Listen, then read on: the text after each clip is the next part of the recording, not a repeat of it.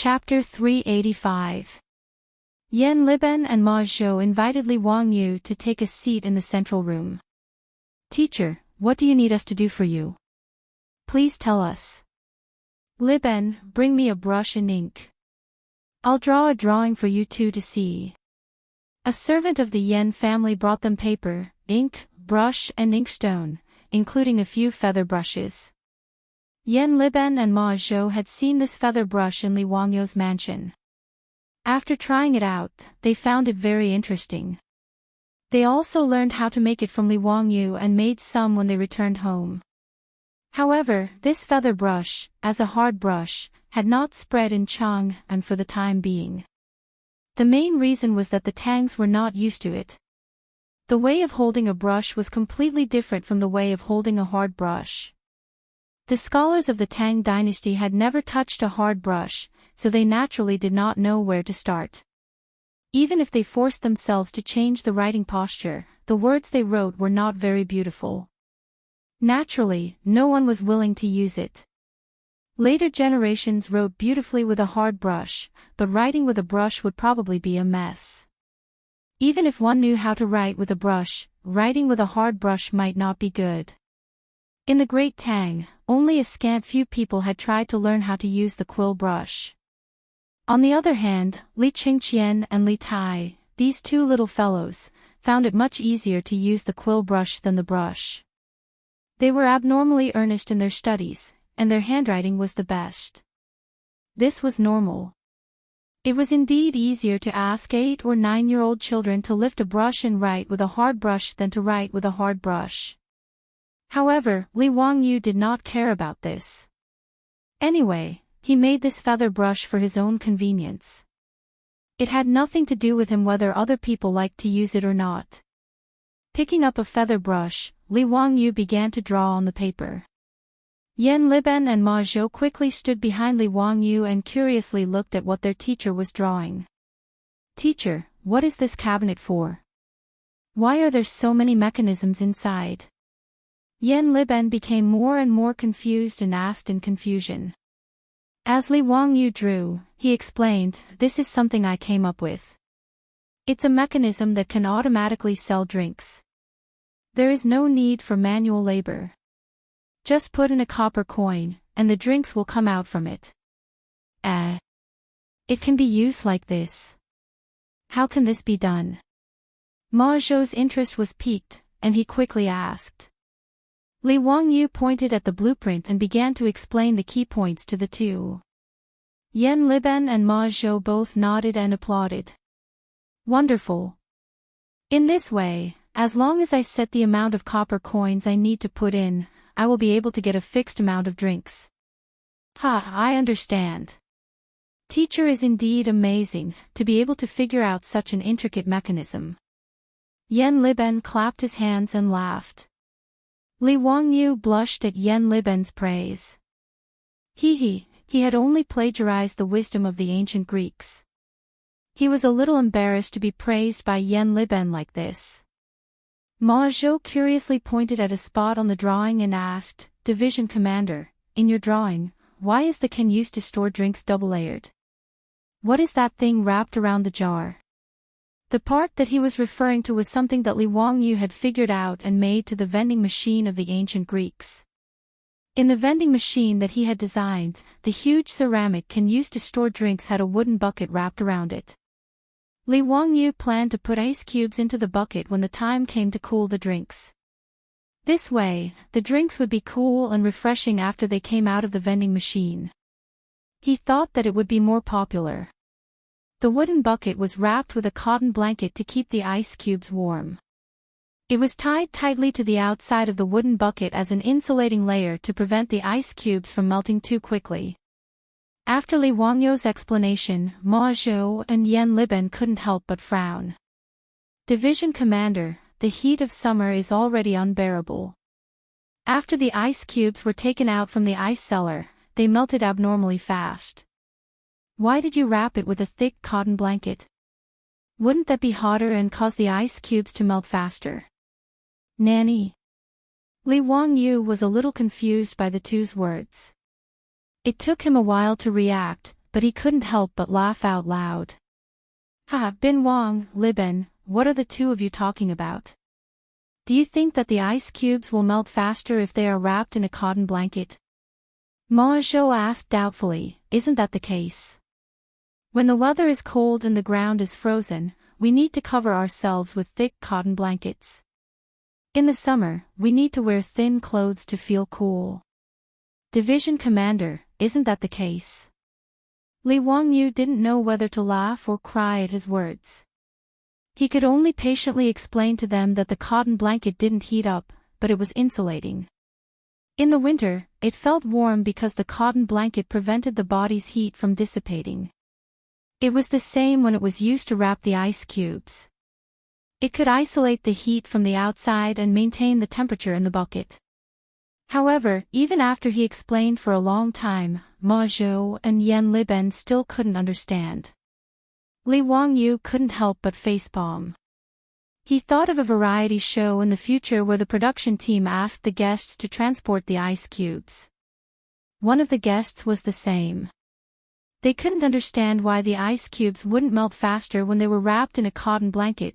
Since the guests in the future who had studied physics couldn't understand, it wasn't strange that Yan Liben and Ma Zhou couldn't figure it out. Li Wangyu couldn't be bothered to explain further. He simply asked the servants in the underworld to take out 2 ice cubes from the ice cellar for them to experiment on. One of them was placed on the floor of the central room, while the other was placed in a wooden box and wrapped in a cotton blanket.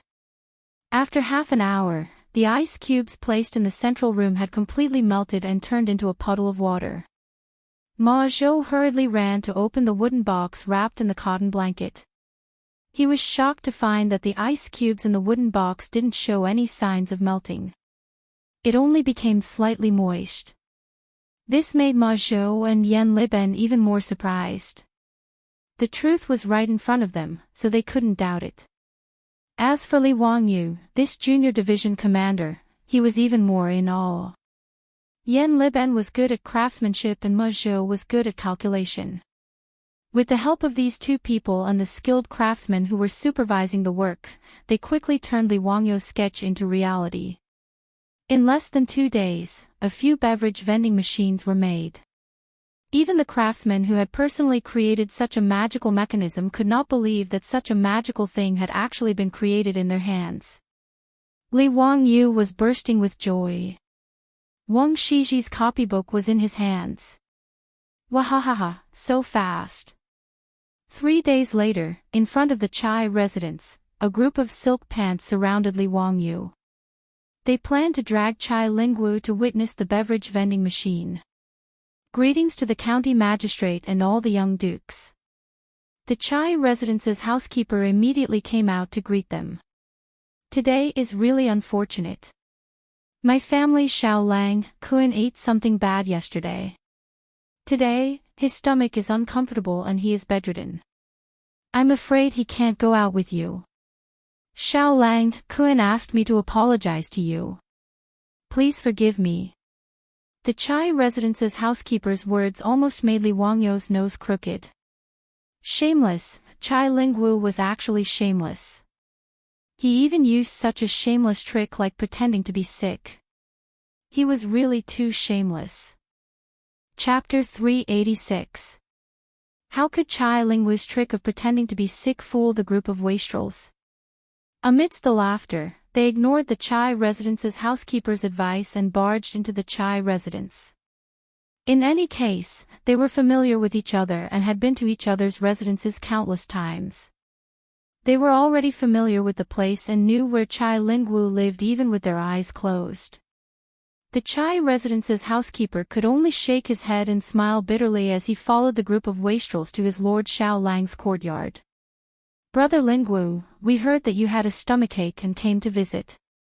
Quickly come out and welcome us. Fong Yi Ai shouted as soon as they entered Chai Lingwu's courtyard. Seeing that his little trick had been seen through by a group of wastrels, Chai Lingwu could only walk out of his room with a pained expression and bow to the group of wastrels. Everyone, why do you have to do this? Can this little brother admit defeat? Ziyu, that Wangyu army's copybook is really Big Brother's favorite. can you change it to another one? How about this big brother give you 10 beautiful singers? Chai Lingwu saw Li Wangyu and knew that he had lost for sure. He quickly admitted defeat and begged for mercy. As for the conditions he proposed, Li Wangyu snorted disdainfully. Bah, am I that kind of person? Not to mention 10 singers, so what if there were 20 of them? Do you think I would dare to take them home? Damn it. You're really pissing me off by bringing up my sore spot. Brother Lingwu, a gentleman's words cannot be taken back. Don't act like a woman. Hee, where is the copybook of Wangyu army? Ziyu, do you have to be like this? Do you really not care about our brotherhood?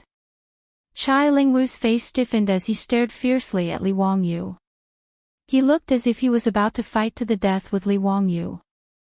Li Wangyu did not buy it at all. There are no brothers in the casino. Cut the crap and hand over the copybook, and I'll spare your life. The wastrels also laughed and shouted for Chai Lingwu to hand over the copybook. Otherwise, they would personally search his room. Facing this group of wastrels, Chai Lingwu could no longer pretend and could only admit defeat. You're ruthless. Humph, you bunch of bastards, don't fall into my hands in the future. Let's go. I want to see what kind of ingenious idea Zio has to come up with to create a mechanism that automatically sells drinks without any human effort. Naturally, Chai Lingwu wasn't really angry. Although Wang Shiji's copybook was rare, it wasn't to the point where he would go back on his word. This was purely a joke between friends to relieve boredom. Haha, that's right. Let's go, let's go. Ziyu has already placed the mechanism in the East Market. We're just waiting for you to go there and reveal it yourself. Ching Chumo laughed and pulled Chai Lingwu's sleeve as they walked out. Li Wangyu and the group of playboys laughed as they rode to the East Market. In the Tang dynasty, apart from drinking and eating tea, there was also a popular drink called Happy Drink. The Tangs naturally did not use the term drink. The foppish young masters had all learned from Li Wangyu, which was why they used the term drink. In the Tang dynasty, the drink was called cooked water.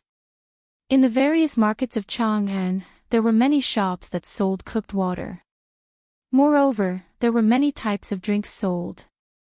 There were juices from fruits and vegetables, such as watermelon juice, sugarcane juice, grape juice, and black plum juice that were commonly drunk in the future. The second was dairy products, which the Tangs called milk. The most common ones were feta cheese, horse cheese, or goat's milk and horse's milk. Finally, there was yinzi, which was Chinese medicine powder. It was the same as the herbal tea that the Cantonese liked to drink in the future. It was boiled with various Chinese medicine herbs and had health benefits. Li Wangyu led the group of playboys to a shop that sold cooked water in the East Market. There was a row of cabinets covered by red silk. When the crowd in the East Market passed by the shop, they all cast curious glances.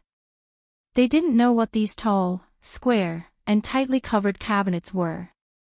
Some of the regular customers asked the shopkeeper of the shop, but the shopkeeper just smiled and replied that it was a novelty that Hu Xianzi came up with and that they would know later. This made people even more curious, and they discussed and speculated with each other. Li Wangyu had made a bet with Chai Lingwu to make this drink vending machine. Originally, he just wanted to win Wang Shiji's calligraphy from Chai Lingwu. He didn't intend to popularize this drink vending machine in Chang'an. After all, he didn't think that it would make much money and was quite troublesome. However, Li Wangyu didn't want to make it industrialized because he wanted to constantly replenish the drinks in the machine. Did he want to open another shop, boil drinks every day, use saltpeter to make ice, and then replenish the vending machine? Li Wangyu, who was rich, didn't care about the profits that the drink vending machine could bring. However, this idea of his was laughed at by his beautiful boss. Li Wangyu was not convinced and planned to have a good debate with this top student from the University of Pennsylvania. Chongqing, am I wrong? Do you want to treat this drink vending machine as your family's business? Humph, let me ask you, how much does it cost to make this machine? I asked Yen Liben to invite the craftsman to make it. It should be around 10 times. Okay, let's say 10 times. How much do you want to sell a cup of drink for? How much does it cost? The beautiful boss asked again. It can still make money. This machine can adjust the price, from 10 to 50 coins, according to the different drinks sold. As for the profit, I asked the shopkeeper of the shop. He said that it should be around 80%. The drink vending machine designed by Li Wangyu could automatically dispense 500 milliliters of drink at a time, which was equivalent to a bottle of mineral water in the modern world. However, drinks were definitely not cheap consumer goods in the Tang dynasty. In this era, the cheapest drink was about 150 coins per bucket, which was about 2,000 milliliters.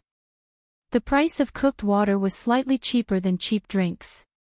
According to the conversion rate, 1 coin was almost equivalent to 4 yuan in the modern world. A cup of 500 milliliters of inferior wine would cost 150 yuan. The same amount of cooked water was equivalent to 40 to 200 yuan, which was much more expensive than the milk tea in the modern world. As for the drink, it was even more expensive.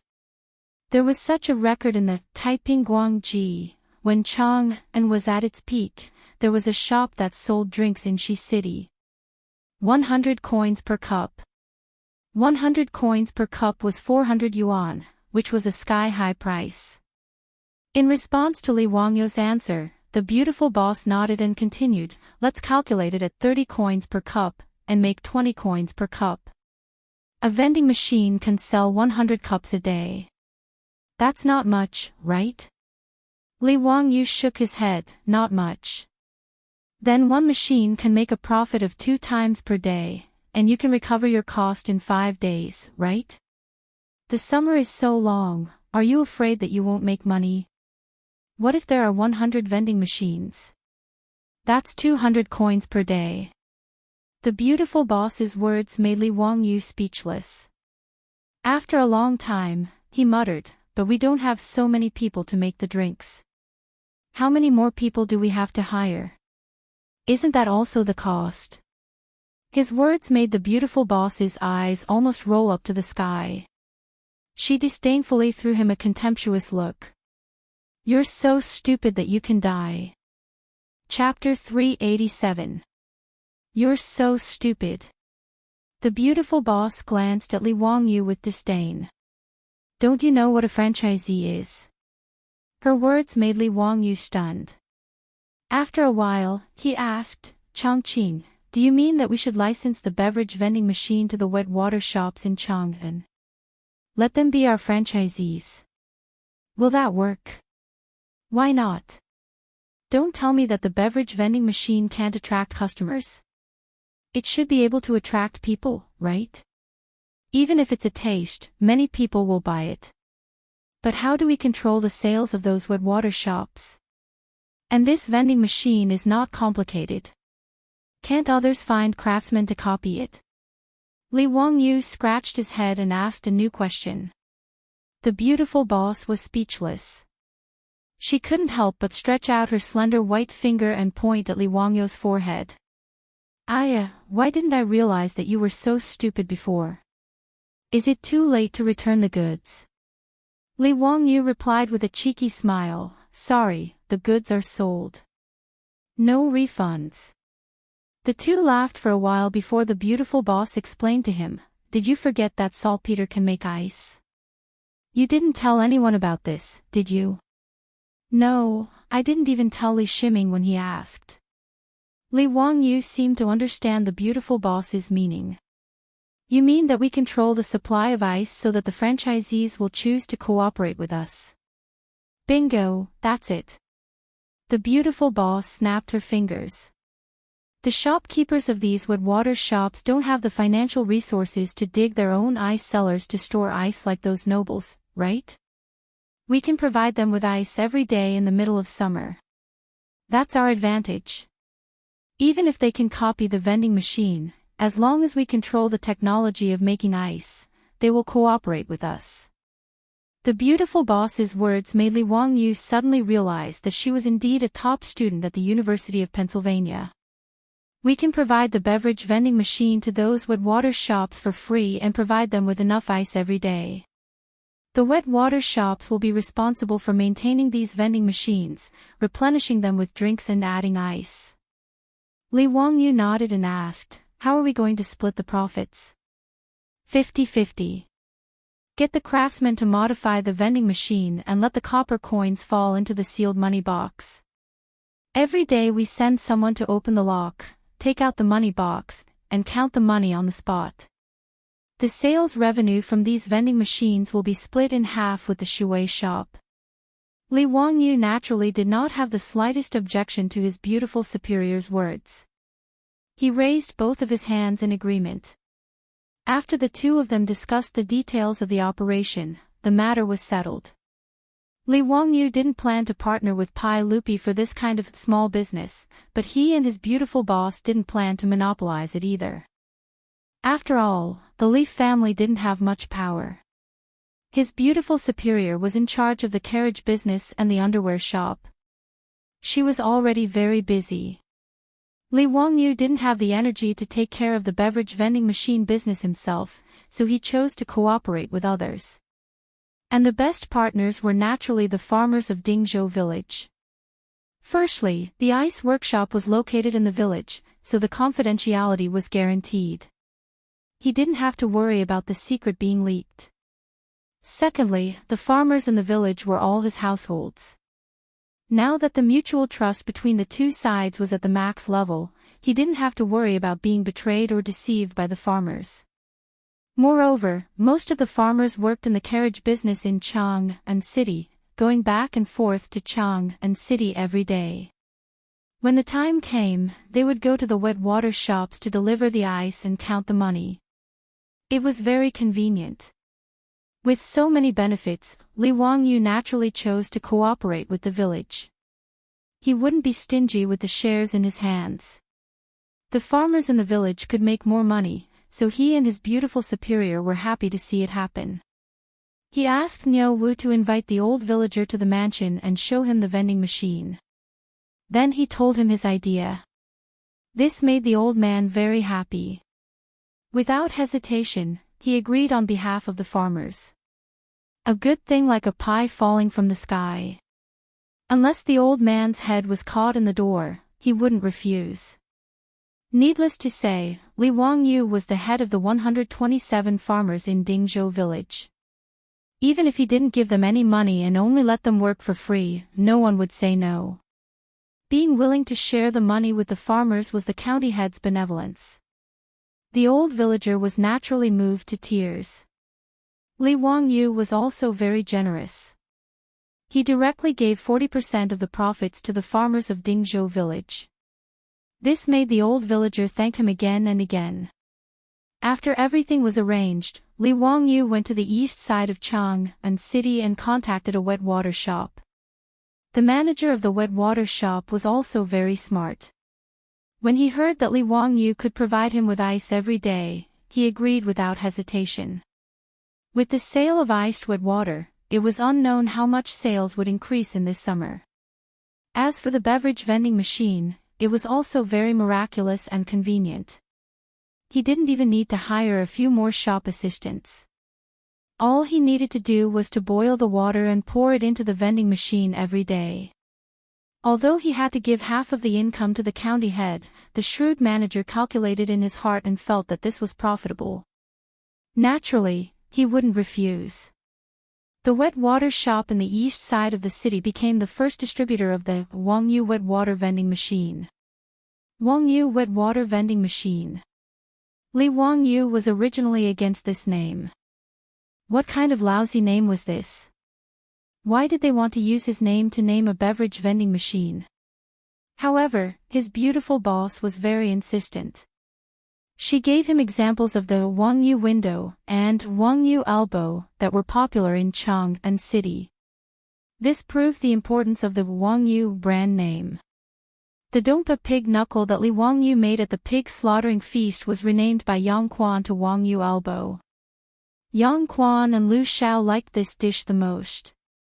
They specifically asked the chef and their residents to go to Dingzhou village to find Li Wangyu to learn how to make it. As a result, this Wangyu elbow quickly spread because of its soft pig knuckle and mellow meat taste. Nowadays, if the major restaurants in Chang'an city didn't know how to make Wangyu elbow, they would be despised by their customers. As for the Wangyu window, it was needless to say. It was now the most popular thing in Chang'an city. Whoever didn't install a Wangyu window would be laughed at. Even the Tang dynasty's lottery was now called Wangyu Lottery. His beautiful boss's words were so reasonable that Li Wangyu had no words to refute. He could only pinch his nose and accept this lousy name. Li Wangyu led the wastrels to the wet water store and dismounted from their horses. A waiter came forward to help them tie up their horses. Ziyu, are these things covered by the red cloth, the beverage vending machines you mentioned? Chai Lingwu asked curiously. That's right. We're just waiting for Brother Lingwu to unveil the vending machines so that we can start selling. Brothers, you're the first batch of customers. Please support us. Chai Lingwu couldn't help but reach out and grab Li Wangyu's collar. Ziyu, do you mean that I have to pay you for the drinks? And I have to give you the copybook of Wang Yu's army with both hands? Do you believe that I won't fight with you? Brother Lingwu, let go, let go. Let's talk things out. This little brother will treat you, okay? The wastrels roared with laughter. In the midst of the commotion, Chai Lingwu and Li Wangyu reached out and tore off the red cloth covering the vending machines. Chapter 388. The shrewd shopkeeper decided to be the first to try the Fan Ji cooked water store in the East Market. After joining the company, he bought 5 vending machines in one go and sold 5 different kinds of cooked water at the same time. Sugarcane juice, grape juice, black plum juice, goat cheese, horse cheese. The 5 vending machines were labeled with the types and prices of the drinks. There was also a manual to guide the Tang people who had never seen a vending machine before on how to use it. The foppish young masters swarmed up and surrounded the 5 vending machines. Ziyu, if you really put a copper coin in here, the drinks will automatically flow out. Chai Lingwu had already forgotten about the copybook of Wang Yu's army. He circled the vending machine a few times, trying to figure out how Li Wangyu did it. Chingchumo was a man of action. He grabbed a bamboo tube on the side and placed it in the position indicated by the vending machine. Then he took out a handful of copper coins from his money bag and put it in the slot. Li Wangyu naturally couldn't make disposable paper cups in the Tang dynasty. But fortunately, bamboo was everywhere in the mountains. He could get as much as he wanted. He only needed to send people to cut them down. The cups that came with the vending machine were these bamboo tubes. After Chingchumo put in the copper coins, under the curious gazes of the foppish young masters, white horse milk automatically flowed out of the vending machine and into the bamboo tube below. Wow, it really came out. I actually put in 30 copper coins and horse cheese came out. Zio, don't tell me you're lying to us. What kind of vending machine was this? Could it be that someone was hiding in it? Otherwise, why would horse cheese come out after I put in 30 copper coins? Let me try this black plum juice, 50 copper coins. Hey, it's really interesting. I put in 30 copper coins and there was no reaction.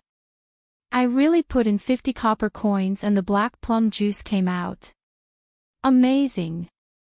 How is this possible? How can this inanimate object tell how many copper coins there are? Zio, tell me the truth. Is this some sort of magic trick? Is there someone operating it behind the scenes? In the face of the foppish young master's doubts, Li Wangyu didn't explain. He just smiled and continued to maintain a sense of mystery. But when Chingchumo and the others took a sip of the drink and tasted it, they were all stunned.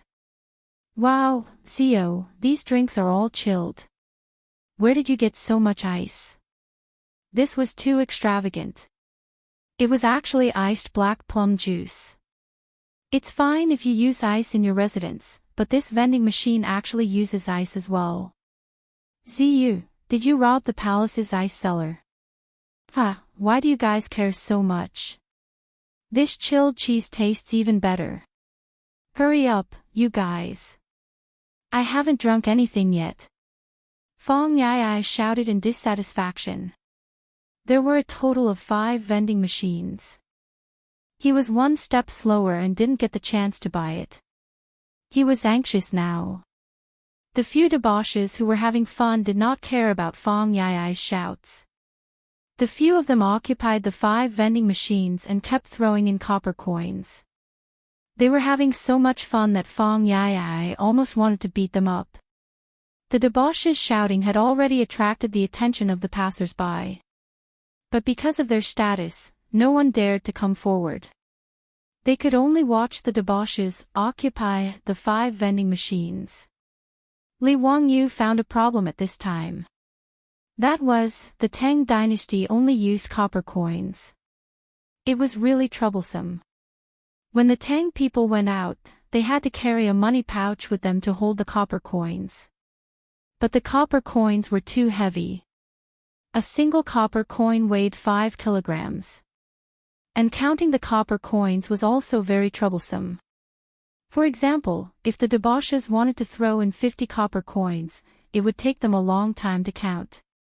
It was quite a waste of time. Li Wangyu suddenly felt that he should suggest to Pai Lupi to make silver and gold coins to supplement the copper coins.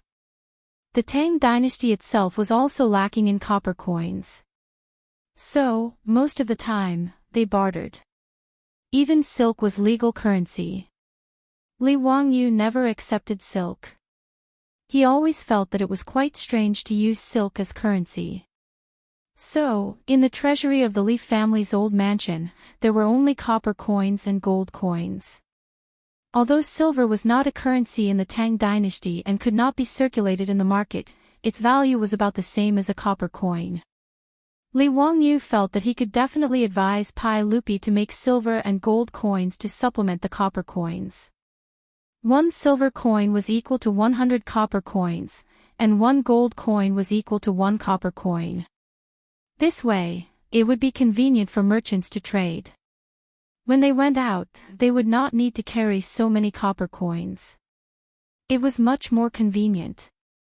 The more he thought about it, the more he felt that it was feasible. He kept the matter of making silver and gold coins in his mind. He planned to go back and discuss it with his beautiful boss and find an opportunity to advise Pai Lupi. While Li Wangyu was daydreaming and thinking about the gold and silver coins, the debauches finally had fun. Each of them had a cup of bamboo drink in their mouths and were happily drinking from the reed tube. Many people thought that there were no straws in China since ancient times. But in fact, this was not true. In the Tang dynasty, there were already ceramic tea sets with straws. Li Wangyu had people prepare bamboo cups with reed tubes to replace straws. Naturally, the debauches knew how to use them at a glance. After waiting for the debauches to leave the 5 vending machines with great difficulty, the crowd, who had been itching for a long time, instantly swarmed over and surrounded the vending machines in front of the Fan Ji cooked water store. Manager Fan hurriedly called out to the shop staff to guard the vending machines in case they were damaged. The crowd had already seen the debauches using the vending machines to buy the cooked water. At this time, a man at the front of the crowd grabbed a handful of copper coins with difficulty and stuffed them into the coin slot. The crowd beside him was counting loudly, 5, 6, 29, 30. It's flowing out. It's flowing out. It's really flowing out. Tao ancestor above, is there really no one hiding in this cabinet? Hey, if you're done buying, get out of the way. Don't waste time. We also want to buy the cooked water. God, the cooked water is actually iced. I've lived for so long, but this is the first time I've drunk iced cooked water in the middle of summer. Seeing that there were too many people crowding in front of the vending machines, the shop staff hurriedly shouted at the top of his voice, "Line up, don't push." "Why are you pushing? Line up at the back. Haven't you bought a lottery ticket before? Tian Shilang, line up at the back." Fortunately, after the baptism of the lottery ticket, the people of Chang'an city now had the consciousness of lining up.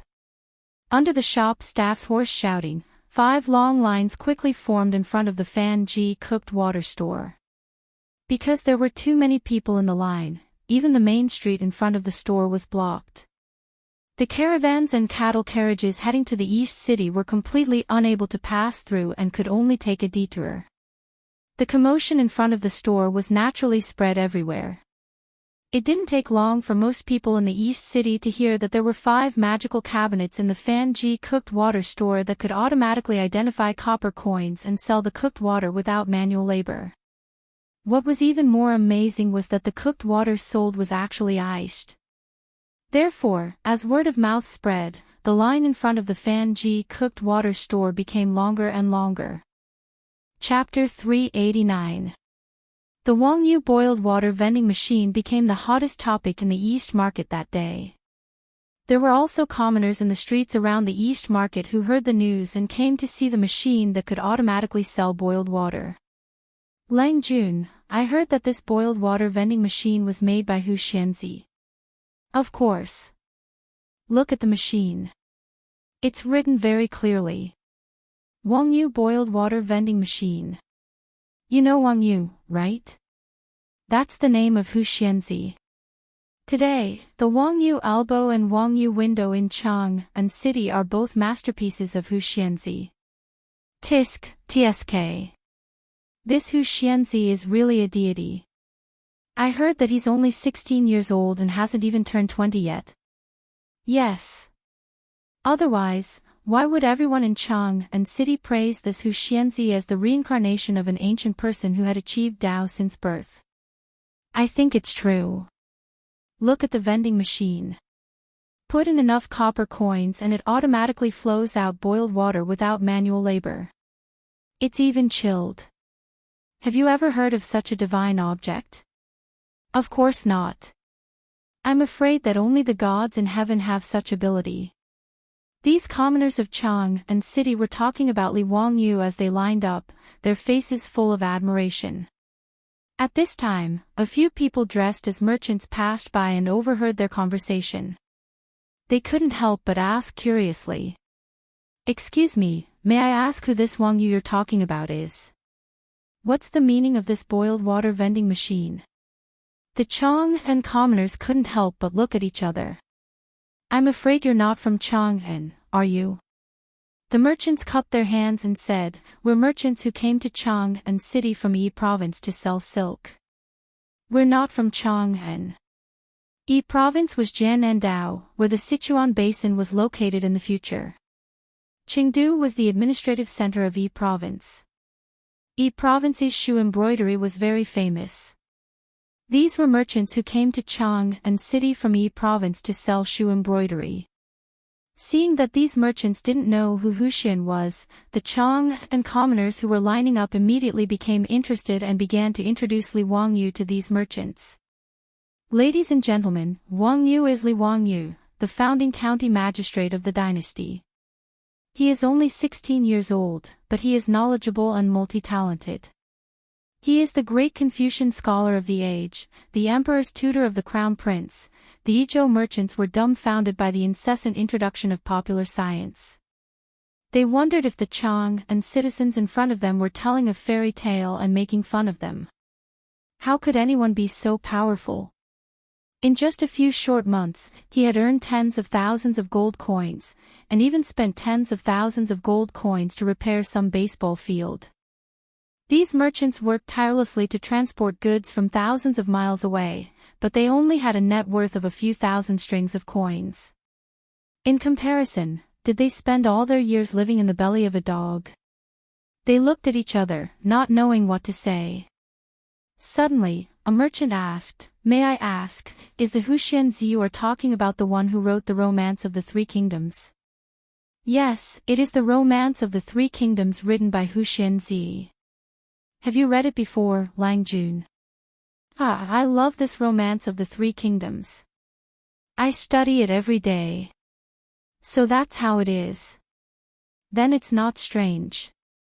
Someone who can write such a wonderful book like the Romance of the Three Kingdoms must be extremely talented.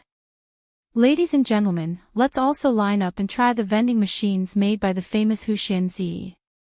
Of course, we must give it a try. When we return to Yizhou and tell others about it, I'm afraid their eyes will fall out of their sockets. From the opening of the market at noon to the beating of the drum at dusk, the crowd had no choice but to disperse. The 5 vending machines of Fan Ji cooked water shop were full of customers. Shopkeeper Fan called out to the shop assistants. Just by continuously adding all kinds of cooked water and ice into the vending machines, he was already half dead from exhaustion. In the end, when he opened the cashier of the vending machines and counted the coins, even Li Wangyu was shocked. In just half a day, the 5 vending machines had counted a total of nearly 30 strings of copper coins. Shopkeeper Fan was smiling so widely that he couldn't close his mouth. Although his shop was doing well, he usually sold 8 or 9 strings of cooked water at most.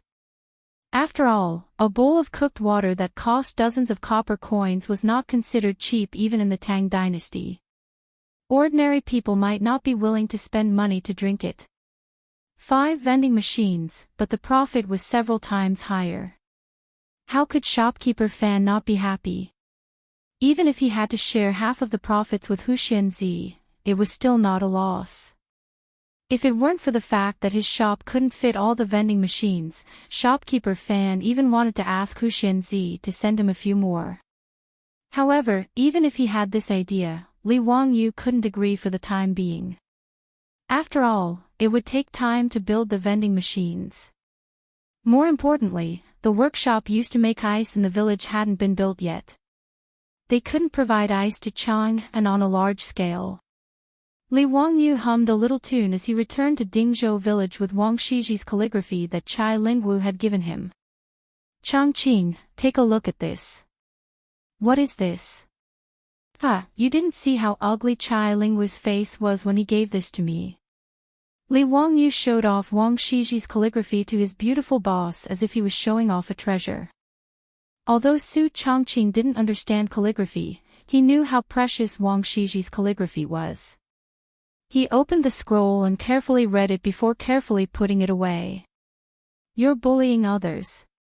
Be careful not to anger the Chai family. I won't. He's not that petty. Besides, I don't intend to take advantage of him. Isn't the perfume at home a lot better? Tomorrow, I'll send some to him so that he can give them to his mother and his concubines. You don't know this, but this guy is still young, but he already has 3 or 4 concubines. His beautiful boss couldn't help but stare at him. What, are you envious of him? Su Changqing's words made a drop of cold sweat involuntarily fall down Li Wangyu's forehead. What a strong murderous aura. Li Wangyu's strong desire to live made him immediately shake his head. How is that possible? I despise people like him. Bah, shameless. I'm ashamed to be associated with him. Humph, I don't believe it. All men are big pig trotters. Damn it, what does it have to do with me? It's not like I have concubines. Isn't this a little too broad? But thinking about Aphrodite whom he had brought back from the mansion, Li Wangyu suddenly felt a little guilty. He didn't dare to continue this topic and hurriedly changed the topic to talk about the vending machine's profit today. Changqing, you're still the best. Today, those people in the East Market are like crazy, crowding in front of the cooked water store to buy drinks. It's simply crazy. When the ice factory in the village is built and can provide ice to Chang'an on a large scale, we can fully open the vending machine. Humph, of course. Otherwise, why would I be your boss? Su Changqing raised his neck proudly. I'm also the founding Viscount of the Tang dynasty. What's there to be proud of? Li Wangyu muttered softly. What are you talking about? The beautiful boss glared at him. No, nothing. I'm just saying that you're smart and beautiful. Humph, I don't need you to say it. Chapter 390. Brother Lingwu, this is the floral water and perfume that I personally made. It's a small token of my appreciation for your mother. Please accept it. In the central room of the Chai residence, Li Wangyu presented two exquisite wooden boxes with both hands. After opening them, there were 12 exquisite porcelain bottles neatly arranged inside. There were also various flower designs on the porcelain bottles. It was obvious that they were expensive. Li Wangyu had specially gone to the most famous porcelain kiln in Chang'an city to make these bottles. He had spent a lot of money on them. However, the money was not spent in vain. These exquisite porcelain bottles made people unable to put them down. In the words of the later generations, they were of high class. Zio, what are this floral water and perfume? Chai Lingwu asked curiously as he reached out to pick up a green porcelain bottle. Hee, Brother Lingwu, floral water is good stuff. If you get bitten by mosquitoes in the summer, you can apply it to stop the itching. Li Wangyu gestured for Chai Lingwu to open the bottle cork. Once the cork was opened, a strong mint smell immediately wafted out. Chai Lingwu's spirits were lifted after smelling it. Oh, there's such a good thing. Ha, Zio, thank you for your consideration. It would be impolite to refuse. I'll shamelessly accept your generous gift. Is this perfume also used to repel mosquitoes? Li Wangyu hurriedly explained, that's not the case. The perfume is for your mother and your concubines. Apply a little on their necks and wrists, and it will have the same effect as a perfume bag. The fragrance will last for half a day. The flowers on the bottle represent the fragrance of the perfume. What? There's such a good thing. Chai Lingwu couldn't wait to pick up a bottle with a peony design and open the cork. This guy actually smeared it on his wrist a few times. Li Wangyu didn't even have time to stop him. Damn, does Chai Lingwu have this kind of hobby? Should I stay away from him in the future? This guy doesn't have a special hobby, does he? Oh, it really is the fragrance of peonies. Zio, how did you do it? It's really amazing. The so-called national beauty referred to peonies, and peonies of different colors had different fragrances. The bottle that Chai Lingwu took was the perfume that Li Wangyu soaked in white peony petals. It had a very pleasant floral fragrance and was very elegant. Haha, Zio, you really are my good brother. You didn't forget about me when you found something good. Do you have any more of this perfume? Give me some more. Are these 12 bottles not enough for you? Brother Lingwu, you only have 3 or 4 concubines in your mansion, right? Don't I still have some close female friends in Peace Square? Chai Lingwu replied shamelessly. Li Wangyu could only raise his middle finger at him to show his respect. It's not easy to make this perfume.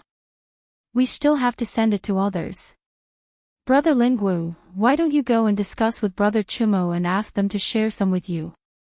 Li Wangyu was too lazy to continue talking nonsense with scum like Chai Lingwu. In any case, there was only so much perfume. If he wanted more, he could go and talk to the other debauches. It wasn't that he didn't want to part with the perfume, but it wasn't easy to collect the petals. Just the petals used in the perfume had cost him a lot of effort and copper coins to get people to collect them. How could he bear to give them to Chai Lingwu and let him use them to curry favor with the prostitutes in Peace Square?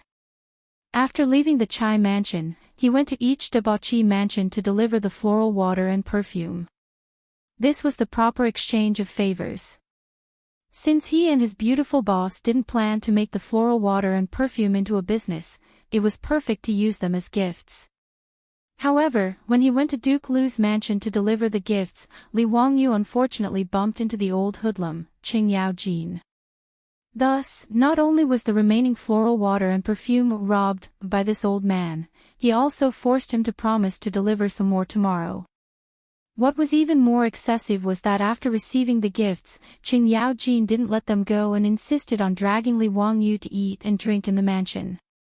If it was someone else's mansion, eating and drinking like this would be fine. However, in Chang'an's mansion, Li Wangyu felt that it was a kind of cruel torture. In particular, when he saw the Qing mansion's chef bring in the mutton that was still bleeding and obviously not cooked, Li Wangyu lost his appetite. Chang'an even pulled out a small knife and cut a large piece of the bloody mutton, dipped it in spices, and sent it into his bloody mouth to chew. This made Li Wangyu feel nauseous. Was the Qing mansion's food all like this? Li Wangyu looked at Qing Chumo, Qing Chuliang, and Qing Chubi sympathetically. The meaning in his eyes was, "Did you guys grow up eating these things?" The three Qing brothers firmly nodded silently. At this moment, Li Wangyu clearly saw the tears in the three Qing brothers' eyes. Poor children. Li family's child, why aren't you eating? Is the cooking of this old man's mansion not to your liking? Seeing Li Wangyu not moving his chopsticks, Chang'an couldn't help but glare. Eat your sister. Not to mention the taste of this half-cooked mutton, if he ate it like this, he would have to spend a lot of time in the toilet. It would be strange if he didn't have diarrhea. Hee, Uncle Qing, this little nephew just ate and now my stomach is bloated and uncomfortable. I really can't eat anything. Humph. If you can't eat, then drink. You little child, only the Shaodao wine is to this old man's liking. After drinking your wine, drinking any other wine is no different from drinking horse piss. Come, De Lang, Lang, San Lang, fill the Li family's child's wine cup and drink. Li Wangyu looked at the table in front of him. The wine cups were big enough to be used as soup bowls. He couldn't help but stare blankly. Drink your sister. Is this drinking or risking your life? He desperately winked at Qing Chumo and the other two, implying that he was begging them to let him go, but the three Qing brothers acted as if they didn't see it. They grabbed the wine jug and poured wine into the wine bowl in front of him. Zio, it's not that we don't want to help you, but we are powerless. Come, drink. Without waiting for Li Wangyu to resist, Qing Chubi and Qing Chumo clamped his arms, one on the left and one on the right. Qing Chuliang picked up the wine cup and poured it into his mouth. Save me. Li Wangyu was trapped in Duke Lu's mansion and was as powerless as a quail. After the banquet, Li Wangyu was already drunk until he was dizzy and unconscious. He was carried back to Dingzhou village by Niu Wu. The next day, Li Wangyu woke up in bed with a splitting headache. He couldn't help but gnash his teeth in anger. Old Qing. This one and you cannot live under the same sky. Li Wangyu hated that he couldn't rush to Duke Lu's mansion to take revenge. But considering the difference in strength between the two sides, he could only endure. Qing Chumo and the other two brothers changed sides and helped the tyrant, which made Li Wangyu even more distressed. He really couldn't have such brothers. A classic example of biting the hand that feeds you. After the trip to Duke Lu's mansion, Li Wangyu deeply realized that giving gifts in the Tang dynasty was risky, so he should cherish it. Chapter 391. Li Wangyu rested in his mansion for a few days after being forced to drink by that old man Chang'an, and only then did he regain his senses. In Li Wangyu's mind, Duke Lu's residence was no different from a terrifying existence like Sanluo Temple. If he went to Chang'an again, Duke Lu's residence would be a forbidden area that could not be approached. On this day, he sat in his flowing water room, listening to the sparse sound of running water, drinking fragrant tea, and listening to Aphrodite plucking the zither strings next to him. Idling away in a daze, he felt that this was life. Recently, Li Wangyu felt that he had been too busy, completely going against his desire to be a carefree landlord. He had to reflect. Unknowingly, He had found himself a pile of things to do, and none of them could be delayed. The most important thing now was to supervise his own manor.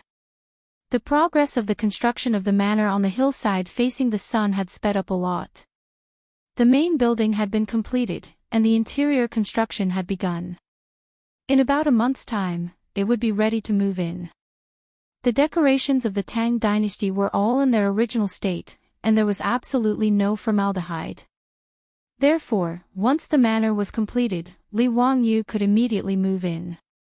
The construction of the new houses for the villagers, funded by Li Wangyu, was progressing even faster.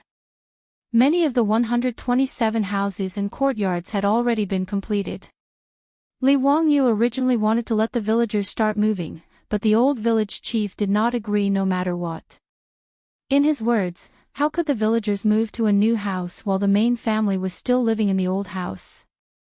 If the villagers of Dingzhou village did this, they would probably be criticized behind their backs by the surrounding villages. The old village chief insisted that they must wait until Li Wangyu moved into the new house before they were willing to move.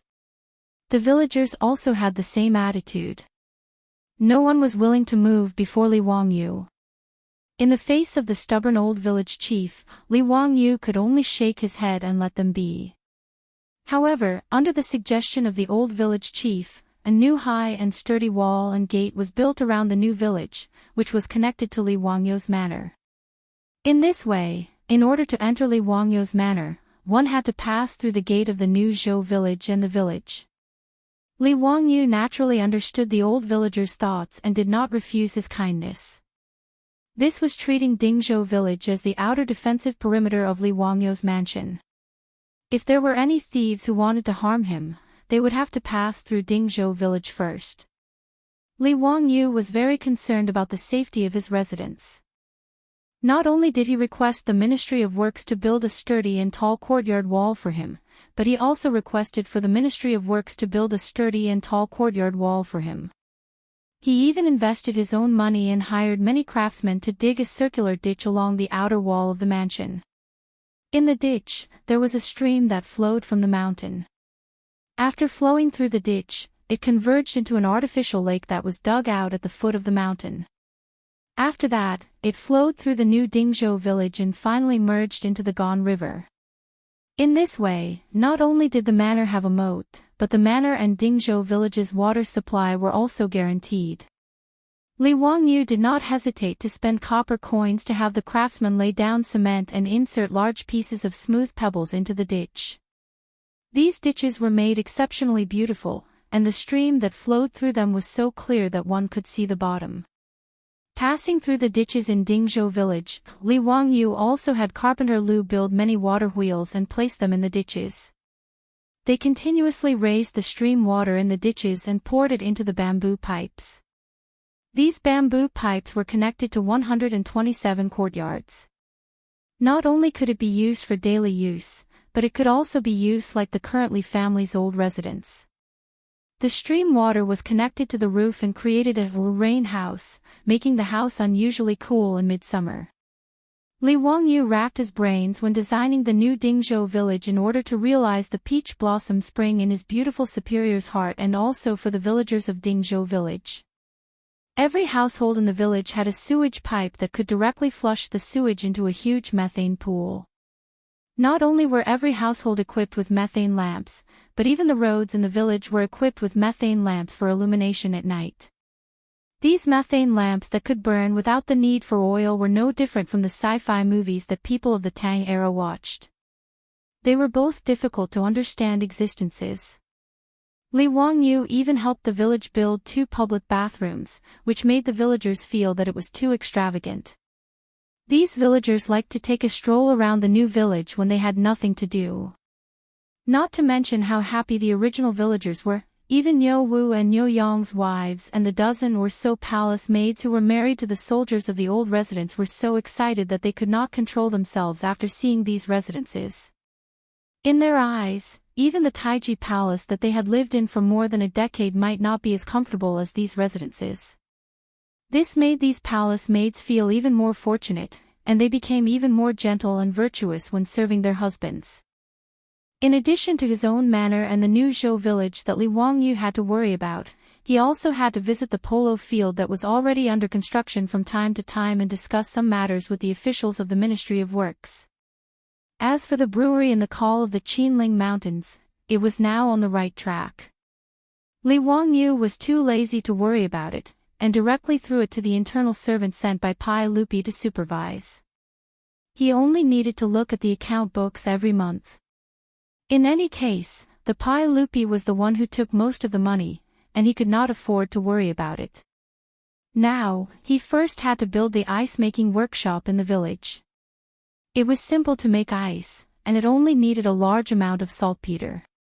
In order to keep it a secret, Li Wangyu had the villagers split up and run around Chang'an city and the surrounding counties to buy saltpeter from medicine shops of all sizes.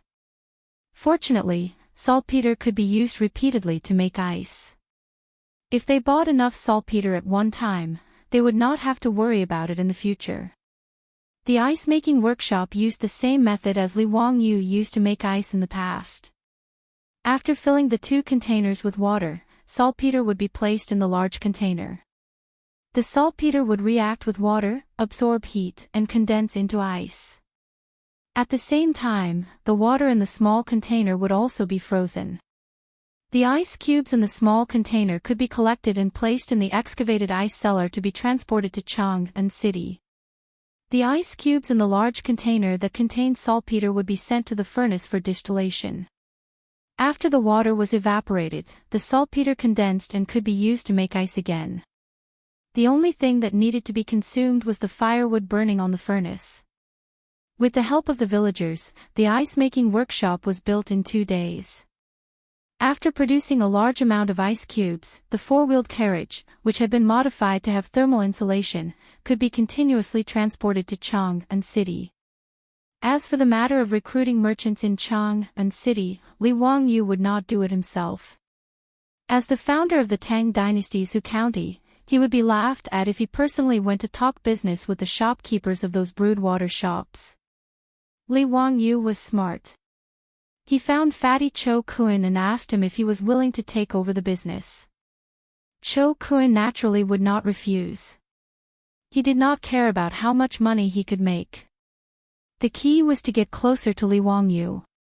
How could he refuse such a good thing? Therefore, the Cho family became the general distributor of the beverage vending machine in Chang'an city. Li Wangyu was also very generous and directly gave him 10% of the shares. After being busy for more than half a month, he finally settled all the miscellaneous matters. Li Wangyu then went back to hide in Dingzhou village and went back to his leisurely life as a small landlord waiting for death. But early in the morning, the Li family's old residence had a guest, which made Li Wangyu somewhat confused. Chapter 392. The visitor was none other than the old Taoist, Sun Simiao. The Taoist temple on the hillside facing the sun had been completed. The king of medicine, Sun Simiao, had moved out of the Qinling Mountains and became neighbors with Li Wangyu. Whether it was Li Wangyu or his beautiful boss, they all welcomed him with open arms. On the day of the completion of the temple, Li Wangyu naturally sent many gifts to congratulate him. Originally, the villagers of Dingzhou village did not think that the temple on the hillside facing the sun was special. They thought it was just a small temple. However, to the surprise of the old village chief and the villagers, when the temple was completed, not only did their own families send many gifts, but even many officials in Chang'an came to congratulate them. The Tang dynasty naturally had its own religious administration. During the reign of Chang'an, religious affairs were managed by the Minister of Ceremonies of Honglu Temple. If Sun Simiao wanted to build a temple, he also needed to register with the Minister of Ceremonies. The old Taoist was too famous. Even Pai Lupi knew that he wanted to build a temple in Dingzhou village in Hu County, but he was also happy to see it happen. He asked Sun Simiao to be an official in Ru dynasty, but it was a pity that he did not succeed. However, now that Sun Simiao, who usually lived in seclusion in the mountains, had settled down in Dingzhou village, it was naturally a good thing for Pai Lupi. On the day of the completion of the temple, even Pai Lupi sent servants to the palace to send all kinds of gifts to congratulate him. Therefore, as soon as Sun Simiao's temple was completed, the incense burned brightly. Not only did the villagers of Dingzhou village burn incense, but the people of the surrounding villages also came to burn incense. Even people from the county town of Hu County came to burn incense. Sun Simiao did not care about the incense burning in the temple. He left the temple to his disciples to take care of. The old Taoist did not receive any guests. He only immersed himself in his study of medicine. Sun Simiao named the temple Xian Microscopic Temple. The origin of the name was the microscope that Li Wangyu casually mentioned to him that day. The old Taoist still remembered it.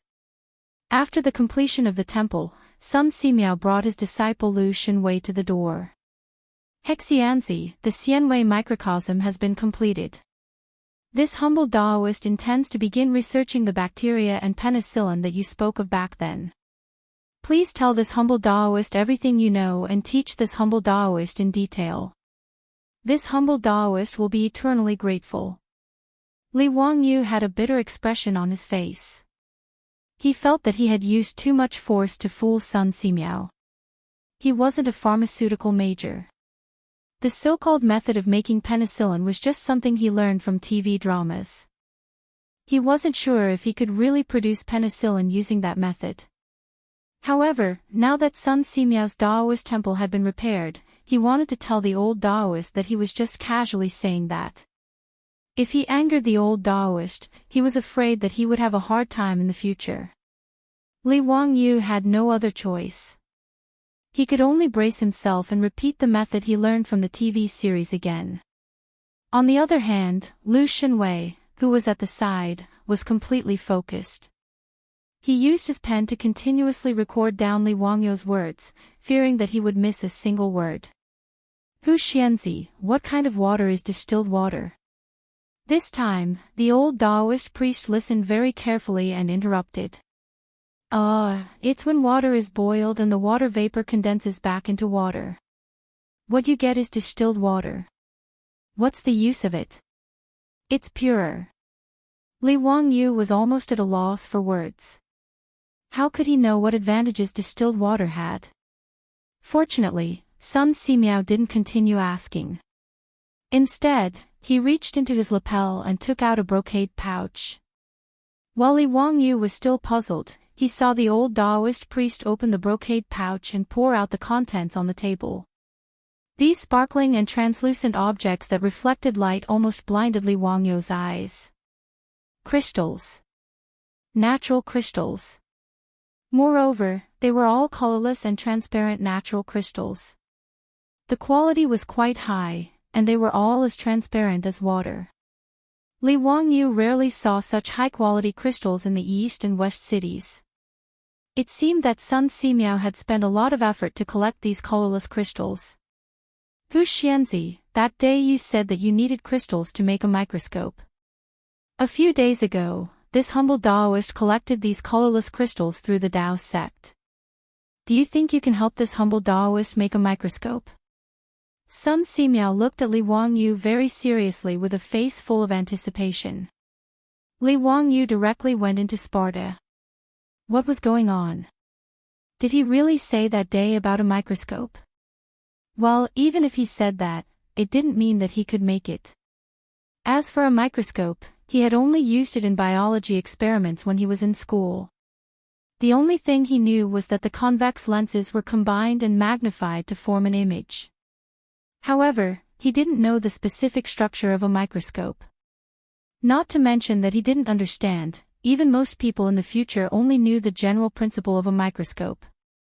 If you asked them to draw a structural diagram, most people probably wouldn't be able to draw it. Li Wangyu really wanted to ask the old Taoist priest, "Can I make a magnifying glass for you to make do with?" He now deeply understood what it meant to lift a rock and smash it on his own feet. Originally, he just wanted to trick the medicine king Sun Simiao into staying in Dingzhou village so that he and his beautiful boss would have a reliable medical insurance. However, now that he had bragged too much, he really didn't know how to answer the medicine king Sun Simiao's expectant gaze. Li Wangyu opened his mouth and wanted to say that he didn't know how to, but when the words were about to come out of his mouth, he swallowed them back. He patted his chest and promised, "Old immortal, don't worry. I will do my best to help you make a microscope." With Li Wangyu's promise, Sun Simiao was full of joy and smiled while twirling his beard. "Immeasurable deity, since that's the case, then I'll have to trouble Hu Xianzi. This humble Taoist will now stay in the Xianwei temple to study the penicillin that Hu Xianzi mentioned. Hu Xianzi can come to the Xianwei temple to find this humble Taoist at any time." "Yes, yes. Old immortal, don't worry." After sending Sun Simiao and Lu Xinwei away, Li Wangyu sat down on the floor.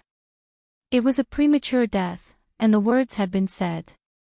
How was the microscope going to be made? Looking at the few pieces of crystal left by Sun Simiao on the table, Li Wangyu felt a headache coming on. Just polishing the crystal into a lens was a big trouble. It was doubtful that he could find a craftsman in Chang'an who knew how to polish crystal. Li Wangyu now knew the consequences of bragging, but there was nothing he could do. He could only stare blankly at the crystals on the table. When the beautiful boss came back from Chang'an and saw him frowning, she curiously asked what had happened. After Li Wangyu told her about Sun Simiao's visit and his request to make a microscope, the beautiful boss couldn't help but cover her mouth and laugh. Hey, Changqing, what are you laughing at? Is it very funny? Hurry up and help me think of a way. If you can't make the microscope later, Sun Simiao will be angry and run away." The beautiful boss laughed even more happily. "Wangyu, don't tell me you didn't take science classes when you were in school. I remember that there was a science class in elementary school where we were asked to make a simple microscope. It was very simple. As long as there was a convex lens, it could be made."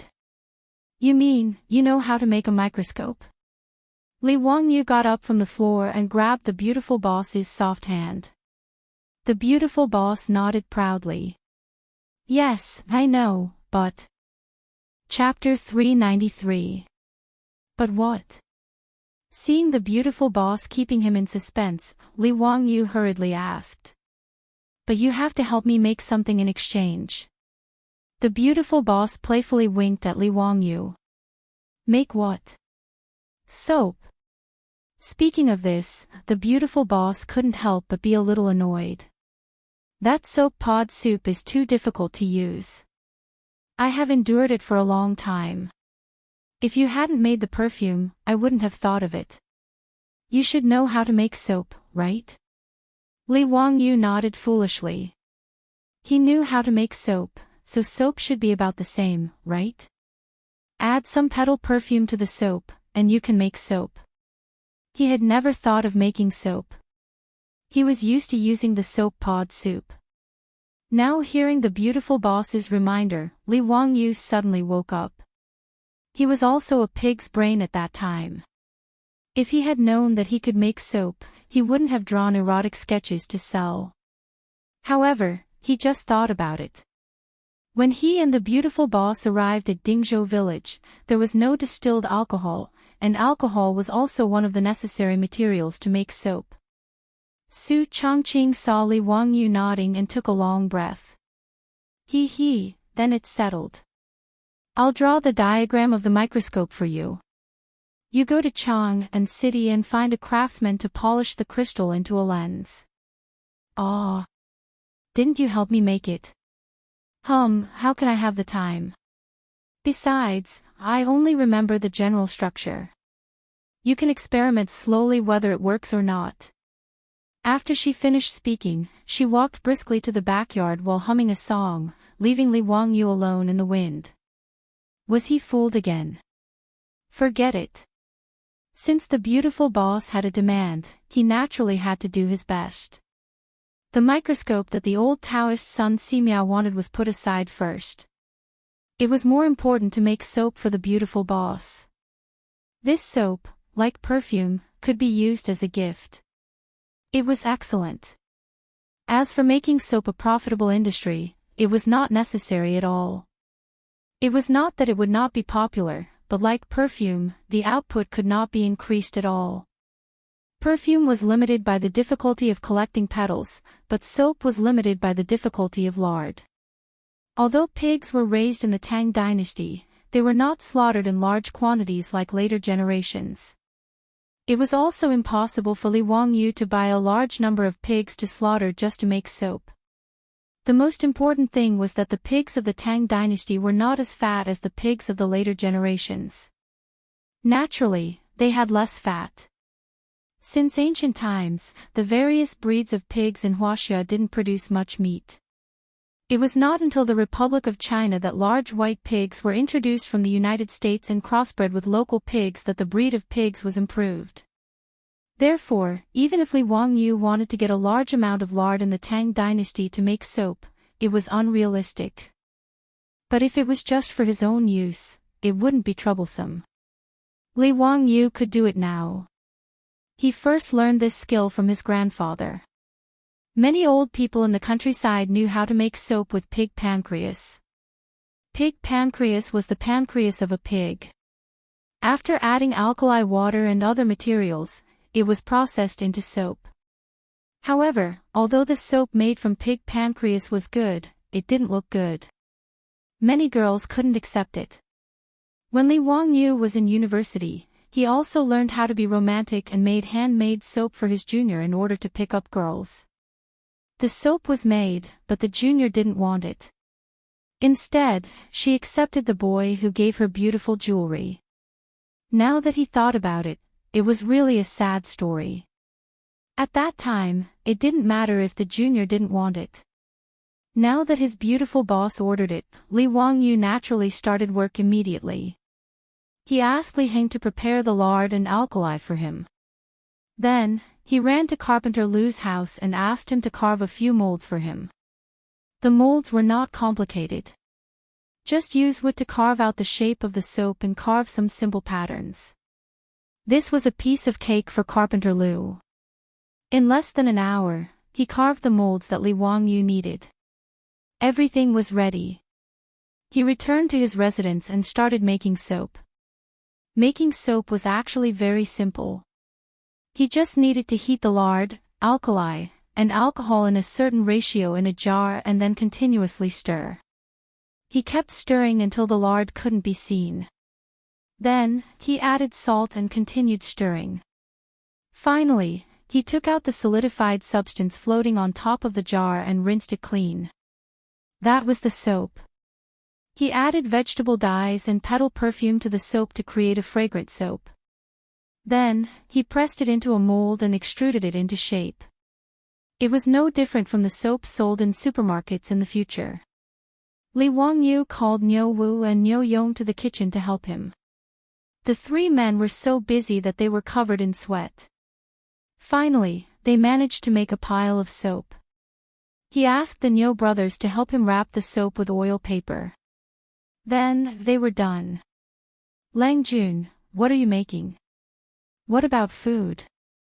Let me try it. Niu Wu picked up a piece of soap and weighed it in his hand.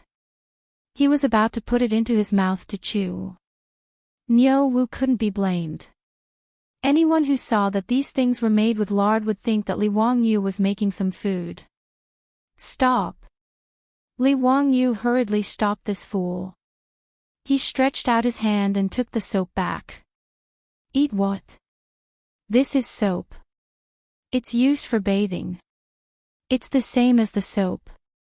Lang Jun, why did you spend so much effort to make it? Isn't there soap in the residence? Niu Wu asked, puzzled. Li Wangyu was so angry that he couldn't be bothered to explain to them. He directly threw 2 pieces of soap to the 2 brothers. I'm too lazy to explain to you 2 idiots. Take these 2 pieces of soap back to your wives and you'll understand. After saying this, Li Wangyu swept up the rest of the soap and went to the backyard to find his beautiful superior to take credit for it. Niu Yong and Niu Wu were confused. They felt that their Lang Jun had made this soap for no reason. It was completely unnecessary. Since it had the same use as the soap, why did he have to spend so much effort to make it? The two of them were too lazy to think about this problem. They simply took a piece of soap each and went back to their rooms. "Husband, you're back. Hey, what are you holding in your hand? It's quite beautiful." Niu Yong's wife, Su Qiao, saw Niu Yong enter the room. She quickly put down the clothes in her hands and went forward to serve her husband. Seeing the soap in Niu Yong's hand, she couldn't help but ask. The soap that Li Wangyu made was emerald green because of the addition of vegetable dyes.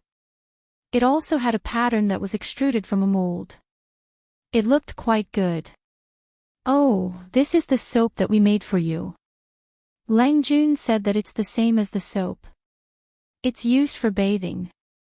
Wife, you can try it," Niu Yong explained. Seeing that his wife was interested, he quickly passed the soap to her. Su Qiao curiously reached out to take the soap. She found that it was very fragrant.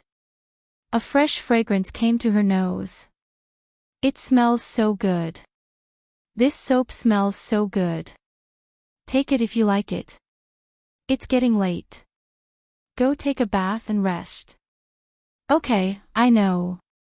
I'll go to the bathroom to bathe and change." Su Qiao finished speaking. She took a towel and undergarments. Then, she picked up the soap and walked to the bathroom. Chapter 394.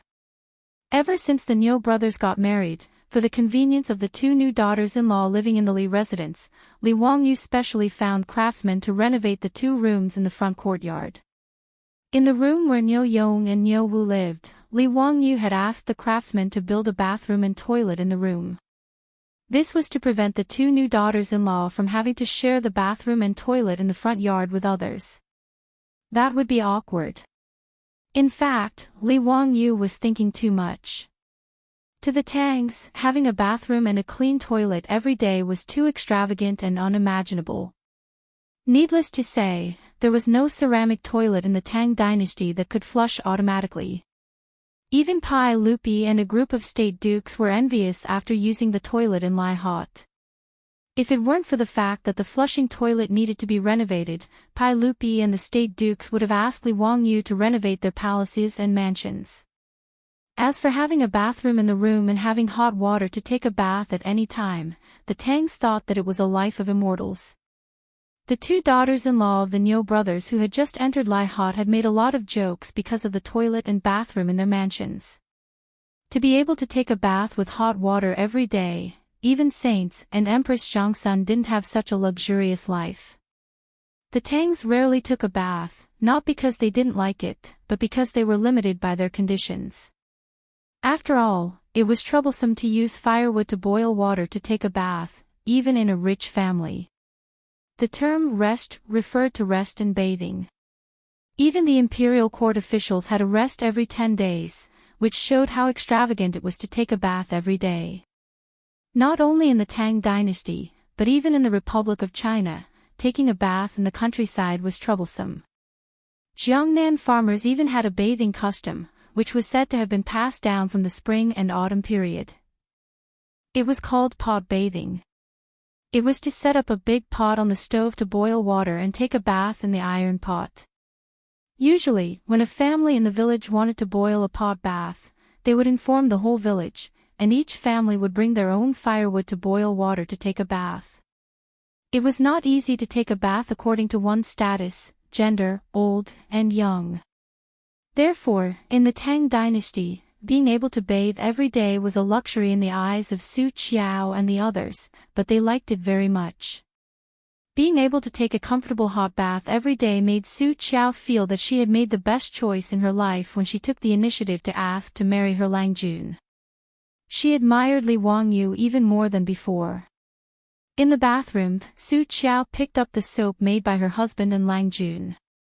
She looked at it for a long time, not knowing how to use it. However, since Lord Husband said that it had the same use as the black locust soup, then it should be smeared on the body, right? Su Qiao carefully took the soap and smeared it on her delicate skin. She was surprised to find that when she rubbed the soap, white foam appeared. Not only was it smooth, but it was also fragrant. The foam could also wash away the dirt on the body. Su Qiao had been in the palace for more than 10 years. In fact, she had used many of the good things in the palace and had seen the world. However, such a miraculous soap left her in awe. It couldn't be any more miraculous. After bathing, Su Qiao carefully put away the soap and put it away as if it was a treasure. She didn't plan to let anyone else use this soap. As for her husband, well, stinky man, it's better to use the soap. Hee hee. Su Qiao came out of the bathroom with a fragrant wind. It stimulated Niu Yong's eyes and he stared at his wife. Husband, what are you looking at? Su Qiao was a little embarrassed by his stare. She blushed and gently pushed him. I'm looking at my wife. Hee hee. Wife, why do you smell so good today? What's this smell? You're so annoying. I just used the soap that my husband brought back to bathe. There's this fragrance on my body. It smells so good. Wife, come, let me smell it again. Ah, my husband. In the room, the lights went out and the torturous noise sounded again. Li Wangyu naturally didn't know that the soap he made to please his beautiful boss was used by the two bastards, Niu Yong and Niu Wu, as a catalyst for the pleasure of the boudoir. He also didn't know that the perfume and toilet water he sent a few days ago had now made a big wave in Chang'an City. In the Fong mansion of Chang'an City, Fong Xianling, who was almost 50 years old, returned to the backyard of the mansion and saw his wife coming out of the bedroom. Seeing his wife's expression, Comrade Old Fong's heart couldn't help but sink. Fong Xianling and Madame Fong had a good relationship and now had 3 sons. Because the world was in chaos at the end of the Sui dynasty, Fong Xianling married late. Although he was almost 50 years old, San Lang had just been born and was still in his infancy. Fong Xianling, who was 49 years old, was old enough to call himself an old man in the Tang dynasty. Although he and his wife had a good relationship, they had long lost the passion they had when they were young. For Comrade Old Fong, making love with his wife was a task that he was a little tired of dealing with. Seeing his wife like this today, how could Comrade Old Fong not understand what his wife was thinking? He couldn't help but smile bitterly. Madam, I'm not feeling well today, why don't? Before he finished speaking, he unexpectedly smelled the fragrance on his wife's body. It was very pleasant. Old Fong couldn't help but gulp and look at his wife again. Madam, what's this smell on your body? Why does it smell so good? Madame Fong covered her mouth and chuckled. Erlang gave it to me. He said that the county magistrate made it and it's called perfume. The fragrance on his wife's body constantly stimulated Comrade Old Fong's sense of smell. At this moment, he suddenly felt that his wife's jade-like skin was overflowing with fragrance. It was very seductive, like a delicate blooming flower. Madam, it's getting late. Why don't we go to the room and rest? Comrade Old Fong took the initiative to take his wife and walked towards the bedroom. Husband, that night, the red curtains fluttered and the scene was enchanting. 10 months later, the will of the 4th master of the Fong estate was finally revealed. Li Wangyu's perfume had played an important role in this. In Chang'an City, Li Wangyu only gave toilet water and perfume to the rich. But in Noda's Chang'an City, how could there be any secrets? As the rich's old wives lit up the fragrant perfume and went everywhere to attend the noble ladies' gatherings, the perfume made by Huxianzi became a delicious cake in the eyes of these noble ladies. Even Empress Chang'an, who was in the imperial palace, couldn't help but send an eunuch to Dingzhou village to pass a message and summon Li Wangyu to Li Main Hall after hearing about the perfume. This nephew greets aunt. Aunt is in good health. This nephew hasn't seen aunt for a long time and misses you. Humph, I don't think so, right? Does Huxianzi really miss me? Empress Shangxuan's tone was unfriendly. Even the way she addressed him changed from Zio to Huxianzi, which made Li Wangyu startled. His mind turned like lightning as he thought about how he had offended the empress of the Tang dynasty.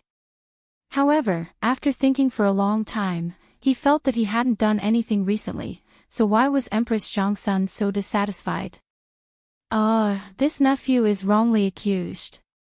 This nephew doesn't know what aunt is referring to. Li Wangyu carefully asked. This empress is asking you, why did you give perfume to others and not to me? Empress Shangxuan's words made Li Wangyu feel as if he was struck by lightning and stood there in a daze.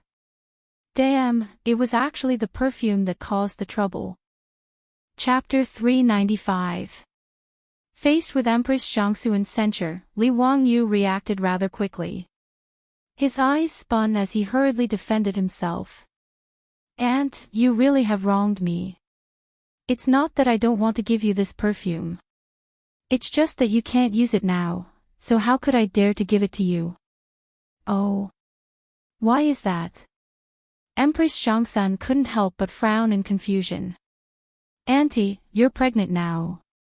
It's fine to use this perfume normally, but it's not appropriate to use it when you are pregnant. I'm thinking of Uncle's third prince. How could I dare to give this perfume to you? Li Wangyu's sincere words left Empress Shangxuan speechless. If it wasn't appropriate for pregnant women to use it, then he naturally couldn't be blamed. In reality, Li Wangyu's words were purely to fool Empress Shangxuan. If it was a perfume from the future, pregnant women naturally couldn't use it. Because most perfume contained musk, and musk could cause pregnant women to miscarry, it was naturally not appropriate to use it. However, the petal perfume he made was only made from alcohol and didn't contain any chemicals. If pregnant women wanted to use it, it wouldn't be much of a problem. This fellow had purely forgotten to send toilet water and perfume to the palace. Hearing that she couldn't use the perfume, Empress Shangxuan couldn't help but feel regret. Even though she was the empress above everyone else, she was still a woman. Perfume naturally had enough allure for her. Fortunately, Li Wangyu still had a way to make up for his mistake. He hurriedly took out an item from his sleeve and presented it with both hands, asking a palace maid to present it to Empress Shangxuan. Aunt, this is soap that I personally made for you. It can be used for bathing and is several times better than soap soup. After bathing, your body will have a natural fragrance. Please accept it as a token of my sincerity. Li Wangyu was very shameless. Without blushing or skipping a beat, he said that the soap was specially made for Empress Shangxuan. Now, his skin was getting thicker and thicker, and this kind of nonsense came out of his mouth. Even the soap that he took out was a sample that he had on him. He had originally planned to go to the eastern and western cities after leaving the palace and find a shop that specialized in making boxes. He wanted to buy some boxes to store soap so that he could use them as gifts. How could Empress Shangxuan know about these twists and turns? She really thought that Li Wangyu was thinking about her. She hurriedly had a palace maid present the soap. The emerald green soap, together with the pattern printed by the mold, looked very pleasing. Zio, thank you for your thoughtfulness. This consort really likes this soap. Empress Shangxuan smelled the light and elegant fragrance of the soap and was very satisfied. Her face that was as cold as ice immediately became as warm as spring flowers blooming.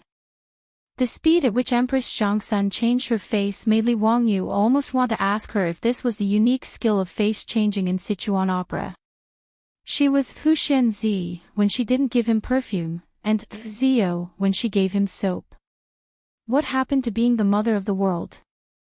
What happened to being gentle, kind, and virtuous?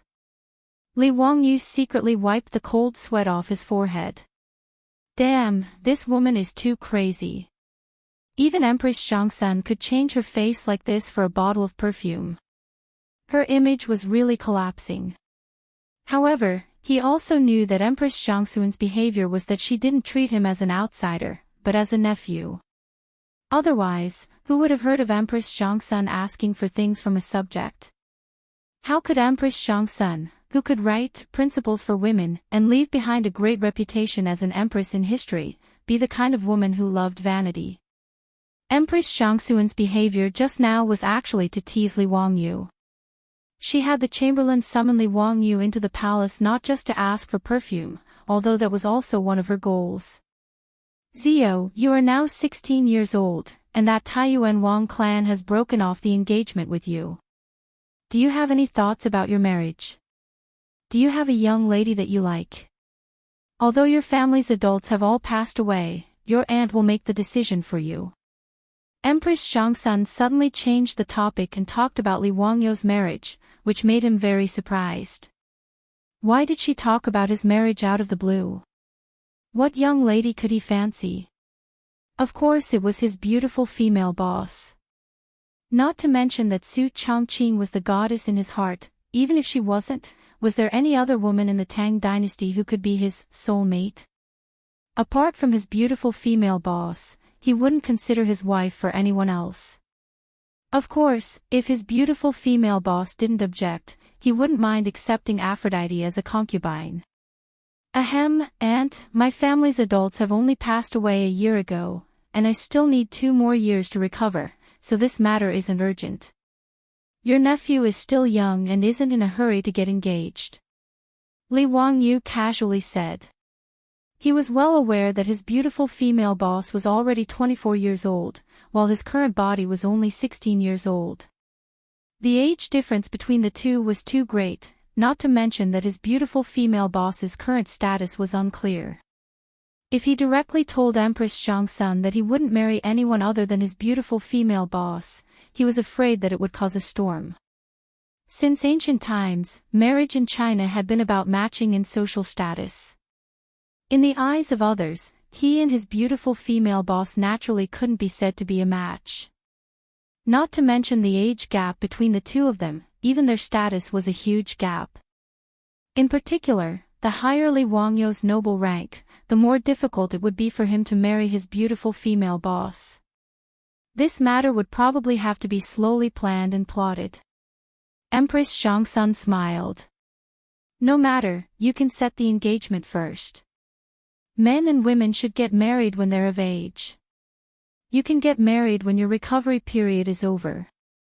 Zio, do you know how many dukes and noble madams in Chang'an city have asked me about you, intending to take you as their son-in-law? These words made Li Wangyu feel a little proud. Even I have such a day. Even the dukes are rushing to marry their daughters to me. Wahahaha, sure enough, the charm of a handsome guy is irresistible. How could he know that Empress Shangsun actually brought up this matter because of his own sins, and the source was the perfume?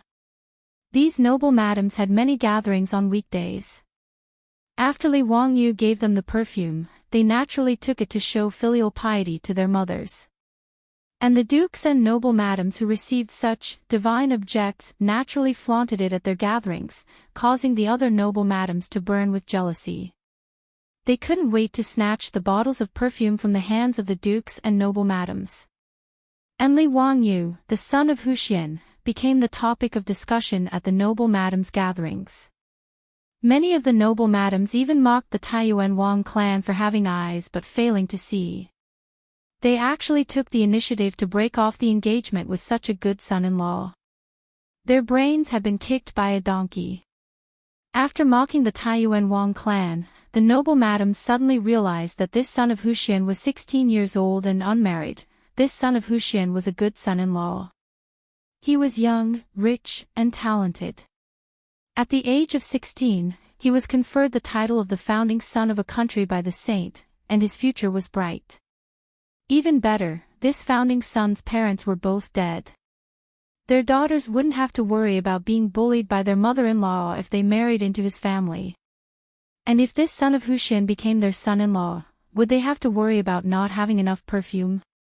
Filial piety couldn't be lacking from the mother-in-law, right? And so, because of a bottle of perfume, Li Wangyu inadvertently became the rich son-in-law, in the eyes of the noble madams. Chapter 396. Li Wangyu no longer had any elders in his household. He had been expelled from the Li clan by Huxian, and everyone knew that the family tree had been changed. Those noble women who wanted to marry their daughters found Empress Shangsun and, in a roundabout way, brought up the matter of marriage with Huxian. This reminded Empress Chang'an that her nephew was still unmarried, and there was no marriage contract on his body. Since ancient times, Huaxia had placed more importance on carrying on the family line than the heavens. As the saying went, there were 3 ways to be unfilial, and having no descendants was the worst. In the eyes of the Tangs, marriage was a matter of the highest importance. As Li Wangyou's elder, Empress Chang'an naturally felt that she needed to arrange a good marriage for the Qilin son of the Li family for Li Wangyou's deceased parents. She had the chamberlain summon Li Wangyou into the palace to ask him about his thoughts. If Li Wangyou was interested in a young lady from a duke's residence, then she was naturally willing to propose marriage for Li Wangyou. Li Wangyou quickly shook his head and refused Empress Chang'an's advice. "And I am still young and do not want to consider marriage for the time being." "Why is that?" "You are already 16, how can you still be considered young? Your parents are not here, so your uncle and I naturally have to decide on your marriage for you." "Zio, are you too thin-skinned?" "Embarrassed?" "Rest assured, I will definitely choose a good match for you. And I really don't want to get married. How about we talk about it 2 years later?" "No. I will discuss this matter with His Majesty." "Zio, you don't need to worry about it. I will not harm you and will naturally arrange a good marriage for you. And I really don't want to get married right now, Before Li Wangyou could finish speaking, Empress Chang'an interrupted him. "Enough, there is no need to talk about this matter. I have my own plans." *CK, he didn't even have the right to speak about his own marriage. This damned feudal dynasty, was there still any law? Li Wangyou almost forgot that Empress Chang'an was the law of the Tang dynasty, seeing that Empress Chang'an actually had the hobby of being a matchmaker and insisted on setting a marriage contract for him. The cold sweat on Li Wangyou's forehead was about to fall again. Back then, he had finally broken off his engagement with the Taiyuan Wang clan. He did not want to suffer like this again. That day, in order to break off the engagement, he was even expelled by the Li clan of Hu County. Although it was a good thing for him to be expelled by the Li clan, he absolutely did not want to experience this kind of thing a second time. What's more, he wouldn't marry anyone other than a beautiful woman. How could he agree? But he couldn't forcefully refuse Empress Chang'an, which put him in a difficult position. Li Wangyou's mind spun at the speed of light. He suddenly thought of a poem that seemed to be able to fool Empress Chang'an and dispel her thoughts of matchmaking him. Thinking of this, Li Wangyou stood up and put his hands behind his back. He looked up at the ceiling of Li Main Hall at a 45-degree angle with a solemn and stirring expression. Empress Chang'an was bewildered by his actions. What was he trying to do with this posture? Li Wangyou put on a good pose, brewed up his mood, and recited in a clear voice, bristling with anger, leaning against the railing, "The drizzling rain rests. This poem of Yufei's, Rivers Run Red, was naturally popular in the future." The poem was filled with lofty aspirations and great momentum. Empress Chang'an couldn't help but be surprised that Li Wangyou suddenly began to recite a poem. Why was this guy reciting a poem when they were talking about a marriage contract? Empress Chang'an could naturally tell that Li Wangyou's poem was a rare masterpiece. It was a good poem, but what was the meaning of this guy reciting it at this time? Empress Chang'an couldn't help but want to interrupt him to pull the topic back and continue to talk about Li Wangyou's engagement. But without waiting for Empress Chang'an to speak, Li Wangyou opened his mouth again and continued his performance. 16 achievements are dust and soil, 8,000 li of cloud and moon.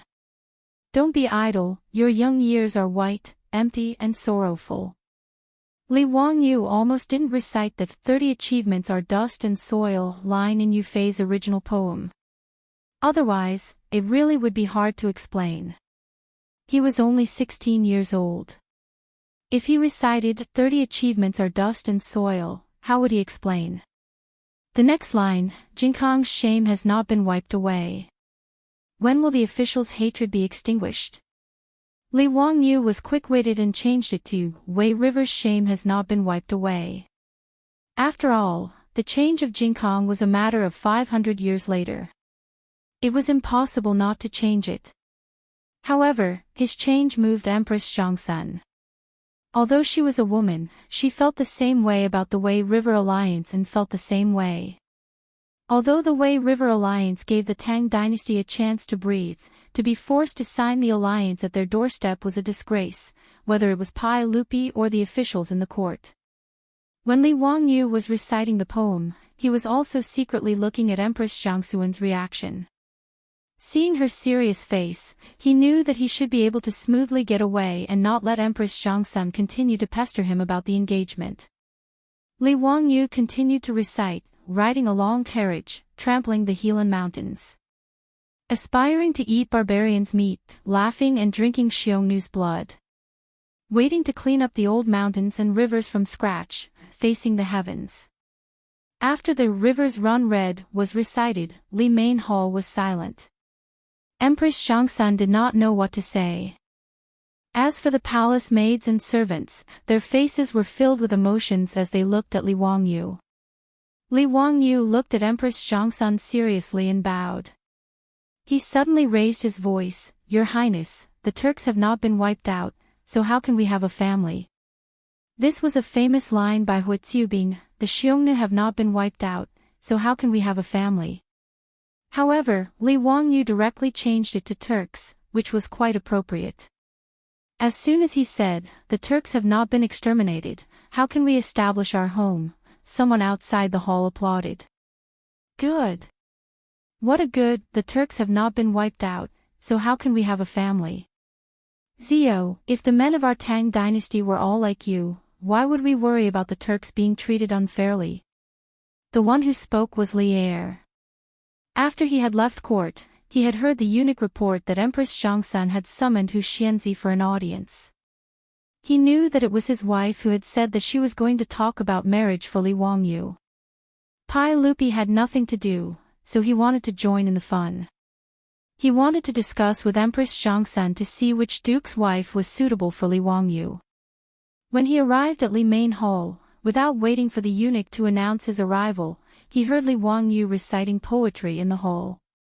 Pai Lupi quickly stopped the servant from speaking while he stood outside the hall to eavesdrop. When he heard Li Wangyu say, "The shame of the Wei River has not been washed away," Pai Lupi could not help but clench his fists and frown. After Li Wangyu finished reciting "Rivers Run Red," Pai Lupi was stunned. He was so shocked by the solemn and stirring of the poem that goosebumps appeared all over his body. He was speechless for a long time. It was only when Li Wangyu said, "The Turks have not been destroyed, how to build a family," that Pai Lupi could no longer hold back and repeatedly clapped and cheered. Only then did everyone in the hall notice.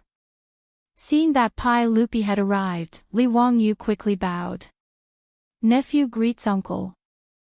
Zio, copy down the short sentences you recited just now. I want to hang it in the legislative hall and study it every day." Pai Lupi laughed heartily and patted Li Wangyu's shoulder. He was very pleased. He then turned to Empress Chang'an. "Guanyin maid, this brat has already said these words. Don't force him anymore. Let's talk about the marriage later." Since Pai Lupi had already said this, Empress Chang'an could only nod helplessly. Chapter 397. Li Wangyu heaved a sigh of relief when he saw that his performance had finally used the feelings of family and country to fool Empress Chang'an. As long as she didn't force him to get married, however, Li Wangyu began to worry in his heart again. His marriage was always a hidden danger. Even if it didn't explode now, what excuse could he use to fool Empress Chang'an in 2 years? In history, in the 4th year of Chang'an, the Tang dynasty had conquered the Turks, and Pai Lupi was respectfully called Heaven Khan by the chiefs of various tribes in the northwest. At that time, could he still talk nonsense about "the shame of the Wei River has not been washed away"? Moreover, he still had to give an explanation to his beautiful boss. He couldn't keep delaying it like this. Li Wangyu was also well aware that this was the reason why his beautiful boss was neither close nor distant to him. The two of them had never had an intimate relationship. Pai Lupi and Empress Chang'an would certainly not agree to him marrying his beautiful boss. Now, both Li Wangyu and his beautiful boss were very clear about this point. It was just that Li Wangyu had been pretending not to see before, thinking that this matter was still very far away. Until today, when Empress Chang'an mentioned marriage, he finally had a glimmer of understanding. It turned out that he had been pretending to be an ostrich, burying his head in the sand. He thought that there would always be a solution to the matter between him and his beautiful boss, and they would cross the bridge naturally. But now it seemed that he was just deceiving himself. For a moment, Li Wangyu couldn't help but ask himself, if one day Pai Lupi and Empress Chang'an really forced him to marry another woman, what would he do? Would he compromise for the sake of glory and wealth, or give up everything and simply leave Chang'an city, Dingzhou village, and elope with his beautiful boss? It seemed that the only answer was, as long as Li Wangyu thought about marrying another woman and causing his beautiful boss to leave him heartbroken, he faintly felt a tearing pain in his heart. Would he be willing to let go of Su Chongqing? No. Absolutely not. Since that was the case, what else did he have to worry about? In the worst-case scenario, he would be roaming the world with his beautiful boss. Li Wangyu suddenly felt that he was really a pig. It was such a simple matter, yet he was confused by it. He was really stupid to the extreme. What bullsh asterisk T founding county? What bullsh asterisk T noble title? Did he care for that? Having thought this through, Li Wangyu almost laughed out loud in the Li main hall. He couldn't wait to rush back to Dingzhou village and loudly tell his beautiful boss that he loved her. F***ck the founding county. If he had to make a choice, there was only one choice in his heart. Understanding this, the stone that had been pressing down on Li Wangyu's heart because of Empress Chang'an's words fell to the ground. He immediately felt like the clouds had been lifted and the sun had been seen. Li Wangyu grinned foolishly. After exchanging a few words with Pai Lupi and Empress Chang'an, he asked to leave the palace. Outside the Taiji Palace, Niu Wu was waiting for him. Seeing his Lang Jun grinning foolishly, he was also confused. Why did he suddenly become hysterical all of a sudden? How could Li Wangyu care about what Niu Wu thought at this time? Without saying much, he directly called Niu Wu back to the residence. The two galloped back to Dingzhou village. Seeing that his beautiful boss hadn't returned yet, Li Wangyu chased everyone in the residence, including Aphrodite and Perrin, out of the backyard. He made it clear that apart from his beautiful boss, no one else was allowed to enter the backyard without his orders. In response, Perrin pouted so hard that an oil bottle could be hung from her mouth. She looked at her Lang Jun with an aggrieved expression. But Li Wangyu didn't care about this little lass's thoughts at this time. After chasing everyone out of the backyard, he started to get busy. At sunset, his beautiful boss, who had been busy all day in Chang'an city, returned to the residence. To her surprise, she found Aphrodite and Perrin sitting in the central room in a daze. Hey, you two, what are you doing? Where's Li Wangyu? Sister Chongqing, Lang Jun chased us all out. He said that you're the only one who can enter the backyard today. Even we aren't allowed to go in. Lang Jun must be doing something shameful in the backyard. Big Sister Chongqing, you should go and take care of him. Seeing her beautiful superior, Peilon immediately pouted and began to complain. Aphrodite only snickered at the side. She seemed to have noticed something, but didn't say anything. The beautiful boss was stunned. She didn't know what was wrong with Li Wangyu today. Why did he chase Aphrodite and Perrin out of the backyard? She curiously walked to the backyard. I'll go see what he's doing. Entering the backyard, the beautiful boss noticed that the methane lamps in the backyard weren't lit and the yard was a little dark. Then, she noticed that there was a long table in the backyard covered with a white tablecloth and a few lit candles. This is... Before the beautiful boss could react, music rang out in the backyard, accompanied by Li Wangyu's singing. Sitting back to back on the carpet, listening to music and talking about wishes.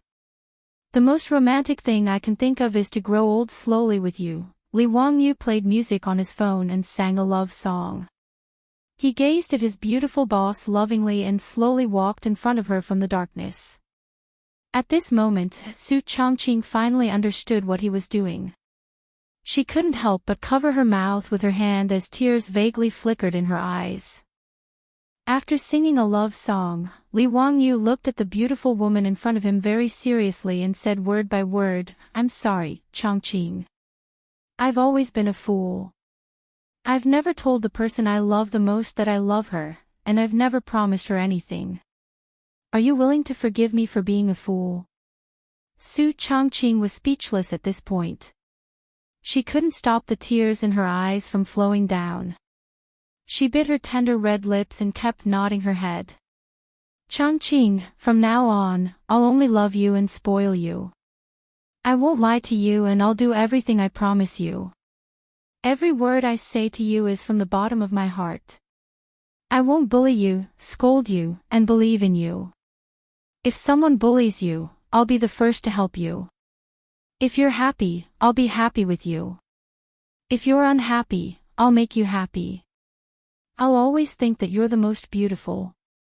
I want to see you even in my dreams because you're the only one in my heart." After Li Wangyu finished his mushy words of love, the beautiful boss who was moved to tears just now couldn't help but laugh through her tears. She kept pounding her fist on Li Wangyu's chest. "You're so annoying. If you have the ability, don't say movie lines."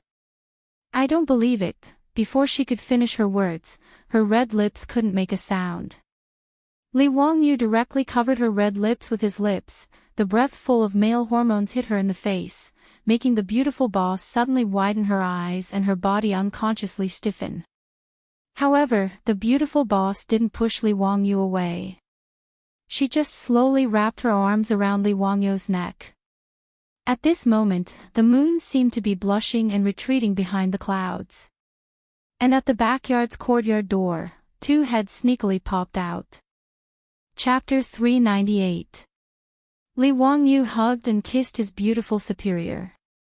They were deeply in love. For a moment, the two of them were kissing passionately in the backyard, while Avro and Perrin, who were peeping at them from the side, were dumbfounded. Since ancient times, there had been very few kissing in China. The word kiss referred to the lips, and just like the word lips, it was a noun and not a verb. Not to mention, Li Wangyu and his beautiful boss were kissing in such a French manner that Avro and Perrin couldn't help blushing, but they didn't even blink as they stared fixedly at the two in the backyard. Unable to control himself, Li Wangyu reached out to lift his beautiful boss up by the waist and returned to the room to continue the indescribable act. But who would have thought that before he could lift his beautiful boss up, he would cry out in pain and almost fall to the ground. 3 exclamations of surprise rang out in the backyard. His beautiful boss hurriedly reached out to support Li Wangyu, while Aphrodite and Perrin, who were peeping from the door of the backyard, couldn't care less about hiding their whereabouts when they saw that their Langjun almost fell down. Their exclamations gave their beautiful boss a fright again. Su Changqing's face turned as red as a piece of cloth when the two of them were having an intimate moment with Li Wangyu in the backyard and were being watched by the 2 women at home. Fortunately, there were only a few candles on the candlesticks in the backyard, so Peilon and Aphrodite didn't notice the redness on her face. "What are you two doing sneaking around? Hurry and help Wangyu into the room. He seems to have sprained his waist." Li Wangyu, on the other hand, really couldn't even straighten his back at this moment. He sprained his waist. In his excitement, he had wanted to princess carry his beautiful boss, but he had forgotten that his current body wasn't the original one from his previous life. Not only was he 16 years old, more importantly, he had never exercised his body and was unbelievably thin and weak. As for his beautiful superior, no matter how light her body was, she was still around 100 pounds. How could his thin and weak body carry her? In the end, Li Wangyu failed to do what he wanted to do, and unfortunately, he was lying on the bed groaning. Regarding this, no matter how thick-skinned Li Wangyu was, he felt his old face burning and was too ashamed to face anyone. The beautiful boss held back her laughter and quickly sent someone to the back of the mountain to show the microscopic world and invite the old Taoist priest, Sun Simiao. Hearing that Huxianzi had sprained his waist, Sun Simiao hurriedly brought his disciple Lu Xinwei to lie hot. After a round of diagnosis, he gave Li Wangyu an acupuncture treatment. He then took out the medicine he had concocted himself and had Lu Xinwei wrap it around his waist. All right, Hu Xianzi is fine. He just needs to rest for a few days. Sun Simiao gave his beautiful superior a few more instructions before leading Lu Xinwei back to the Taoist temple. Let's see if you can still be naughty. Now you're obedient. His beautiful superior couldn't help but laugh. Li Wangyu felt even more ashamed to face anyone. He didn't say anything and turned his head to face the wall to reflect on his past. He made up his mind that once his waist was healed, he would have to start exercising. Otherwise, it would be too embarrassing. The original owner of this body was simply a good-for-nothing who couldn't distinguish between physical activity and food. He was despised. When the rich playboys found out that Li Wangyu had sprained his waist, they all came to visit him with all kinds of medicine. However, Li Wangyu was tight-lipped about how he had sprained his waist. He wasn't prepared to say anything even if he was beaten to death. He couldn't tell anyone about this. It was too embarrassing. If this group of bastards knew the truth, he wouldn't need to mingle in Chang'an anymore. It would be better if he just took his beautiful superior and wandered the world. Fortunately, the old Taoist priest Sun Simiao's medical skills were superb. In just a few days, Li Wangyu's waist was mostly healed and he could move freely. After breaking through the layer of window paper with his beautiful superior, they were now in love with each other. From time to time, they would receive some benefits. However, if he wanted to do something indescribable with his beautiful superior, it would always lack some atmosphere. This made Li Wangyu very depressed. After his waist was healed, Li Wangyu prepared to go to the palace. He had already finished writing the Rivers Run Red that Li Er wanted. In the past few days, he had also planned to send the perfumes and floral water that had been produced in the manor into the palace to be presented to Li Er's imperial concubines. Little nephew greets uncle. This is the Rivers Run Red that little nephew wrote. Uncle, please give me some pointers. Not bad, Zio. Your thin body has improved a lot. I like this word very much. Pai Lupi nodded with satisfaction and ordered the inner servant, come, hang this word, Hu Xianzi, in the legislative hall for me. Li Wangyu learned the thin gold body from Emperor Huizong of the Song dynasty and was now famous in the Tang dynasty. His calligraphy was loved by everyone. Now, in Chang'an, many people were learning this unique calligraphy. Even the professors in the Imperial College had begun to copy Li Wangyu's thin gold body for their students to practice. Ever since he transmigrated to the Tang dynasty, he was forced to pick up the brush again because there was no computer to type. After a few months, especially after copying the Romance of the Three Kingdoms, his calligraphy was indeed much better than before. Uncle, you flatter me. Little nephew's calligraphy is far inferior to uncle's flying white. Little nephew would like to ask uncle to give little nephew a few words so that little nephew can study them day and night at home. Li Wangyu shamelessly flattered Pai Lupi, which made Pai Lupi laugh with satisfaction. Haha, CEO, if you like my calligraphy, I'll give you a few. Li Wangyu hurriedly offered the perfume and toilet water he made. Now, he was a little regretful. Why did he show off this thing for no reason? If he had known, he would not have taken them out as gifts. After the perfume became popular in Chang'an, everyone who was familiar with Li Wangyu would ask about it in a roundabout way. It was very annoying. It was not easy to make perfume, and it was not like the air conditioning window, which could be given out freely. In Chang'an, there were so many nobles and officials. It was troublesome to decide who to give the perfume to. If he did not do it well, he might offend others. That would not be good. For example, Pai Lupi had so many concubines in his harem. The few bottles of perfume in his hands were just a drop in the bucket. Therefore, Li Wangyu wisely offered all the perfume and toilet water he had to Pai Lupi. You have so many women. How should you distribute them? Go figure it out yourself. He did not want to get involved. Pai Lupi still did not know what kind of trouble these bottles of perfume would cause in his harem. He did not think much of it and had the eunuchs accept them. Seeing Pai Lupi accept the perfume, Li Wangyu also let out a sigh of relief. He chatted with Pai Lupi for a bit more and planned to leave the palace. Before he could speak, he saw an eunuch stumble in from outside the hall of government. He knelt on the ground and panted as he said, "Sir, everyone, His Highness the Crown Prince suddenly has an unbearable pain in his abdomen. Everyone, quickly go take a look." When Pai Lupi heard this, he jumped up and even knocked the brush and inkstone on the table in front of him to the ground. "What did you say? What happened to Chang'an? Why does his abdomen hurt? Quickly call for a doctor from the Shangyao Bureau." "I've already sent someone to the Shangyao Bureau to recruit a doctor into the palace. Her Highness the Empress has already gone to the Eastern Palace." The eunuch did not dare to raise his head as he replied with his head on the floor. Pai Lupi did not have time to pay attention to him and prepared to go to the Eastern Palace to see his son.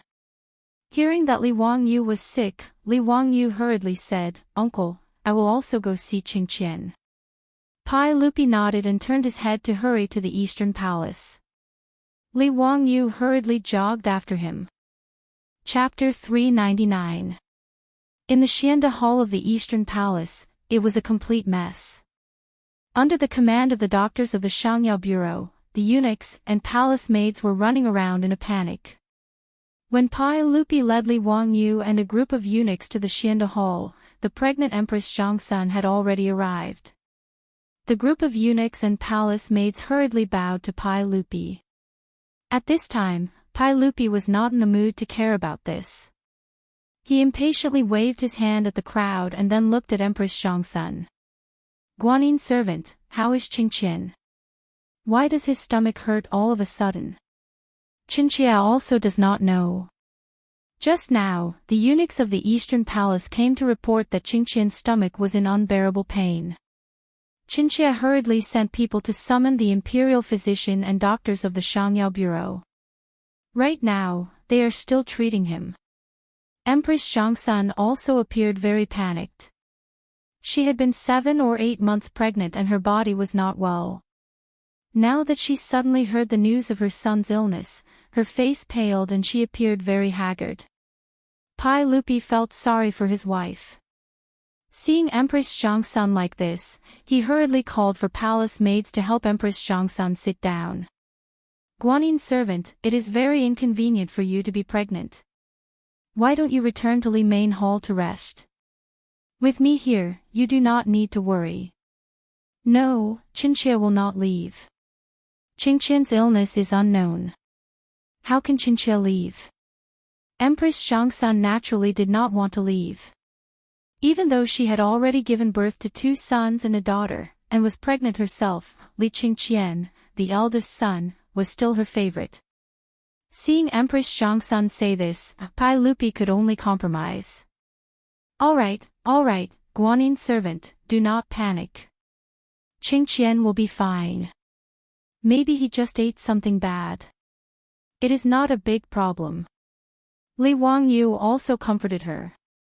"Aunt, do not worry. Chang'an is blessed by the heavens. Also, I know a bit about physiognomy. Chang'an does not have the physiognomy of an unlucky life. Nothing will happen." He dared to say this because in history, Li Qingqian had lived well.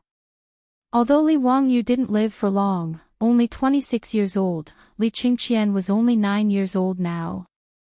Li Wangyu naturally didn't think that his life was in any danger. There were many reasons for a child's abdominal pain, but Li Wangyu thought that it was probably the same as Pai Lupi's guess.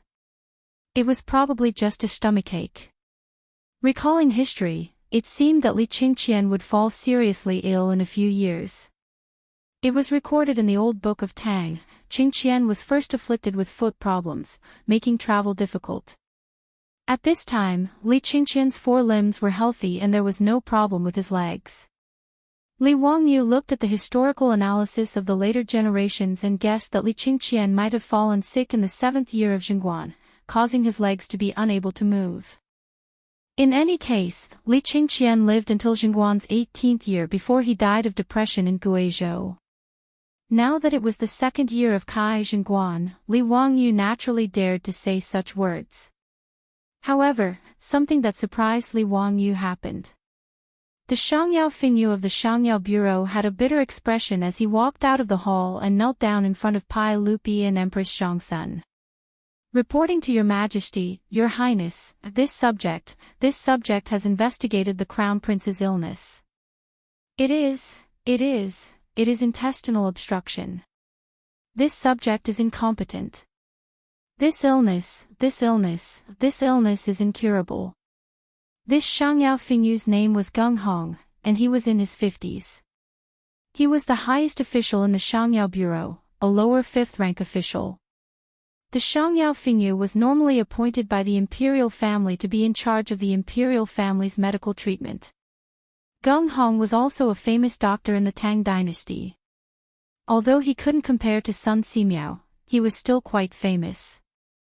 Hearing Gung Fingyu say that her son had intestinal obstruction, Empress Zhongsun's face instantly lost all color, becoming as white as paper. Her body swayed a few times, and just as she was about to fall, Pai Lupi hurriedly reached out to support her. At this time, Pai Lupi's eyes were also filled with anger, as if he wanted to devour someone. What did you say? Our crown prince even came to greet us today, so how did he get this intestinal abscess? We order you to quickly treat the crown prince. If there is even the slightest mistake, we will skin you alive. Your Majesty, this intestinal obstruction, this subject obeys the decree. Gung Fingyu still wanted to explain what intestinal obstruction was.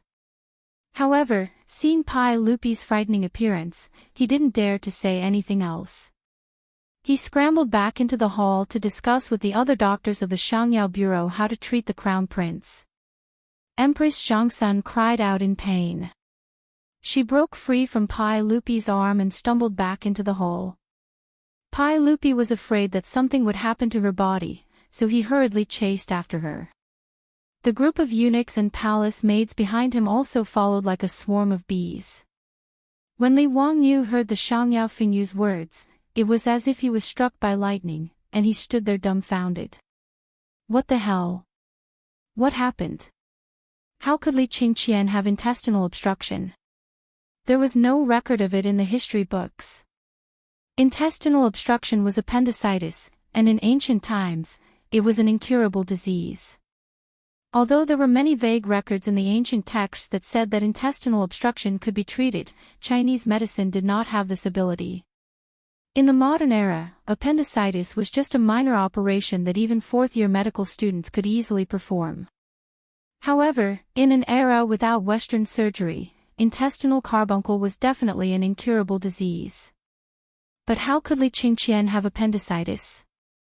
If Li Qingqian had contracted appendicitis in history, how could he have lived until the 18th year of Zhongguan, and how could he have colluded with Hou Junji to rebel? Li Wangyu's mind was blank, and it took him a long while to come back to his senses and run into Xianda Palace. In the bedchambers of Xianda Palace, Empress Zhongsun was sobbing next to the spacious bed. Doctors, eunuchs, and palace maids were kneeling next to the bed, and the atmosphere was extremely oppressive. Li Wangyu rushed over to check on Li Qingqian's condition.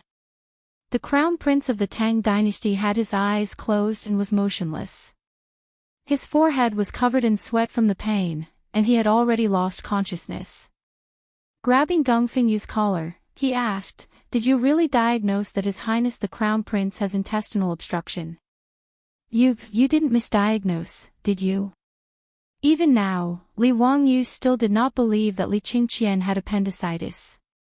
This simply did not make sense in history. There can't be a mistake. His Highness the Crown Prince has abdominal pain, muscle tension, and rebound pain in his lower right leg, accompanied by nausea, fever, vomiting, bloating, red skin, yellow skin, and a flood of pulses. This is definitely intestinal obstruction. This old man has practiced medicine for 30-some years, and I can't make a mistake. Moreover, many of the doctors in the Changyao hospital have made the same diagnosis. The doctors in the Changyao hospital who were kneeling on the side also nodded repeatedly, indicating that Han Fengyu was right. Li Wangyu let go of Geng Fingyu's hand, and Geng Fengyu knelt before Pai Lupi and said, "Your Majesty, we have already treated His Highness the Crown Prince with acupuncture and ordered people to boil the medicine. But there is nothing we can do about this intestinal obstruction. We can only rely on His Highness the Crown Prince's fate." Before he could finish speaking, he saw the furious Pai Lupi rush over with gritted teeth and kick him to the ground. "If anything happens to my Dalong, I want all of you to be buried with him." Pai Lupi's words were naturally spoken out of anger. With the medical standards of the Tang dynasty, if they could not cure the patient, they would be buried with him. No matter how many heads there were in the Changyao hospital, it would not be enough to cut off. But in the face of the furious Pai Lupi, no one dared to make a sound. All the doctors, eunuchs, and palace maids were silent like cicadas in winter. Chapter 400. Li Wangyu looked at the unconscious Li Qingqian on the bed and couldn't help but feel his heart ache.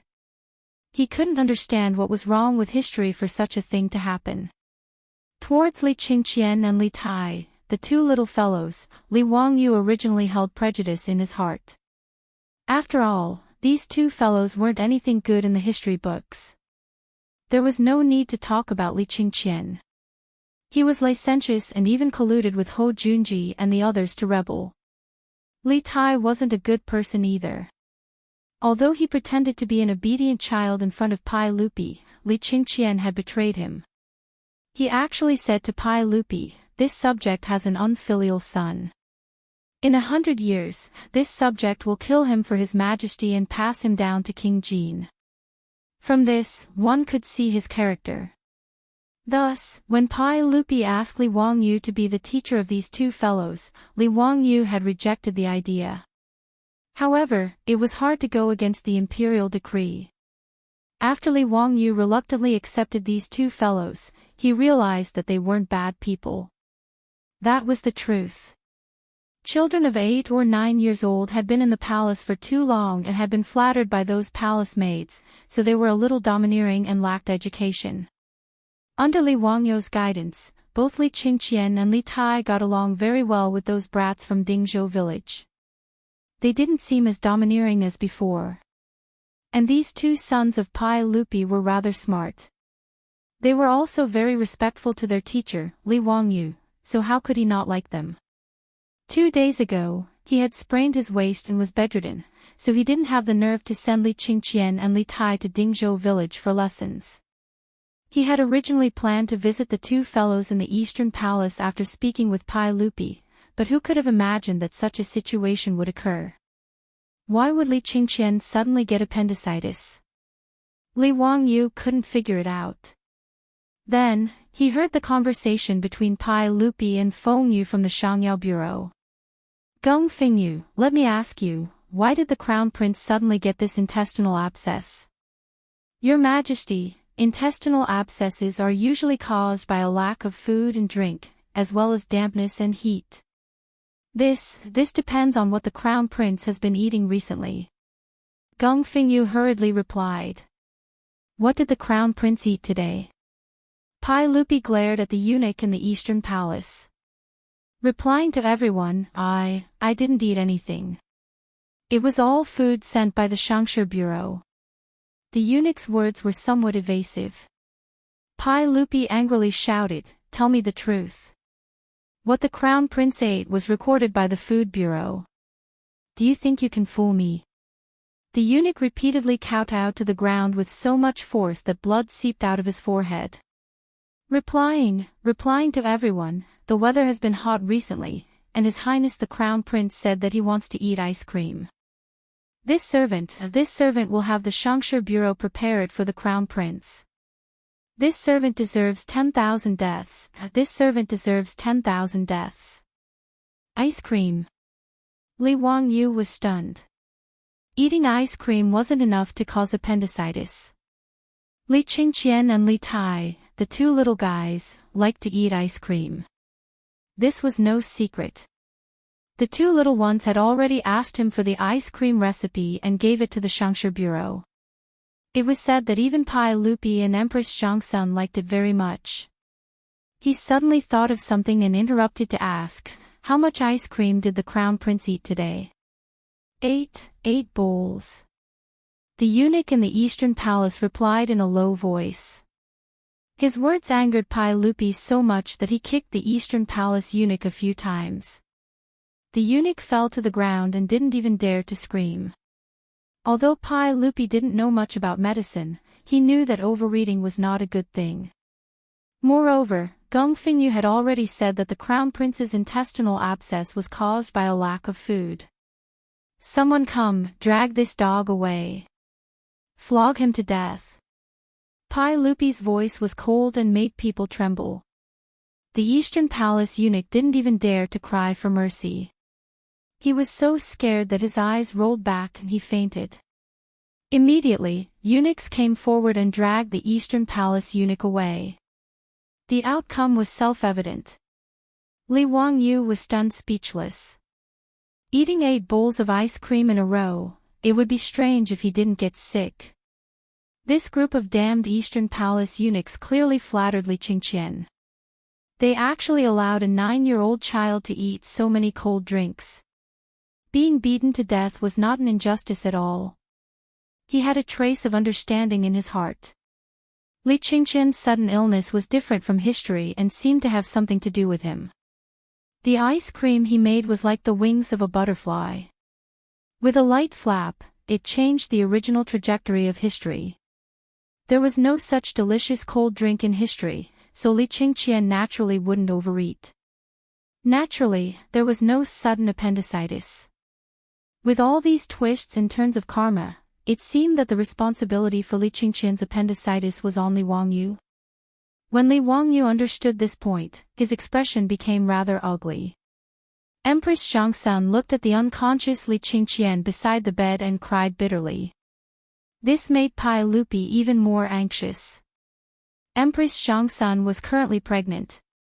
If something happened to her due to excessive grief, that would be even more unfortunate. Guanyin maid, return to Li Main Hall first. I can stay here with Qingqian. No, I won't leave. How could Empress Chang'an listen to Pai Lupi at this time?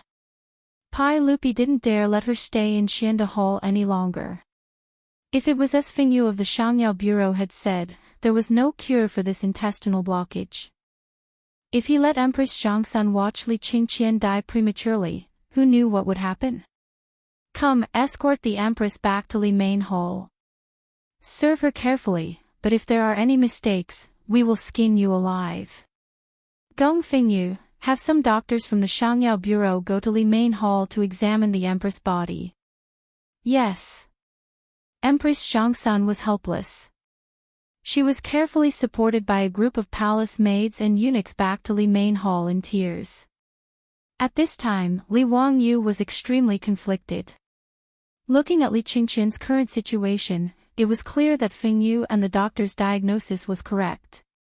It should be because he suddenly ate too many cold drinks that caused acute appendicitis.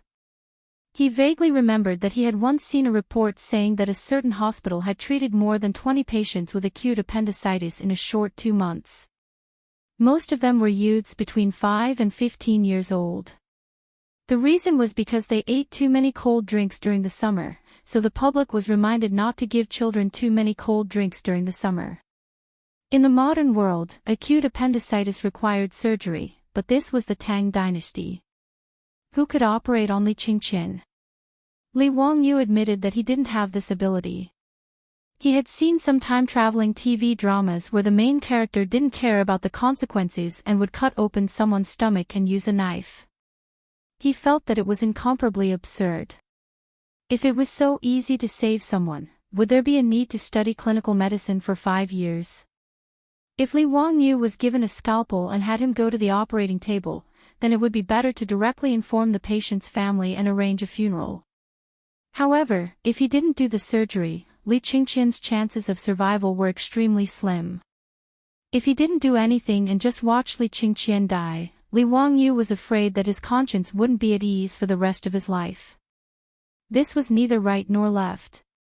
Li Wangyu was so aggrieved that he almost wanted to bang his head against a pillar. Just as he was feeling conflicted, his hand suddenly inadvertently touched the dagger at his waist. The item inside reminded him. Li Wangyu's eyes couldn't help but light up. Chapter 401.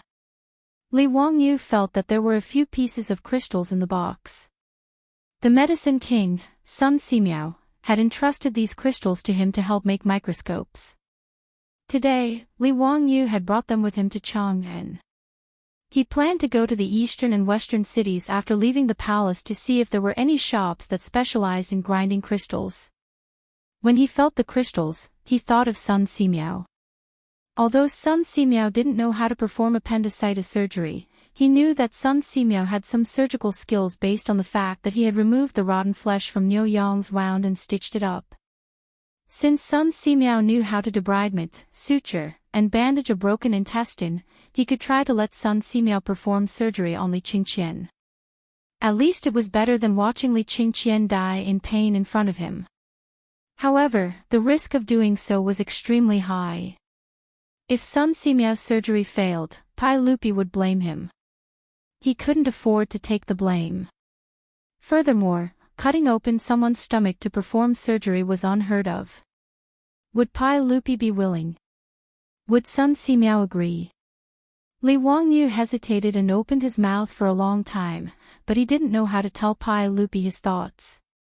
Just as he was hesitating, he heard Fingyu from the medicine bureau whisper to Pai Lupi, "Your Majesty, we have already performed acupuncture on His Highness and given him medicine. However, His Highness's pulse is getting weaker and weaker. I'm afraid it will be difficult to save him. We are willing to die 10,000 times. Your Majesty, please be prepared." Hearing this, Pai Lupi's body couldn't help but shake. A line of tears rolled down his face. When he heard Fingyu and the doctor say that his eldest son had an intestinal abscess, he had already guessed the result. Pai Lupi sadly sat beside Li Qingqian's bed and reached out to hold Li Qingqian's burning hand. After a long time, he ordered in a hoarse voice, "If His Highness dies, don't tell the Empress for now. The Empress is pregnant and shouldn't be agitated. Do you understand?" "Yes." Inside the Xianda hall, the eunuchs and maids all knelt on the ground. From time to time, the sound of weeping could be heard.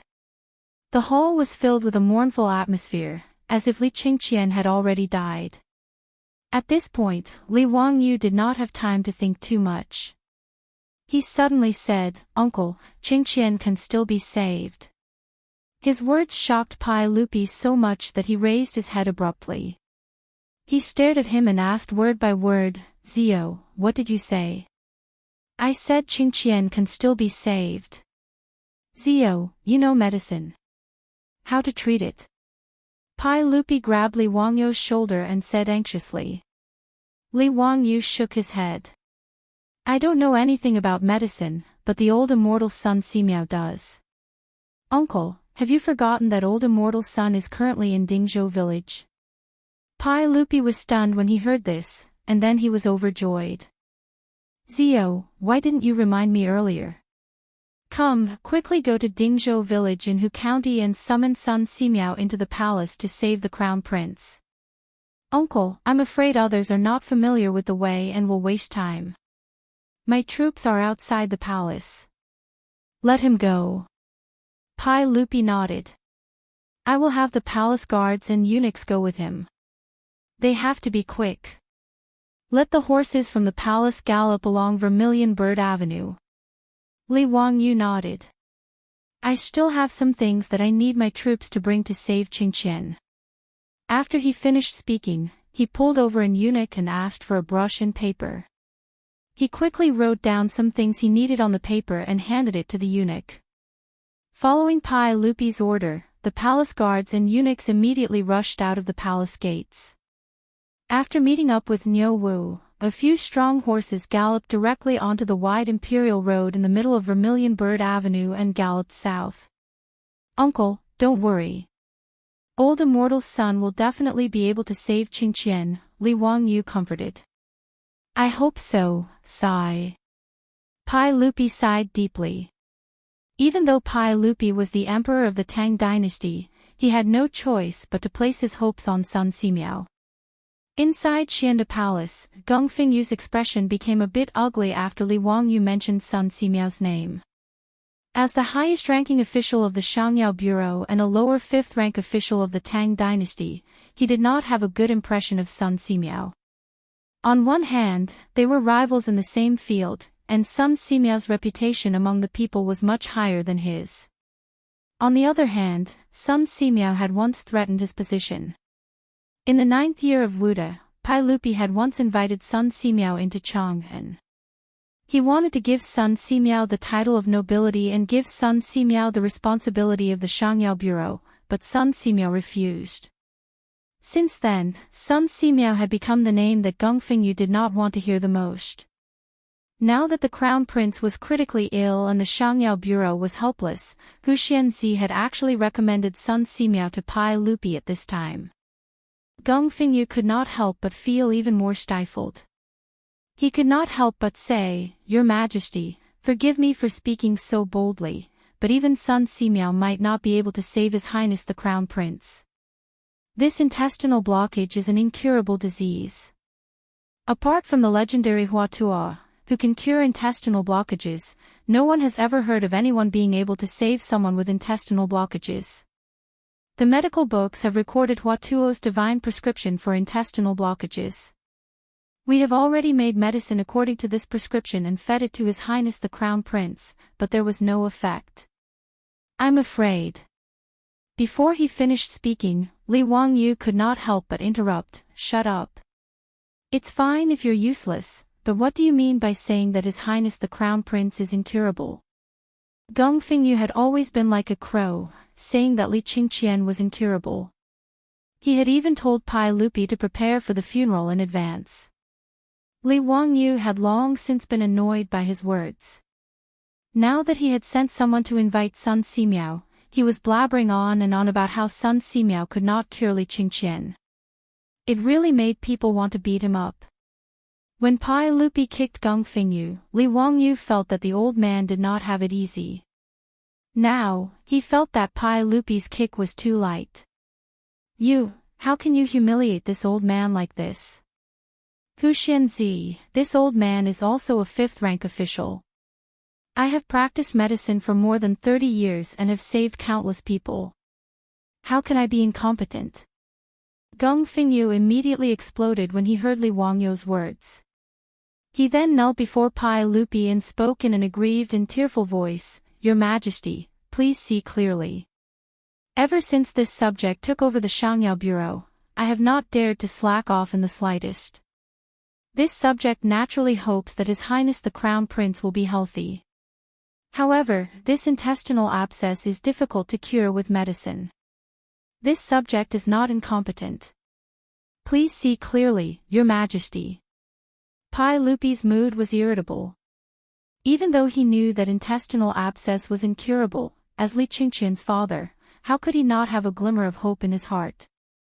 He naturally hoped that Li Wangyu's words would be true and that Sun Simiao could save his eldest son. Alright, what's the point of saying all this now? Continue to treat the Crown Prince. Everything can be discussed after Sun Simiao arrives. Pai Lupi's words left Gongfengyu speechless. He could only shut his mouth. However, his gaze towards Li Wangyu carried a bit of resentment. Li Wangyu naturally could not be bothered to pay attention to Gongfengyu. He walked to the side and beckoned for an internal eunuch to come over. His words caused the internal eunuch's expression to become somewhat hesitant. However, when he saw the restless Pai Lupi, he did not dare to report. He could only comply and turn around to leave the hall. Chapter 402. While Pai Lupi and Li Wangyu waited anxiously, Sun Simiao finally arrived at Taiji Palace 3 hours later. Even though the old Daoist's body was quite good, he was still an old man in his 90s. By the time he reached Taiji Palace, Sun Simiao was so tired that he almost fainted. With Pai Lupi's orders, Taiji Palace's imperial guards didn't dare stop Sun Simiao's group. They directly rushed to the Eastern Palace's Xianda Hall. Hearing that Sun Simiao had arrived, Pai Lupi and Li Wangyu immediately came out to welcome him. "Thank you for your trouble, Minister Sunday. The Crown Prince is critically ill. Please treat him quickly." Sun Simiao didn't bother with pleasantries. He casually cupped his hands toward Pai Lupi and quickly walked into the hall. Lu Shenwei followed closely behind with his medicine chest. At Sun Simiao's age, even in front of Pai Lupi, he could do as he pleased without any misgivings. Niu Wu also jumped off his horse and took off a backpack from his back. He handed it to Li Wangyu. "Lang Jun, everything you wanted is inside." "Good. Thank you for your trouble. You can return to the residence first. Tell Chongqing that I will be staying in the palace for a few days." Li Wangyu checked the things Niu Wu brought. After confirming that there were no mistakes, he patted Niu Wu's shoulder. "Yes." Li Wangyu didn't delay and turned to walk into the hall. The trouble hadn't started yet. The key was how to convince Sun Simiao and Pai Lupi to agree to operate on Li Qingqian. Inside the hall, Gung Hong saw Sun Simiao enter and couldn't help but snort coldly. He called for the doctors of the Shangyao Bureau to retreat to the side and watch coldly. The Crown Prince's illness was confirmed. He didn't believe that Sun Simiao could treat his intestinal abscess. Sun Simiao examined Li Qingqian's body and shook his head. "Your Majesty, forgive me for speaking bluntly, but the Crown Prince's intestinal abscess is difficult to cure." Before he could finish, Gongfengyu interrupted him. "Your Majesty, I'm not speaking nonsense, am I?" Sun Simiao was also at his wit's end. Shut up." Pai Lupi and Li Wangyu shouted at the same time, scaring Gongfengyu into taking a few steps back. "Minister Sun, please continue." Pai Lupi glared at Gung Hong before looking at Sun Simiao. Sun Simiao stroked his beard and said, "This intestinal abscess is indeed difficult to cure. I can only delay it for a while, but it is unknown whether the Crown Prince can recover completely." When Pai Lupi heard Sun Simiao say the same thing, he couldn't help but feel disheartened. After a long time, he let out a long sigh. This is all Qingqian's fate. Then I ask Minister Sun to treat him. If there's really no way to save him, we won't blame Minister Sunday. Nodding his head, Sun Simiao beckoned his disciple, Lu Shenwei, over. He took out the golden needles from his medicine box and began to treat Li Qingqian. Take the Yangming meridian of the hands and feet as the main point. Use the catharsis method when inserting the filiform needles. Leave the needles for 15 minutes. Sun Simiao whispered to Lu Shenwei as he applied the needles. Your disciple understands. After he finished with the golden needles, Li Wangyu invited Sun Simiao to a place where there was no one else around. Old immortal Sun, are you really unable to save the Crown Prince? I can only do my best. However, intestinal abscesses are indeed difficult to cure. How confident are you? How can I be confident? The Crown Prince is almost certain to die. Sun Simiao shook his head and sighed. Li Wangyu's eyes flashed. Old immortal son, if I have a way to save the crown prince, would you be willing to help? What? Hu Xianzi, are you serious? What method can cure intestinal abscesses? Hearing Li Wangyou's words, Sun Simiao immediately became spirited. May I ask old immortal son, what is intestinal abscesses? Ulcerative abscesses in the intestines. Ulcerative abscesses were acute suppurative diseases. They were a type of poisonous sore. That's right. Since medicine is ineffective, then the only way is to cut open the abdomen and remove the ulcerative abscesses. Wouldn't that cure him? How can that be done? If this person's abdomen is cut open, how can he survive? Even though Sun Simiao would be revered as the medicine king in the future, when he heard Li Wangyou's words, he couldn't help but jump in fright and shake his head. Why can't he survive? Old immortal son, didn't you once tell me that people with severed intestines can be stitched up and bandaged and survive? Why can't the person live after removing the ulcerative abscesses? Li Wangyou's words stunned Sun Simiao. He had never thought of such a thing. How can that be the same? People with severed intestines often have their abdomens cut open on the battlefield by lethal weapons. Sun Simiao was halfway through his words, but he couldn't continue. On the battlefield, there were many people who had their abdomens cut open and their intestines cut open. Many of the soldiers could survive if they received timely treatment. He had experienced the chaos of the world and saved countless wounded and disabled soldiers. If the soldiers who had their abdomens cut open could survive, then if he cut open the crown prince's abdomen and removed the ulcerative abscesses, he might be able to survive. Sun Simiao was silent for a moment before carefully saying, "This method may work, but I have never tried it before. It may not be able to save the crown prince's life. Furthermore, the saint may not agree. This is cutting open the crown prince's abdomen. As long as old immortal son is willing to help, I will explain it to the saint." Sun Simiao calculated the gains and losses in his heart for a long time before finally nodding gently. As long as the saint agrees, I am willing to try. Seeing that he had convinced Sun Simiao, Li Wangyou didn't dare to delay. He walked in front of Pai Lupi and carefully asked, "Uncle, I do have an idea that may be able to save Chang'an," but, hearing him say this, Pai Lupi was like a drowning person who had found a life-saving straw. He immediately asked, "But what?" "Zio, if you have an idea, just tell me. I will not blame you." "Uncle, do you know what the pathology of intestinal abscess is?" Hearing this, Pai Lupi couldn't help but frown. He only knew that intestinal abscess was an incurable disease, but he didn't know the pathology. Pai Lupi raised his eyes to look at Gung Hong, the Minister of Medicine at the side. Gung Hong immediately answered, "Your Majesty, intestinal abscess is a carbuncle in the intestines." Li Wangyou glanced at Gung Hong and continued, "So, uncle, the intestines are spoiled, and the medicinal stone can't do anything about it.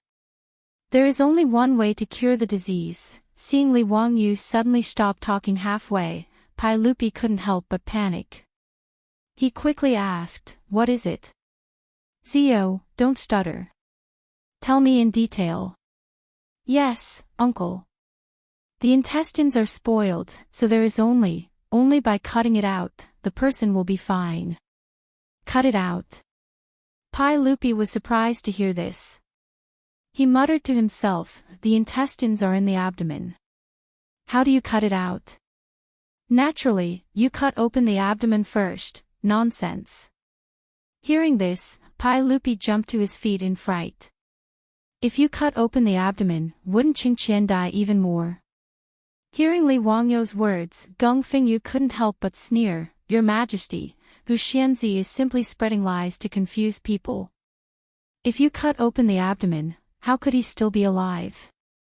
Does he want to save the crown prince or harm the crown prince?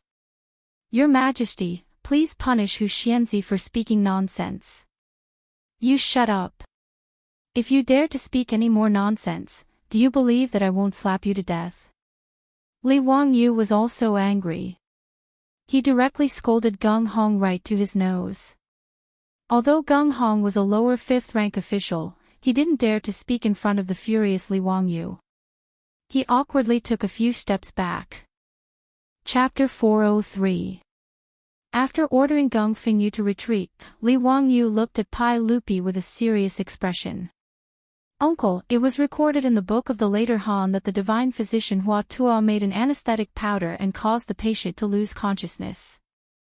He then cut open the abdominal cavity, remove the ulcers, wash away the rot, suture them with mulberry thread, and apply divine ointment. After 4 or 5 days, the patient will recover in a month. Why doesn't uncle believe that this can cure Qingqian's intestinal abscess? But the divine physician Hua Tuo's secret technique has long been lost. We have never heard of anyone who could perform the technique like Hua Tuo. I roughly know how to perform the surgery. An old immortal son is also willing to give it a try. I am willing to assist him in saving Qingqian." Li Wangyu's words made Pai Lupi hesitate. Cutting open the stomach and cutting out the festering intestines, this was really too inconceivable. Li Er looked at the unconscious Li Qingqian on the bed and really couldn't make up his mind. "Your Majesty, you must not do this. If His Highness the Crown Prince were to be cut open, what kind of scandal would that be? Wouldn't that be skinning the Crown Prince alive? County Magistrate Hu Xian is simply crazy. I have been a doctor for more than 30 years and have never heard of anyone saving people like this. The matter of Hua Tuo is only a legend. How could it be true?" Seeing Pai Lupi hesitate, Gung Hong jumped out and knelt in front of Pai Lupi. He looked like a loyal and devoted servant as he complained tearfully. Before he could finish, he felt a huge pain in his back. Li Wangyu could not hold back any longer and kicked him. After Li Wangyu kicked him to the ground, he did not give up and kicked him a few more times, causing Gung Hong to wail, "Your Majesty, save me, save me. County Magistrate Hu Xian has gone crazy. Save me." "All right, Zio, stop making a fuss." After Pai Lupi spoke, Li Wangyu kicked Gung Hong again to stop beating this county magistrate Hu Xian. However, his actions frightened the doctors of the Shangyao Bureau quite a bit. They didn't dare to look at this young county magistrate who had founded the country, for fear that they would also be beaten up. Their own superior, a lower fifth-rank official of the Medicine Bureau, had been humiliated by Hu Xianzi, but His Majesty had only reprimanded him. This allowed them to clearly see Hu Xianzi's position in the saint's heart. "Uncle, please forgive your nephew for being rude. It's just that this dog official is too infuriating. Qingqian is my disciple. Why would I harm him?" As matters stood, this was the only way to save Qingqian. Could it be that uncle has the heart to watch Qingqian pass away like this? His words moved Pai Lupi. He turned to look at Li Qingqian on the bed. "How confident are you?" 50%. Li Wangyu was very determined. "If something happens to Qingqian, uncle, you only need to remove my title of nobility and demote me to a commoner." In reality, he didn't have much confidence. He didn't even have a 10% chance. He didn't even know where the appendix was or what it looked like. He didn't know how to operate or how to close the wound. All of this depended on Sun Simiao. However, if he didn't say this, why would Pai Lupi agree to operate on Li Qingqian? Li Wangyu's only weapons were alcohol and cephalosporin. Alcohol could disinfect, and cephalosporin could reduce inflammation. With these two things, his survival rate would increase by a lot. Otherwise, if he rashly operated on him, he really didn't know whether he was saving or hurting people. This was also what he had Niu Wu bring back from Dingzhou village.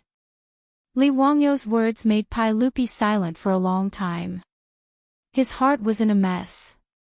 Originally, the Medicine Bureau and Sun Simiao's diagnosis had both sentenced Li Qingqian to death. This had already made Pai Lupi heartbroken.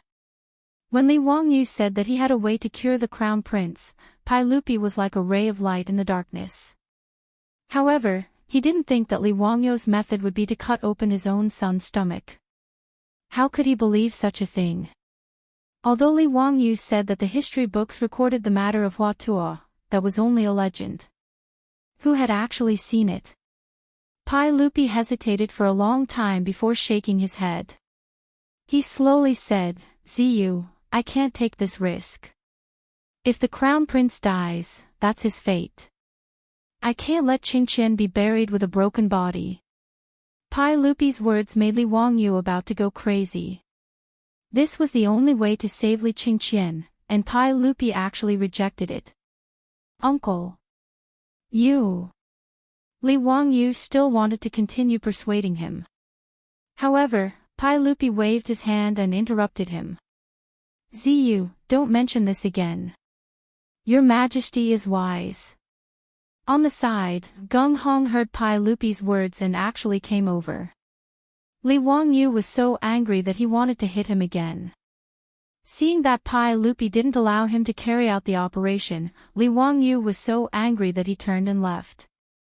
This bastard was too stubborn. Hiding a disease for fear of treatment. This was the classic case of hiding a disease for fear of treatment. Li Wangyu somewhat understood why the divine Dr. Hua Tuo had lost his life when he wanted to treat Cao Cao's head disease. Sad, it was too sad. Walking out of the Xianda Palace, Li Wangyu felt suffocated when he thought of the little brat who usually called him teacher, and was about to be separated by life and death. Ah! Li Wangyu clenched his fists and let out a heart-wrenching scream. It startled the guards and eunuchs near the Xianda Palace.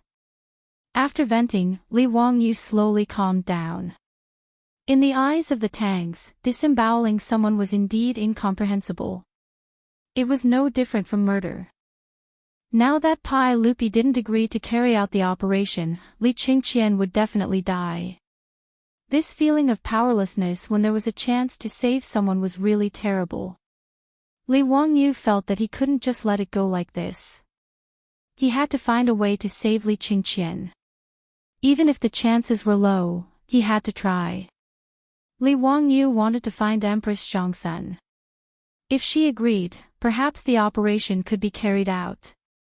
But now Empress Chang'an was pregnant. According to the history books he knew, she would give birth in more than a month. At this time, he didn't dare to tell Empress Chang'an that he could save her son, but he needed to disembowel him and cut something out. If something happened to Empress Chang'an, he would really be finished. In a fit of rage, Pai Lupi would probably push him to Shi City and behead him. After thinking for a while, Li Wangyu made up his mind and thought of a method that wasn't really a method. Li Wangyu returned to the Xianda Palace again and found Sun Simiao. Old immortal son, tell me the truth. How much longer can the crown prince last? Sun Simiao hesitated, then replied, I've performed acupuncture on the crown prince, but there was no improvement. The crown prince's pulse is weak. I'm afraid he won't make it through tonight. Li Wangyu looked up at the sky. It was about 3:00 in the afternoon. There should still be time to carry out his plan. He nodded and thanked Sun Simiao. Then he found Pai Lupi, who was sitting beside the bed. Uncle, I have something to do and need to return to Hu County. Please allow me to ride a horse on Vermilion Bird Avenue so that I can get back to the palace before the curfew. I'm Chang'an's master and disciple, and I want to see him off. Pai Lupi nodded and didn't object. He waved his hand to summon a palace guard and had him hand over a token to Li Wangyu, allowing him to ride a horse in Chang'an. After receiving the token, Li Wangyu immediately left the palace, mounted his horse, and galloped away. Chapter 404. Li Wangyu galloped the entire way and returned to Dingzhou village in less than 2 hours. Lang Jun, why are you back? Didn't Niu Wu say that you were going to stay in the palace for a few days? Li Heng asked in surprise when he saw Li Wangyu return. Li Heng, don't say such nonsense. Hurry up and pack the valuables in the house. Bring more gold and don't bring any copper coins. Get everything ready, we're leaving soon. Li Wangyu didn't bother to explain. His words stunned the old housekeeper, Li Heng. Lang Jun, why is that? Where are we going? Don't ask so many questions, hurry up and pack. Where's Chongqing? Lady Su is in the backyard. Before Li Heng could finish, Li Wangyu had already run to the backyard. Li Heng was confused by Li Wangyu's actions, but he could only listen to him and hurry back to the residence to pack. In the backyard, Su Chongqing was in her room listening to music on her phone when the door was suddenly burst open, giving her a fright. When she saw that it was Li Wangyu, she couldn't help but rebuke, "Wangyu, why are you so careless? You scared me to death," I thought. Li Wangyu didn't wait for her to finish and hastily interrupted, "Chongqing, let's not talk about this for now and hurry up and pack. In a while, you take Li Heng, Perrin, Aphrodite, and the others with Niu Yong and Niu Wu to protect you and hide in the Qinling Mountains for a while. Also, give me the jade pendant that Empress Zhangsun gave you." "What? Why are we going to the Qinling Mountains? What are we hiding from? Weren't you in Taiji Palace today?" Niu Wu came back and said that Li Qingqian was sick and asked me for the cephalosporin. "What exactly happened? Tell me clearly." Li Wangyu still wanted to talk about other things, but after hemming and hawing for a long time, he only said that he had nothing to do and asked them to stay in the Qinling Mountains for a while. How could his words deceive his beautiful boss? Su Chongqing's pretty face stiffened. "Wangyu, speak clearly. What happened? If you don't make it clear, I'm not going anywhere." Li Wangyu said anxiously, "If we don't leave, are we going to wait for death? What if? What if what?" Seeing his beautiful superior being so stubborn, Li Wangyu knew that if he did not explain things clearly, she would definitely not leave. Thus, he could only helplessly tell her what had happened in the Taiji Palace today. When she heard that Li Qingqian had contracted acute appendicitis due to overeating and eating too many cold drinks, and that his life was in danger and he could die at any moment, the beautiful superior couldn't help but be shocked. Heavens, how could something like this happen? Shouldn't Li Qingqian be alive and well? How could he die prematurely? He was only 9 years old. Wouldn't an appendicitis surgery do the trick? Why didn't he do the surgery immediately? Li Wangyu smiled bitterly. "Miss, this is the Tang dynasty. How could there be surgery? Appendicitis is an intestinal abscess. For the Tang people, it's an incurable disease." Hearing this, the beautiful superior was also stunned. She also liked Li Qingqian, Li Tai, and Li Lizzie very much. These 3 smart little guys. Every time Li Qingqian and the others came to the residence to learn from Li Wangyu, she would make all kinds of delicious food for them to try, play games with them, and read books and stories to them. Thinking that the little guy Li Qingqian was in imminent danger, the beautiful superior's eyes immediately turned red. "Wangyu, Sun Simiao is a divine doctor. Didn't Niu Wu come back today and invite Sun Simiao to the palace? Is there nothing he can do?" Li Wangyu nodded sadly. "Right now, surgery is the only way." Sun Simiao also agreed to give it a try. "But Pai Lupi, that damn bastard, I tried my best to persuade him, but he still wouldn't agree to do the surgery." The beautiful superior suddenly guessed something and looked at Li Wangyu in disbelief. "Wangyu, then you want us to hide in the Qinling Mountains? Don't tell me you want to." "Yes, right now, this is the only way. I also have a certain amount of responsibility for Li Qingqian's appendicitis. I can't just watch a 9-year-old kid who called me his teacher die in front of me, especially when I clearly had the chance to save him."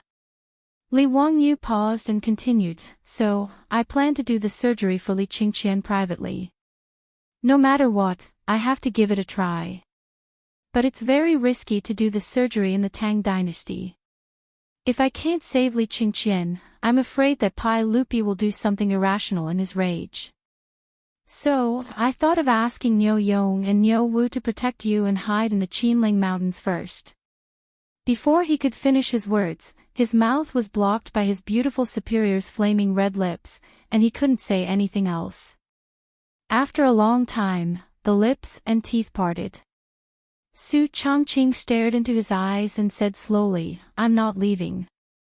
I'll go with you to the Taiji Palace to save Li Qingqian. If there's any danger, I'll bear it with you." "No, it's too dangerous." Li Wangyu didn't even think about it before rejecting.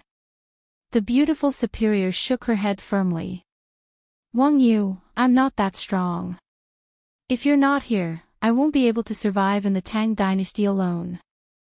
Tears flowed out of her eyes, but she forced a smile and wiped her tears. "I'm not like those heroines in novels who can still show off their skills in ancient times after transmigrating. If you're not here, who will take care of me?" "Hee, if that's the case, then let's go to the Taiji Palace together." The beautiful superior's words made Li Wangyu's heart clench. He reached out and hugged the beautiful woman in front of him. "Changqing, we're not going. We're not going to the Taiji Palace. Pai Lupi, that bastard, son of a bitch, I'm not going to play with him anymore. It's his own son. If he wants to die, then let him die. It's none of my business. We're not going. We're not going. We're staying in Dingzhou village. We're not going anywhere." Li Wangyu was a little out of control by the beautiful superior's words. He only wanted to let the beautiful superior and the others hide far away. If he didn't save Li Qingqian, Pai Lupi wouldn't be able to retaliate against Su Changqing and the others. But the beautiful superior's words made him regret it. He wasn't a saint. Why should he risk his life to save Li Qingqian?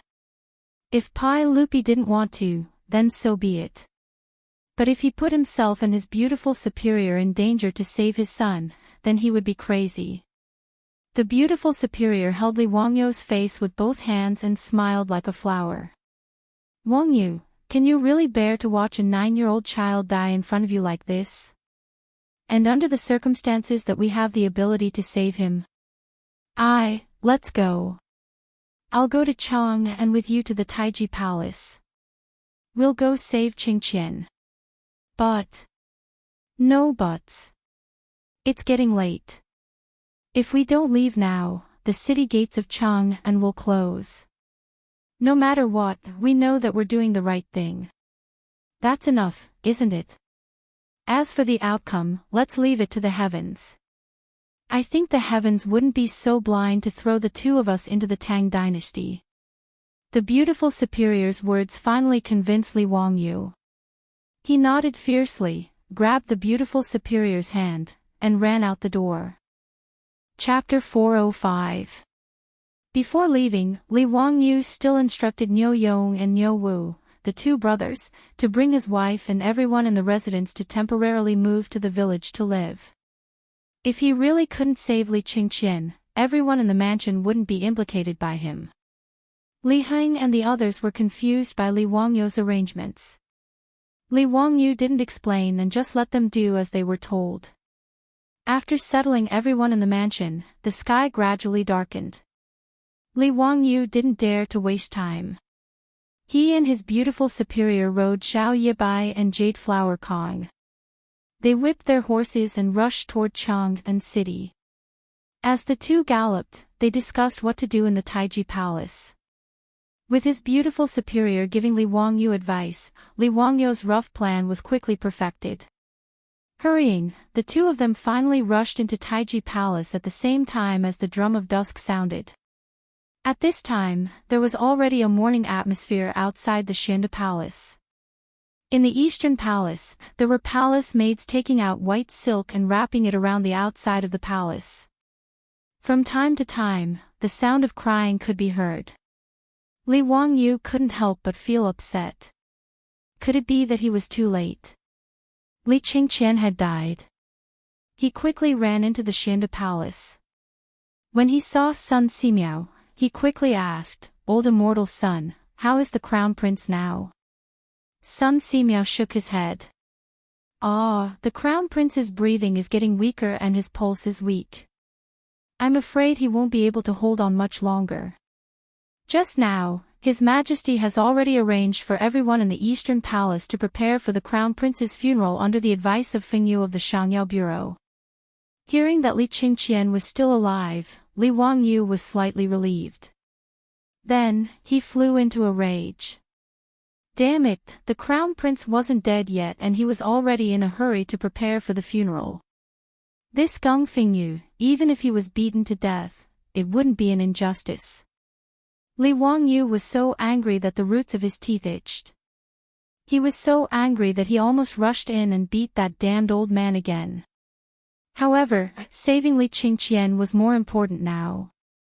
Li Wangyu didn't have the time to find trouble with Geng Fengyu. He stretched out his hand to summon a palace attendant and asked where Li Tai, the king of Yu, was. As Li Tai was still young, he lived in the Chang'an palace. Chang'an Hall was adjacent to Lijun Hall where Empress Zhangsun lived. Today, Crown Prince Li Qingqian was critically ill.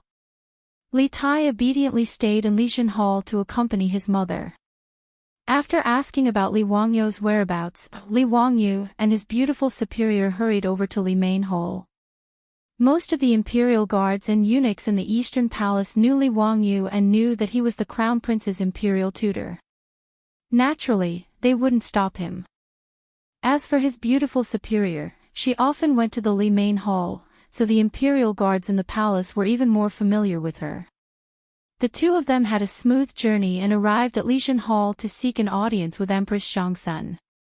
Greetings, Auntie. Greetings, Your Highness. At this time, Empress Zhangsun's face was full of worry, and her eyes had lost their usual vigor. She weakly nodded towards Li Wangyu and her beautiful superior. Ziyu, Chongqing, have you gone to see Qingqian? How is he now? Is there any improvement? I want to go see Qingqian, but Erlang won't agree no matter what. Auntie, don't worry, nothing will happen to Qingqian. Li Wangyu could only comfort her like this. Ah, thank you for your auspicious words. I hope the Taoist ancestor blesses Qingqian so that he can successfully survive this disaster. Li Wangyu and his beautiful superior comforted Empress Zhangsun for a bit and then used the excuse that Pai Lupi wanted to summon Li Tai to Shinda Hall. Empress Zhangsun didn't suspect anything and nodded for Li Tai to follow Li Wangyu. After leaving Lijun Hall, Li Wangyu stopped the little fatty Li Tai. Qingke, right now, your brother is critically ill. Do you want to save him? Teacher, of course I want to save brother. Is brother's illness very serious? Teacher, you can save brother, right? The little fatty nodded and immediately asked. At this time, Li Tai and Li Qingqian naturally wouldn't turn against each other like they did when they became adults and fought for the throne. In addition to Li Wangyu's education of the two little ones, Li Qingqian and Li Tai could be said to be brothers who respected each other and were as close as real brothers. The little fatty didn't know what illness his brother had. He only knew that his mother had hugged him and cried the entire time today. The intelligent Li Tai also faintly had some bad guesses in his heart. Li Wangyu didn't immediately answer Li Tai's question. Instead, he waved his hand and had the eunuchs behind Li Tai move a bit further away. Only then did he whisper a few words into his ear. Qingke, are you willing to help me with this matter that teacher has asked of you? If I do this, I can save brother. The little fatty asked suspiciously. Qingke, you don't believe your master. When have I ever lied to you? Li Wangyu said with a stern expression. Li Tai tilted his head and thought for a while. Last time, teacher said that children who play with fire will wet the bed. Later, brother and I played with fire when we returned to the palace, but we didn't wet the bed. You lied to us. Also, you said that you would take us swimming after we memorized the incantation for mental abacus. You still haven't fulfilled that promise. Also, Li Wangyu's face darkened and he hurriedly stopped the little fatty, who was counting on his fingers and counting the number of times Li Wangyu had lied to them. Those were just jokes. Cough cough. Today's matter concerns your brother's life and death. I won't lie to you. Li Tai's face was full of suspicion as he raised his eyes to look at his beautiful superior. Only when his beautiful superior nodded, indicating that Li Wangyu wasn't wrong, did little fatty Li Tai finally nod in agreement. His reaction almost angered Li Wangyu to death. What kind of disciple was this? He actually didn't believe his words. If it weren't for the fact that they were in a hurry to save Li Qingqian, he would definitely teach this little fatty what it meant to respect one's teacher. After dealing with little fatty Li Tai, the group continued their journey to Xianda Palace. By the time they arrived at Xianda Palace, the sky had already darkened and the lights in the Eastern Palace had already been lit. Li Wangyu gave Li Tai a look that said, "Good luck, I have faith in you." Then he pulled his beautiful superior to him and stood in the darkness outside the palace. Li Tai jogged towards Xianda Palace. Father, Mother said that her stomach isn't feeling well. She asks you to go to Lijin Palace. Pai Lupi, who was sitting next to Li Qingqian's bed with a worried expression, jumped up in fright when he heard his son's words. "Qingke, what did you say? What's wrong with your mother? Where is she feeling unwell?" "Mother said that her stomach isn't feeling well and wants you to go." Little fatty blinked his eyes, lying as soon as he opened his mouth. This was what Li Wangyu had instructed him to say. His purpose was naturally to lure Pai Lupi away, using the tactic of luring the tiger away from the mountain. The reason why he had asked Li Tai to come forward was, of course, because other than him, no one else would dare to spread false information and make fun of Pai Lupi. In any case, Li Tai would at most be beaten up by Pai Lupi. It wasn't a big deal. But if it was someone else, not to mention whether or not they would dare to make fun of Pai Lupi, even if they dared, the consequences would most likely be losing their heads. With Pai Lupi guarding Li Qingqian, Li Wangyu didn't have the ability to perform surgery on Li Qingqian, no matter how great his abilities were. The distance between Xianda Palace, where the Crown Prince lived, and Lijin Palace was not close. As long as Pai Lupi left, Li Wangyu would have enough time to move the Crown Prince away. Pai Lupi naturally didn't doubt Li Tai's words at all. He glanced at Li Qingqian, who was still unconscious, and ordered Geng Fengyu and Sun Simiao, "Geng Fengyu, minister's son, take good care of the Crown Prince. We will be back soon." "Yes." Pai Lupi held Li Tai's hand, left Xianda Palace, and hurried towards Lijin Palace. As little fatty walked, he turned his head and winked at Li Wangyu, who was hiding in the dark. Chapter 406. As soon as Pai Lupi's figure disappeared from sight, Li Wangyu pulled his beautiful superior into the Xianda Palace.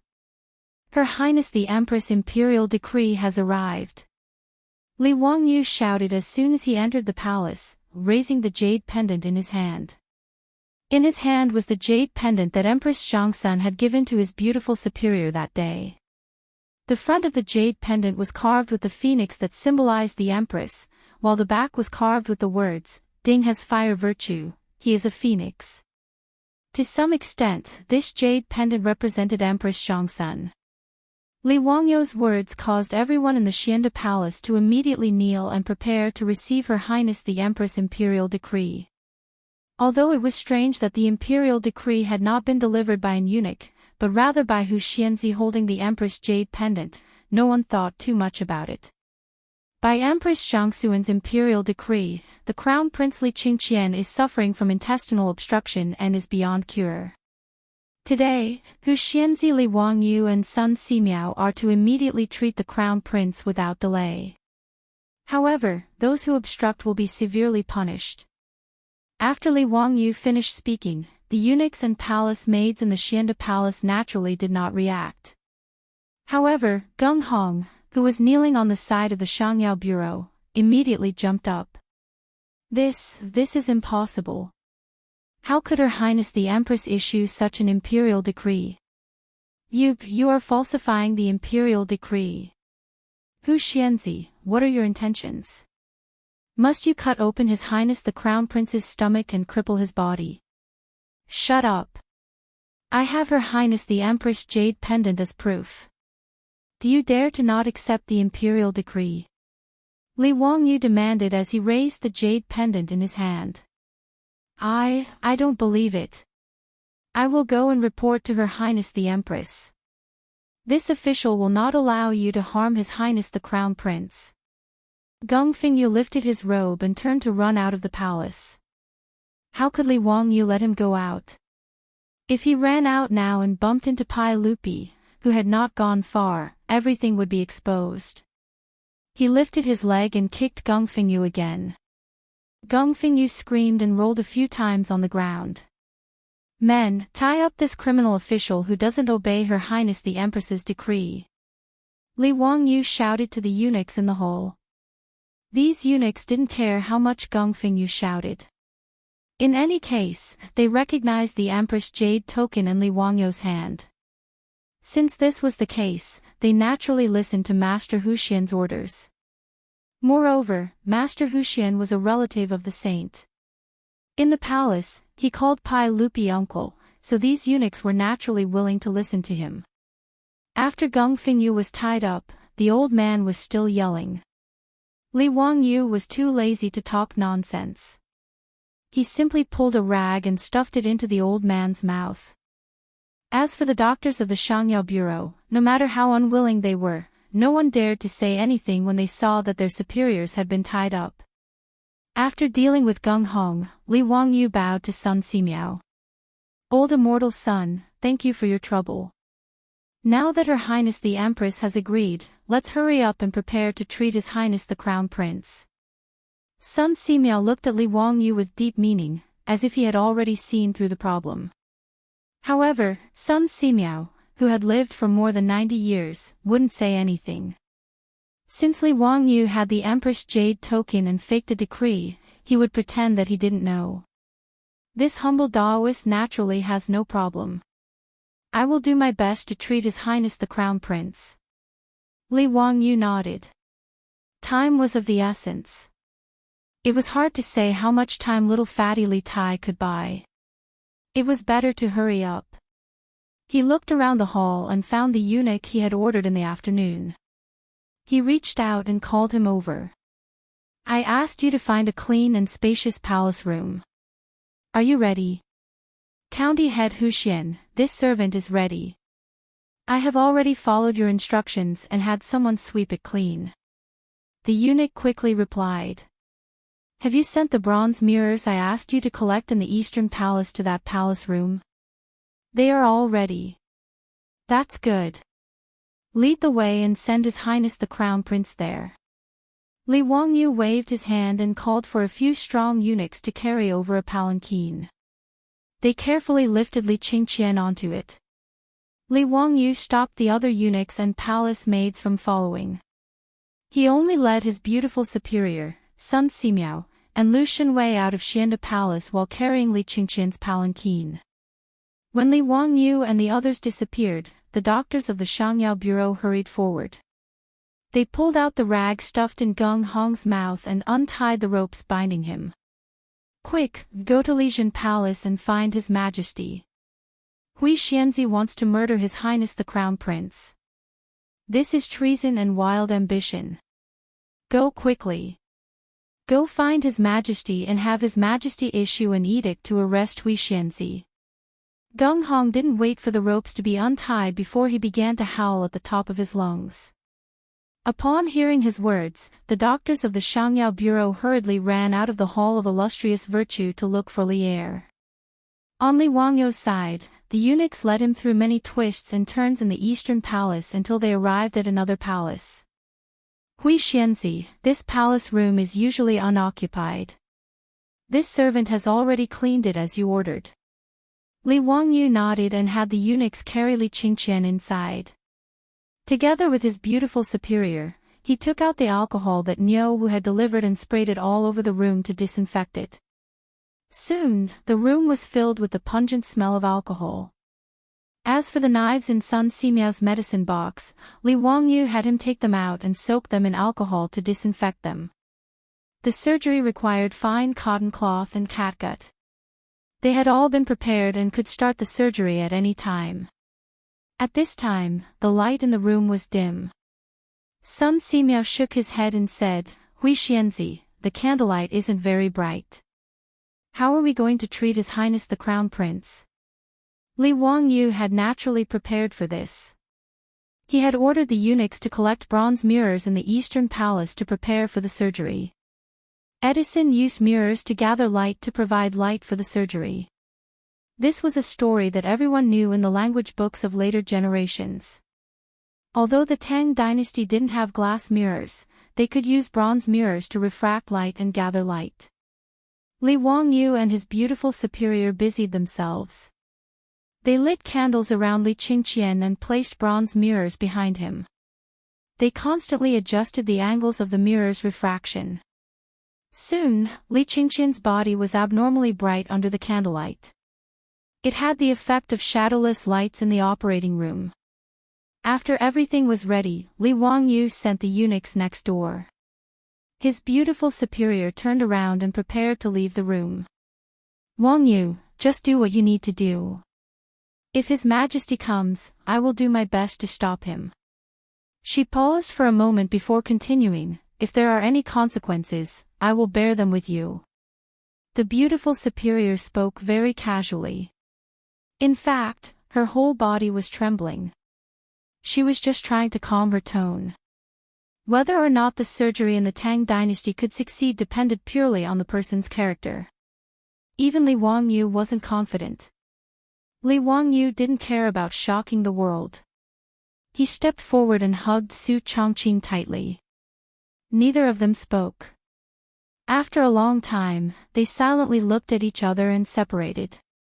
Seeing his beautiful superior walk out of the room, Li Wangyu took a deep breath and turned to look at Sun Simiao and Lu Shenwei.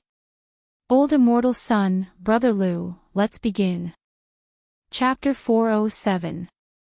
On the temporary operating table, Li Qingqian's clothes were removed. Li Wangyu picked up the alcohol and disinfected Li Qingqian's body. Sun Simiao had been observing Li Wangyu's actions from the side. At this moment, he couldn't help asking, "Hu Xianzi, what did you pour in the room?" "Alcohol." "What's alcohol?" It's the essence of wine." "What's its use?" "Sterilization." "Sterilization? Is it like what Hu Xianzi told me, that bacteria can only be seen with a microscope?" Sun Simiao asked curiously. Li Wangyu was speechless. "Sir, this isn't the time to ask questions. If we don't hurry up and perform the surgery, Li Qingqian won't be able to live. If you have any questions, can you ask them later?" Fortunately, Sun Simiao also reacted. Now wasn't the time to ask questions, so he no longer spoke and instructed his disciple, Lu Shenwei, to get the lancet. The lancet was similar to the scalpel in the modern world. It was used for surgery. Since Sun Simiao was too old and Lu Shenwei was in his prime, they decided to have Lu Shenwei as the chief surgeon for safety reasons. Sun Simiao and Li Wangyu would assist from the side.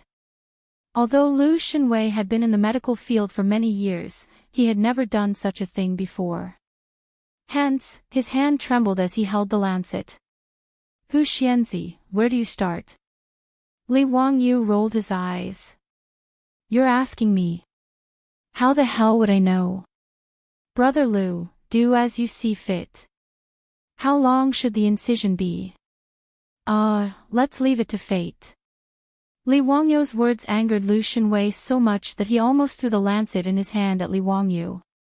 Was this still something a human would say? "What do you mean by let fate? Why don't you let fate take a look?" Seeing Lu Shenwei glaring at him, Li Wangyu felt wronged. He wasn't a doctor, so why would he ask him? Fortunately, Sun Simiao was experienced. Although he had never performed surgery before, he still had a rough judgment. The intestinal abscess is in the lower right abdomen, so it should be there. My disciple, start from here. Don't cut it too long. Slide it 3 inches away and take a look. Lu Xinwei nodded. Taking a deep breath, he tightly gripped his lancet and lightly pressed it against Li Wangyou's lower right abdomen. Just as he was about to slice down, he suddenly heard Li Wangyu shout. Wait! Lu Xinwei's hand trembled, and he almost dropped his saber.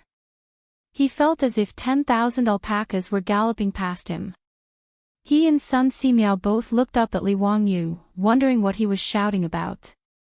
Li Wangyu couldn't help but wipe the sweat from his forehead. He was also nervous. Old immortal son, I forgot something. What is it? Anesthesia. We haven't given the crown prince any anesthetic yet. Li Wangyou's words made Sun Simiao and Lu Xinwei look at each other in dismay. Sun Simiao couldn't help but let out a dry cough to hide his embarrassment. How embarrassing. Both the master and disciple had completely forgotten about this matter. The main reason was that they were going to cut open someone's abdomen for the first time, and the patient was the crown prince of the Tang dynasty. Even the old Daoist Sun Simiao was a bit nervous. In addition, Li Qingqian had been unconscious all this time. In a moment of panic, the master and disciple had completely forgotten about this matter. Sun Simiao smiled embarrassedly. How can we decoct anesthetic now? But it's not a problem. This humble Daoist will still use the golden needles to pierce the acupoints to reduce the crown prince's pain. That day in Dingzhou village, Sun Simiao had cut off the rotten meat for Niu Yong. Li Wangyu knew how powerful Sun Simiao was, so he didn't say anything. Sun Simiao took out the golden needles and pierced them into the acupoints on Li Qingqian's abdomen. Only then did he let Lu Xinwei pick up the lancet and get ready to start the operation again. Lu Xinwei took a deep breath and gripped the lancet tightly. The muscles on his arm bulged. The incomparably sharp lancet instantly cut open Li Qingqian's skin on his abdomen. Blood immediately seeped out. At the side, Li Wangyou's heart almost jumped out of his throat when he saw this. After the incision was about 3 inches long, Lu Xinwei's forehead was already sweating. Teacher, what should we do now? Sun Simiao looked at Li Wangyu with an inquiring gaze.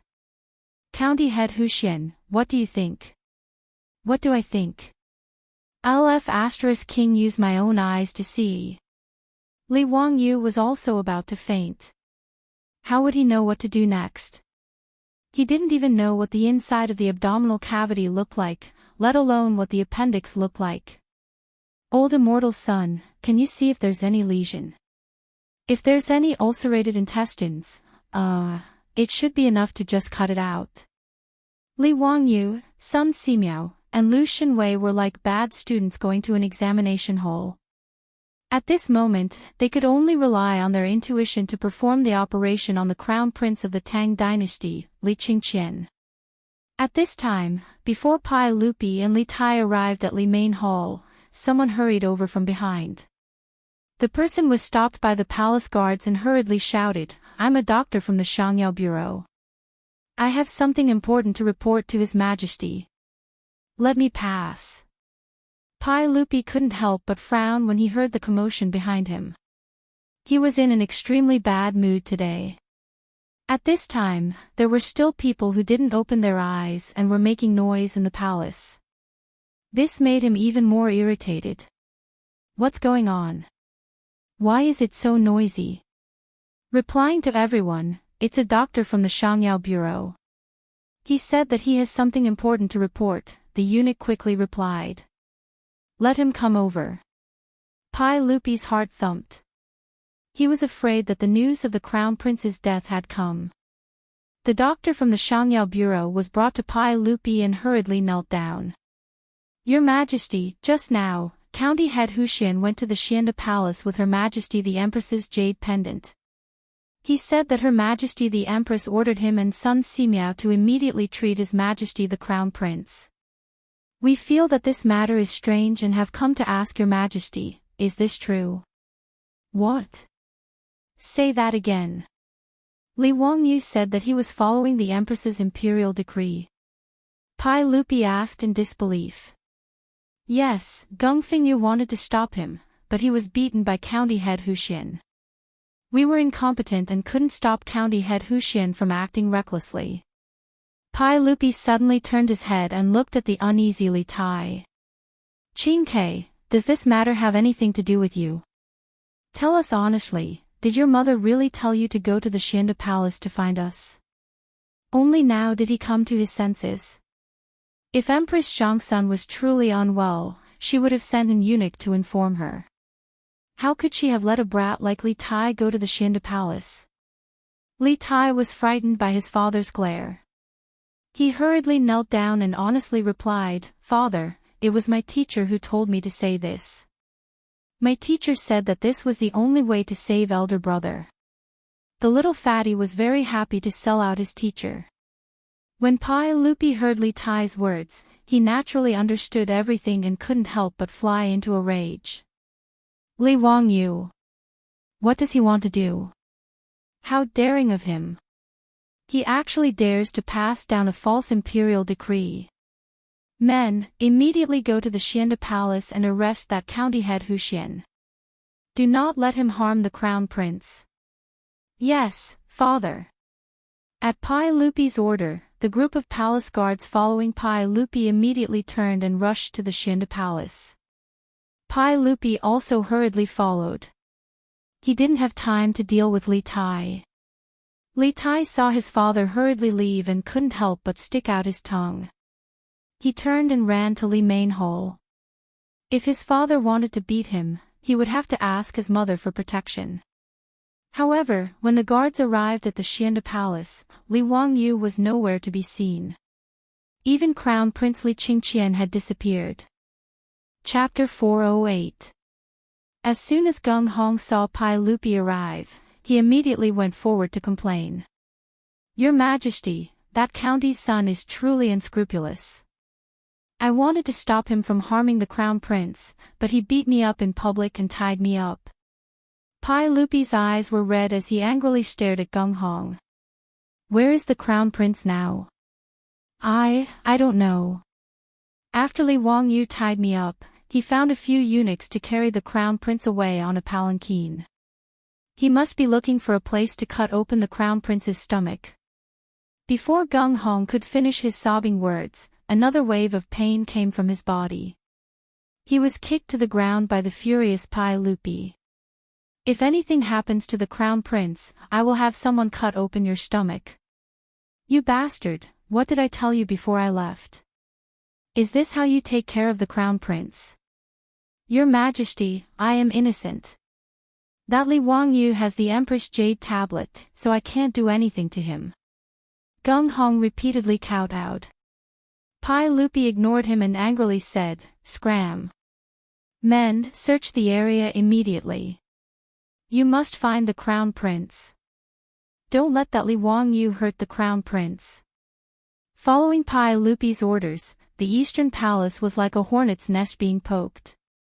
There were imperial guards and eunuchs carrying lanterns everywhere, searching for traces of Li Wangyu and the crown prince. There were only so many rooms in the Eastern Palace, and the room Li Wangyu was in wasn't a hidden place, so it was quickly discovered by the imperial guards. However, when the imperial guards wanted to rush into the room to rescue the kidnapped crown prince, they were stopped outside by their beautiful superior holding the Empress Jade tablet. Stop! The Empress Jade tablet is here. Whoever dares to take a step forward is disgraceful. The crown prince is currently being treated inside, so no one is allowed to enter. Do you want to kill the crown prince? His beautiful superior was like a mother hen protecting her chicks. She spread out her arms and blocked the entrance of the palace. This put the imperial guards in a difficult position and they did not dare to act rashly. They simply surrounded the palace and hurriedly sent someone to inform Pai Lupi. Pai Lupi, who had received the news, was escorted by many palace guards and eunuchs to the outside of the palace where the surgery was taking place. Lady Su, get out of the way. You can't stop these guards. I don't want to hurt you. As long as my crown prince is not harmed, I can let bygones be bygones. Don't make a mistake. Pai Lupi's mood was unusually irritable, but he still showed some mercy to Su Changqing, who was standing outside the hall with his bare hands. The beautiful boss bit her lower lip and shook her head with unusual firmness.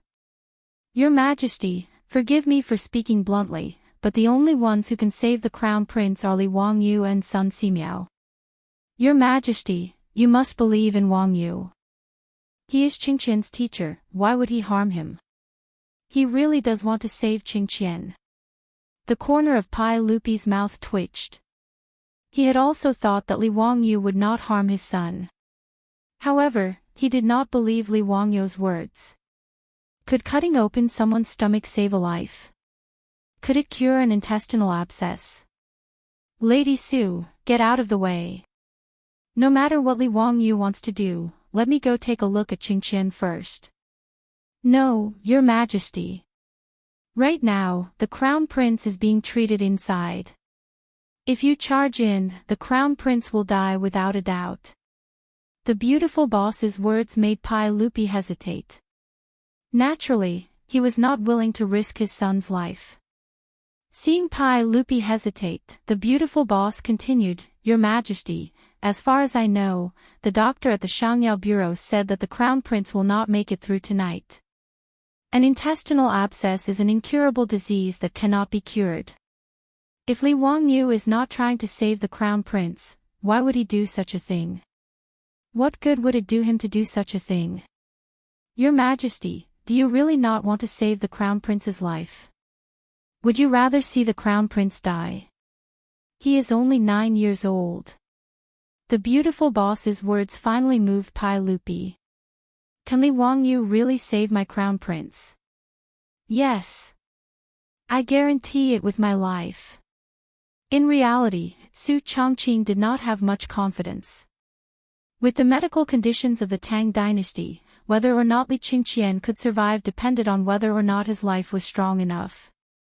However, she could only grit her teeth and insist that she could save Li Wangyu to buy time for Li Qingqian and the others, who were still in surgery. Pai Lupi could not help but be moved when he heard this. After a while, he slowly said, Since that is the case, I will give him this time. Men, surround this palace. No one is allowed to leave. At this time, the group of doctors from the Chang'an bureau, as well as Fengyu Gonghong, received the news and hurried over. Hearing Pai Lupi say this, Gonghong could not help but panic, Your Majesty, you cannot. Even if a Daluo golden immortal came, it would be difficult to save this intestinal abscess. How can we allow His Highness the Crown Prince to be wantonly insulted by Li Wangyu? Your Majesty, do not listen to this woman's nonsense. You cannot. Enough. Pai Lupi suddenly roared, scaring Gonghong, who was still incessantly trying to persuade Pai Lupi, into immediately shutting his mouth and keeping quiet out of fear. If anyone tries to stop Huxianzi from saving the crown prince again, they will be beaten to death. Pai Lupi coldly ordered, then glanced at Gonghong with disgust. He had also thought things through. His son had an incurable disease and was on the verge of death. The Chang'an bureau's Fengyu and doctors were incompetent and could not save the crown prince. At this time, Li Wangyu dared to risk universal condemnation, which meant that he really wanted to save Li Qingqian. As a teacher, he could do what Li Wangyu did, even going as far as falsifying an edict to save his son. Even Lady Su in front of him dared to use her own head as a guarantee. What could Pai Lupi say? Her Highness the Empress has arrived. Another eunuch announced loudly. It was the pregnant Empress Chang'an, who had also arrived with Li Tai. The matter in the Eastern Palace had become so big that Empress Chang'an naturally also received the news. In addition, Li Tai was afraid of being punished by Pai Lupi, so he straightforwardly confessed everything to Empress Chang'an. After learning that Li Wangyu had faked her imperial edict and kidnapped Li Qingqian from Xianda Hall, how could Empress Chang'an sit still? She did not care whether Pai Lupi allowed it or not. She led a group of eunuchs and palace maids and hurried to the eastern palace. Erlang, how is Chang'an? How could Zio cause trouble like this? I will definitely take care of him later. Pai Lupi hurriedly and carefully supported his wife.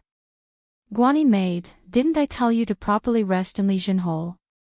Chang'an's matter is with me, why are you doing this? He then glared angrily at the group of eunuchs and palace maids behind Empress Chang'an.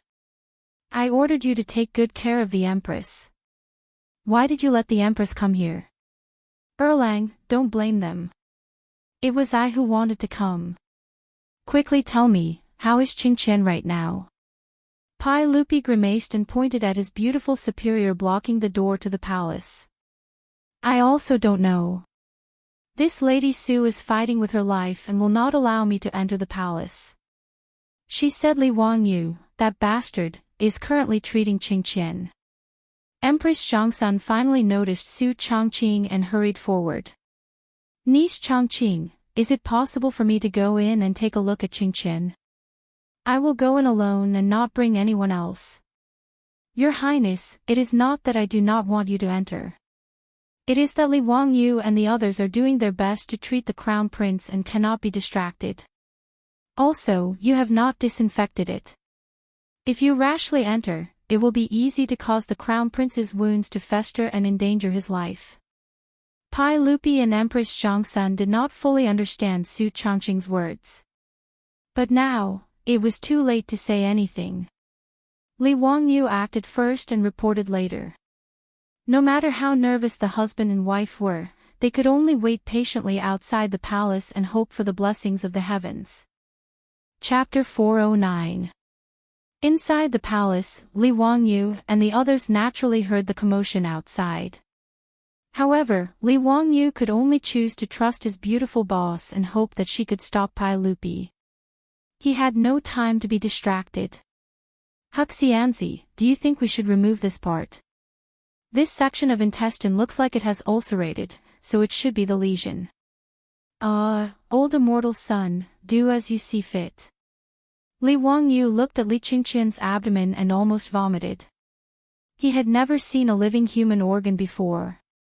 He only felt that it was a mess of flesh and blood. How could he tell if there was a lesion in the intestine? Lu Xinwei's voice trembled.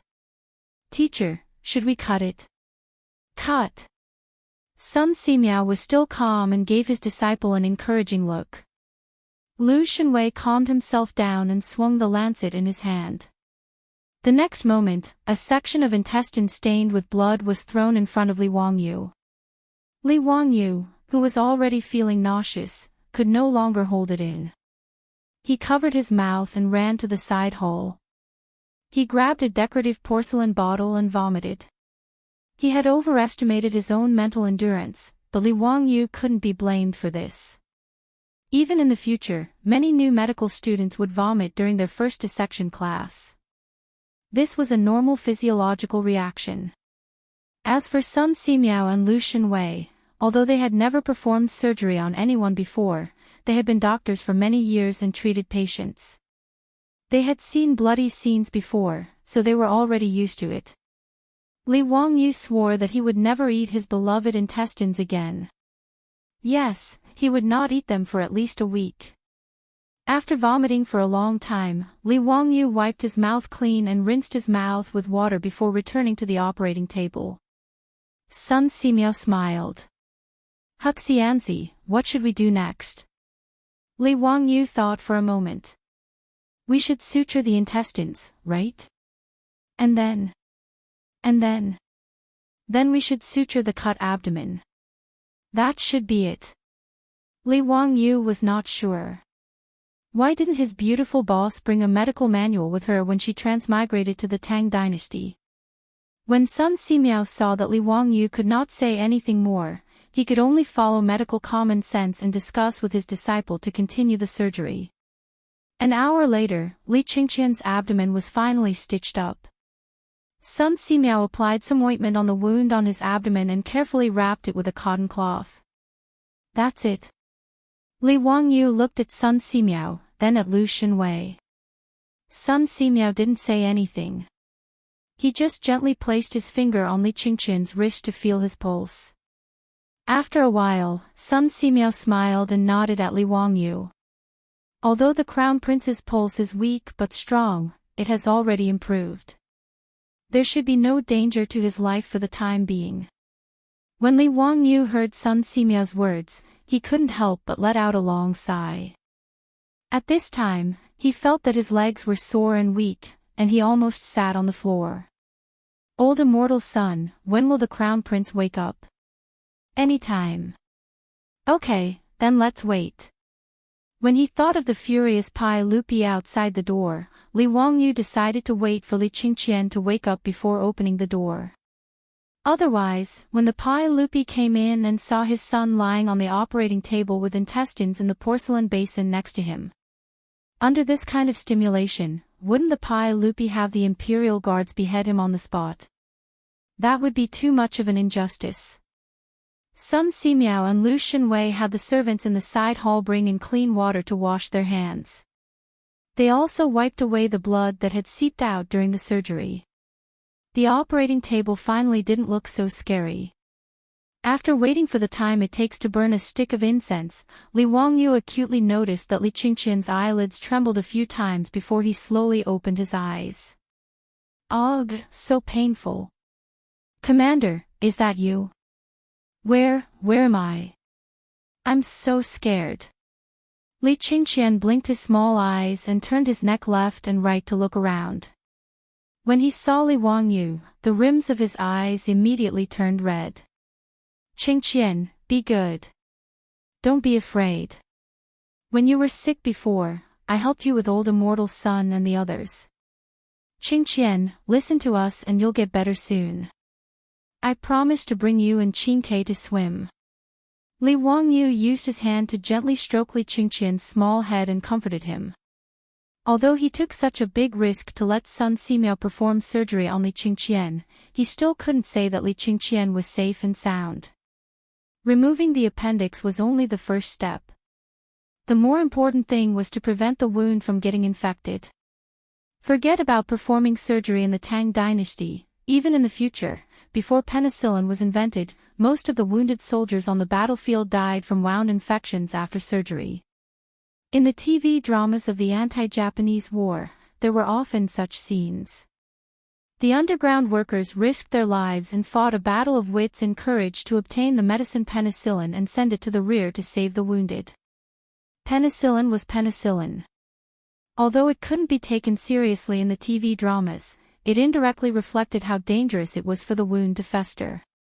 Li Wangyu was already very careful. Before the surgery, he disinfected all the instruments with alcohol.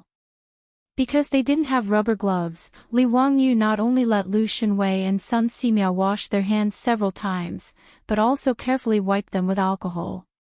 In addition, he still had the remaining cephalosporin capsules. If Li Qingqian's wound still got infected, then he really couldn't do anything. Now, he could only do his best and leave it to fate. He hoped that God would bless him. After Li Qingqian woke up, Li Wangyu called the anxious servants in the side hall and asked them to carefully serve Li Qingqian. Li Wangyu walked to the door of the palace and pushed it open with a creak. The scene outside the door gave Li Wangyu a fright. The palace guards, clad in armor and holding torches, tightly surrounded the palace. Li Wangyu almost cried. Wasn't it just a surgery? Was there a need to make such a big fuss? When Pai Lupi and Empress Chang'an saw the door of the palace open, they hurried forward. Li Wangyu, you bastard, you still dare to come out. You really have guts. You actually dared to send a fake edict and even kidnap the crown prince. You really want to kill me.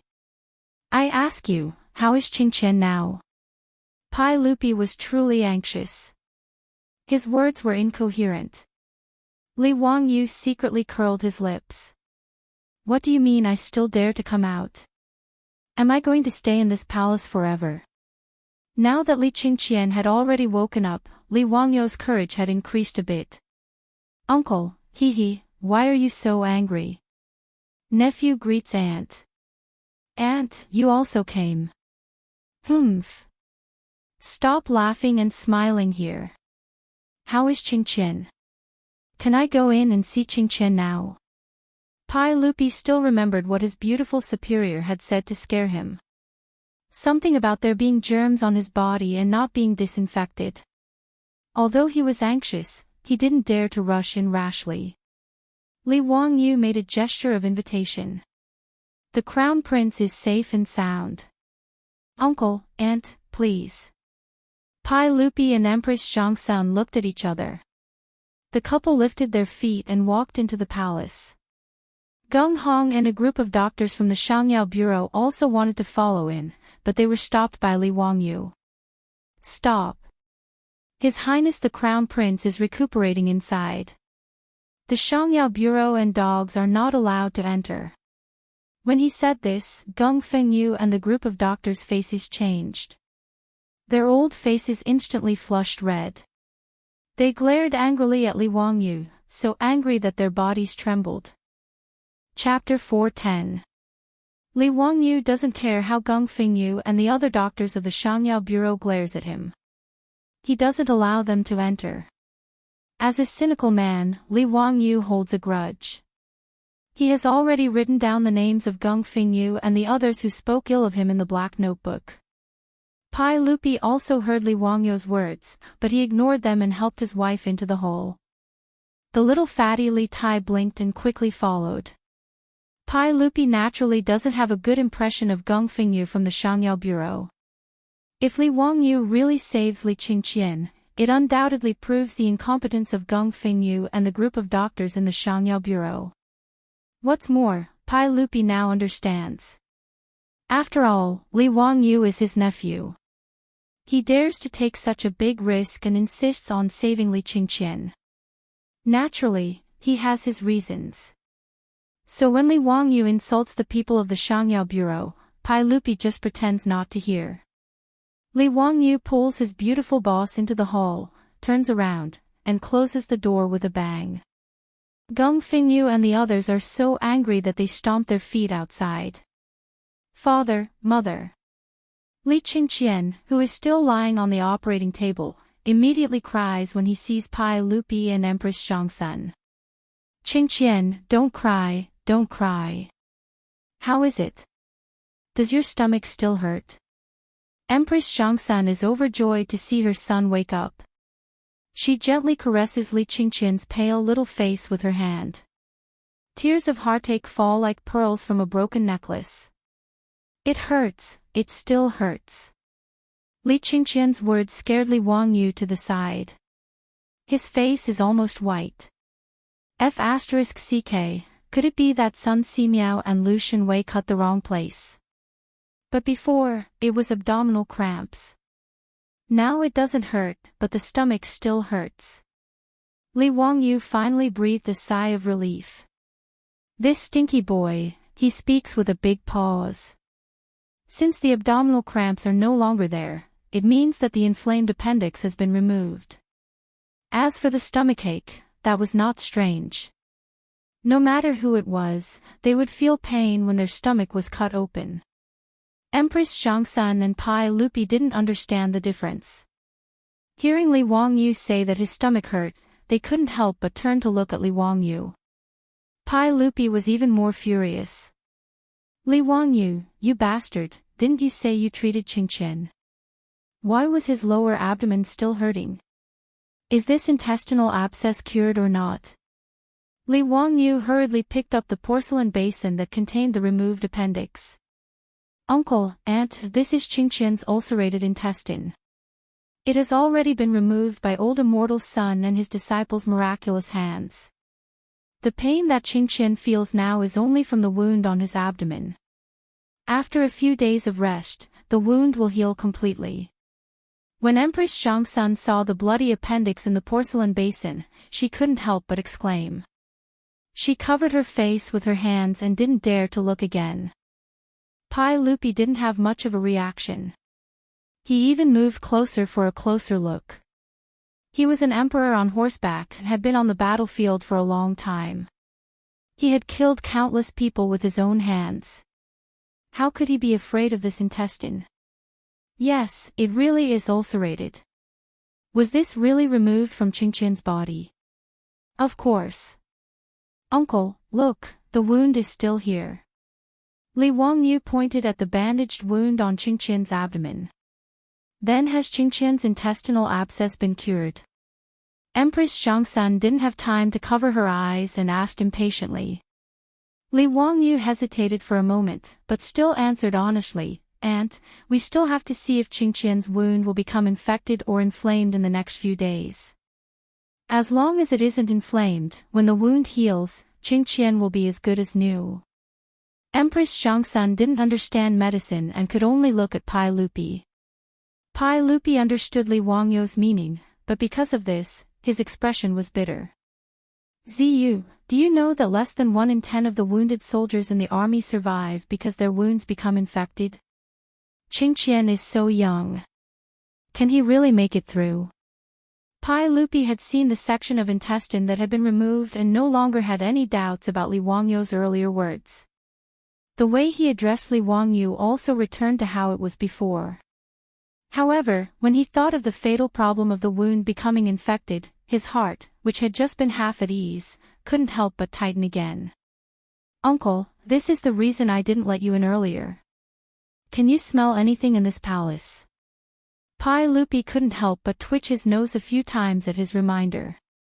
"It seems to be the smell of alcohol, but it's also different." Uncle is wise. "This is the smell of alcohol. The alcohol is the essence that I extracted from the alcohol. It is specifically used to disinfect wounds to prevent infection." Li Wangyu simply used the words he had used to fool Sun Simiao and explained to Pai Lupi and Empress Chang'an what bacteria were and what disinfecting was. He also explained that Sun Simiao was trying to make the miraculous medicine, penicillin.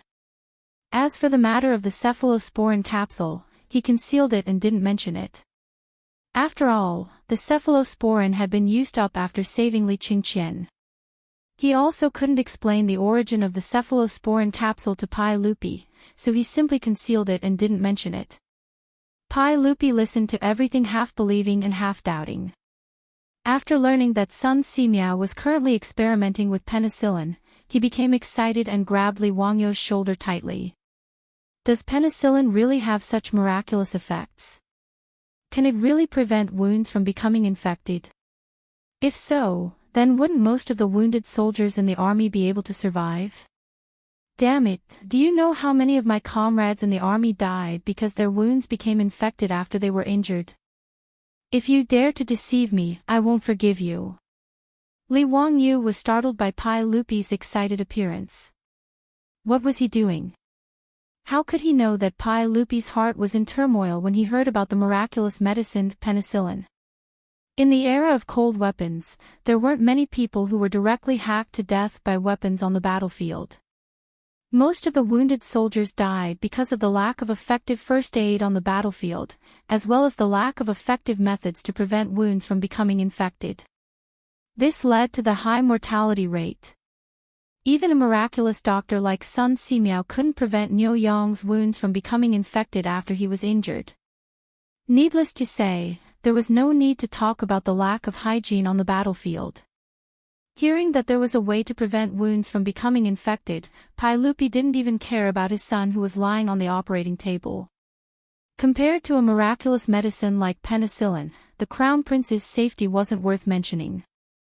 "Uncle, please be gentler. This nephew can't bear Uncle's domineering aura."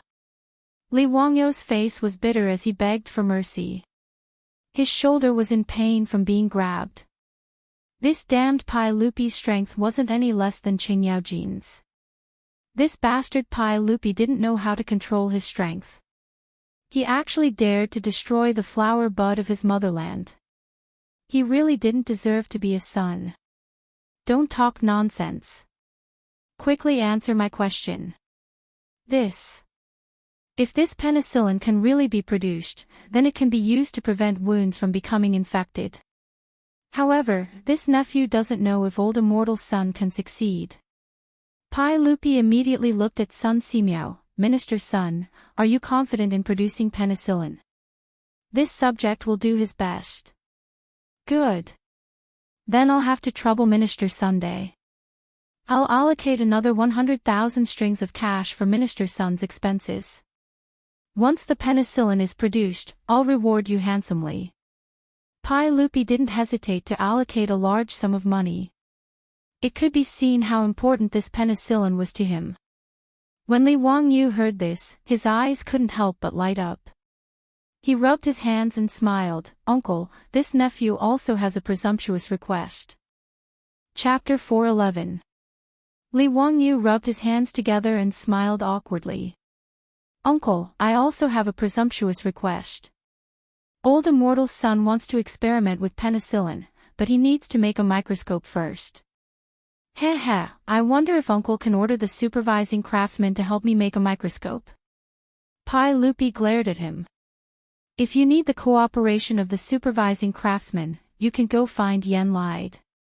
Do you think that I don't know that in recent days, you had the supervising craftsman help you make that vending machine? Li Wangyu was slightly embarrassed. He had the supervising craftsman do private work, and Pai Lupi had found out. He rubbed his nose. Heh, Uncle, the main thing is to make a telescope. It needs a large amount of high-quality crystal, Pai Lupi replied unhappily. All right, I know. I'll have the Changsha Bureau send you some crystal later. During the Sui and Tang dynasties, there was no imperial treasury in the palace. There were only 6 bureaus and 24 divisions responsible for managing palace affairs. The Changsha Bureau was responsible for managing palace furnishings and tents. Most of the crystals were used as decorations, so they were naturally managed by the Changsha Bureau. Li Wangyu asked Pai Lupi for crystals again. Naturally, it wasn't that Sun Simiao didn't give him enough crystals, but because of the microscope, he had thought of many other good things that could be made from crystals. Thus, he took this opportunity to ask for more. He could also use his position for personal gain and make some other novel things. After talking about penicillin, Pai Lupi turned his attention back to Li Qingqian. Ziyu, can we send Qingqian back to Xianda Palace to rest now? Li Wangyu shook his head. Uncle, it's best to let Qingqian rest in this palace. After all, I've already used alcohol to disinfect this place, so the chances of Qingqian's wound getting infected are lower. If that's the case, then we'll do as you say. However, Pai Lupi paused and then looked at the people in the palace. However, no one can say a word about what happened today. I don't want the matter of the crown prince's intestines being cut out to become the talk of the town. Everyone understood what Pai Lupi meant. After all, cutting open someone's stomach and removing their intestines was simply too absurd to the Tang. If this matter were to spread to the outside world, it would damage the crown prince's reputation. Naturally, everyone bowed to receive the order and promised not to spread it out. As for the eunuchs in the Eastern Palace, they were so scared that they all knelt down and kowtowed repeatedly to show that they were tight-lipped and swore that they would not reveal anything. These eunuchs had seen this kind of thing many times in the palace. In the imperial palace, the best way to make them shut up and keep secrets was to turn them into dead people. The dead would never speak of secrets. Even if Pai Lupi was an enlightened ruler, he might not be merciful to the servants in the palace. At this moment, he looked at the eunuchs with an unfriendly gaze. It was as if he was contemplating whether or not he should summon the imperial guards to drag these eunuchs out and beat them to death. Li Wangyu saw the eunuchs kowtow like they were pounding garlic and couldn't help but feel pity. Uncle, Qingqian still needs to recuperate here for a few more days and needs people to serve him. These eunuchs have worked hard today. Why don't we let them continue to serve Qingqian here? Hearing this, Pai Lupi thought for a moment and nodded slightly. If that's the case, then we'll do as you say. When he said this, the eunuchs felt that they had escaped death and didn't dare to say more. They only kowtowed heavily in Li Wangyu's direction a few more times before standing up and silently retreating to the side. Uncle, that Dr. Fingyu and Dr. Fingyu of the Shangyao Bureau probably know how I treated Qingqian. Can they keep it a secret? Li Wangyu didn't forget to give Geng Hong and the others a hard time. It doesn't matter. They haven't seen it with their own eyes and won't believe it. I will have the palace guards lock down this palace room. Other than you, no one is allowed to enter or leave until Chang'an fully recovers. Yes, sir. Empress Chang'an and Li Tai chatted with Li Chang'an for a long time before they were persuaded to leave by Pai Lupi. As for Li Chang'an, he was naturally left to recuperate in this palace room.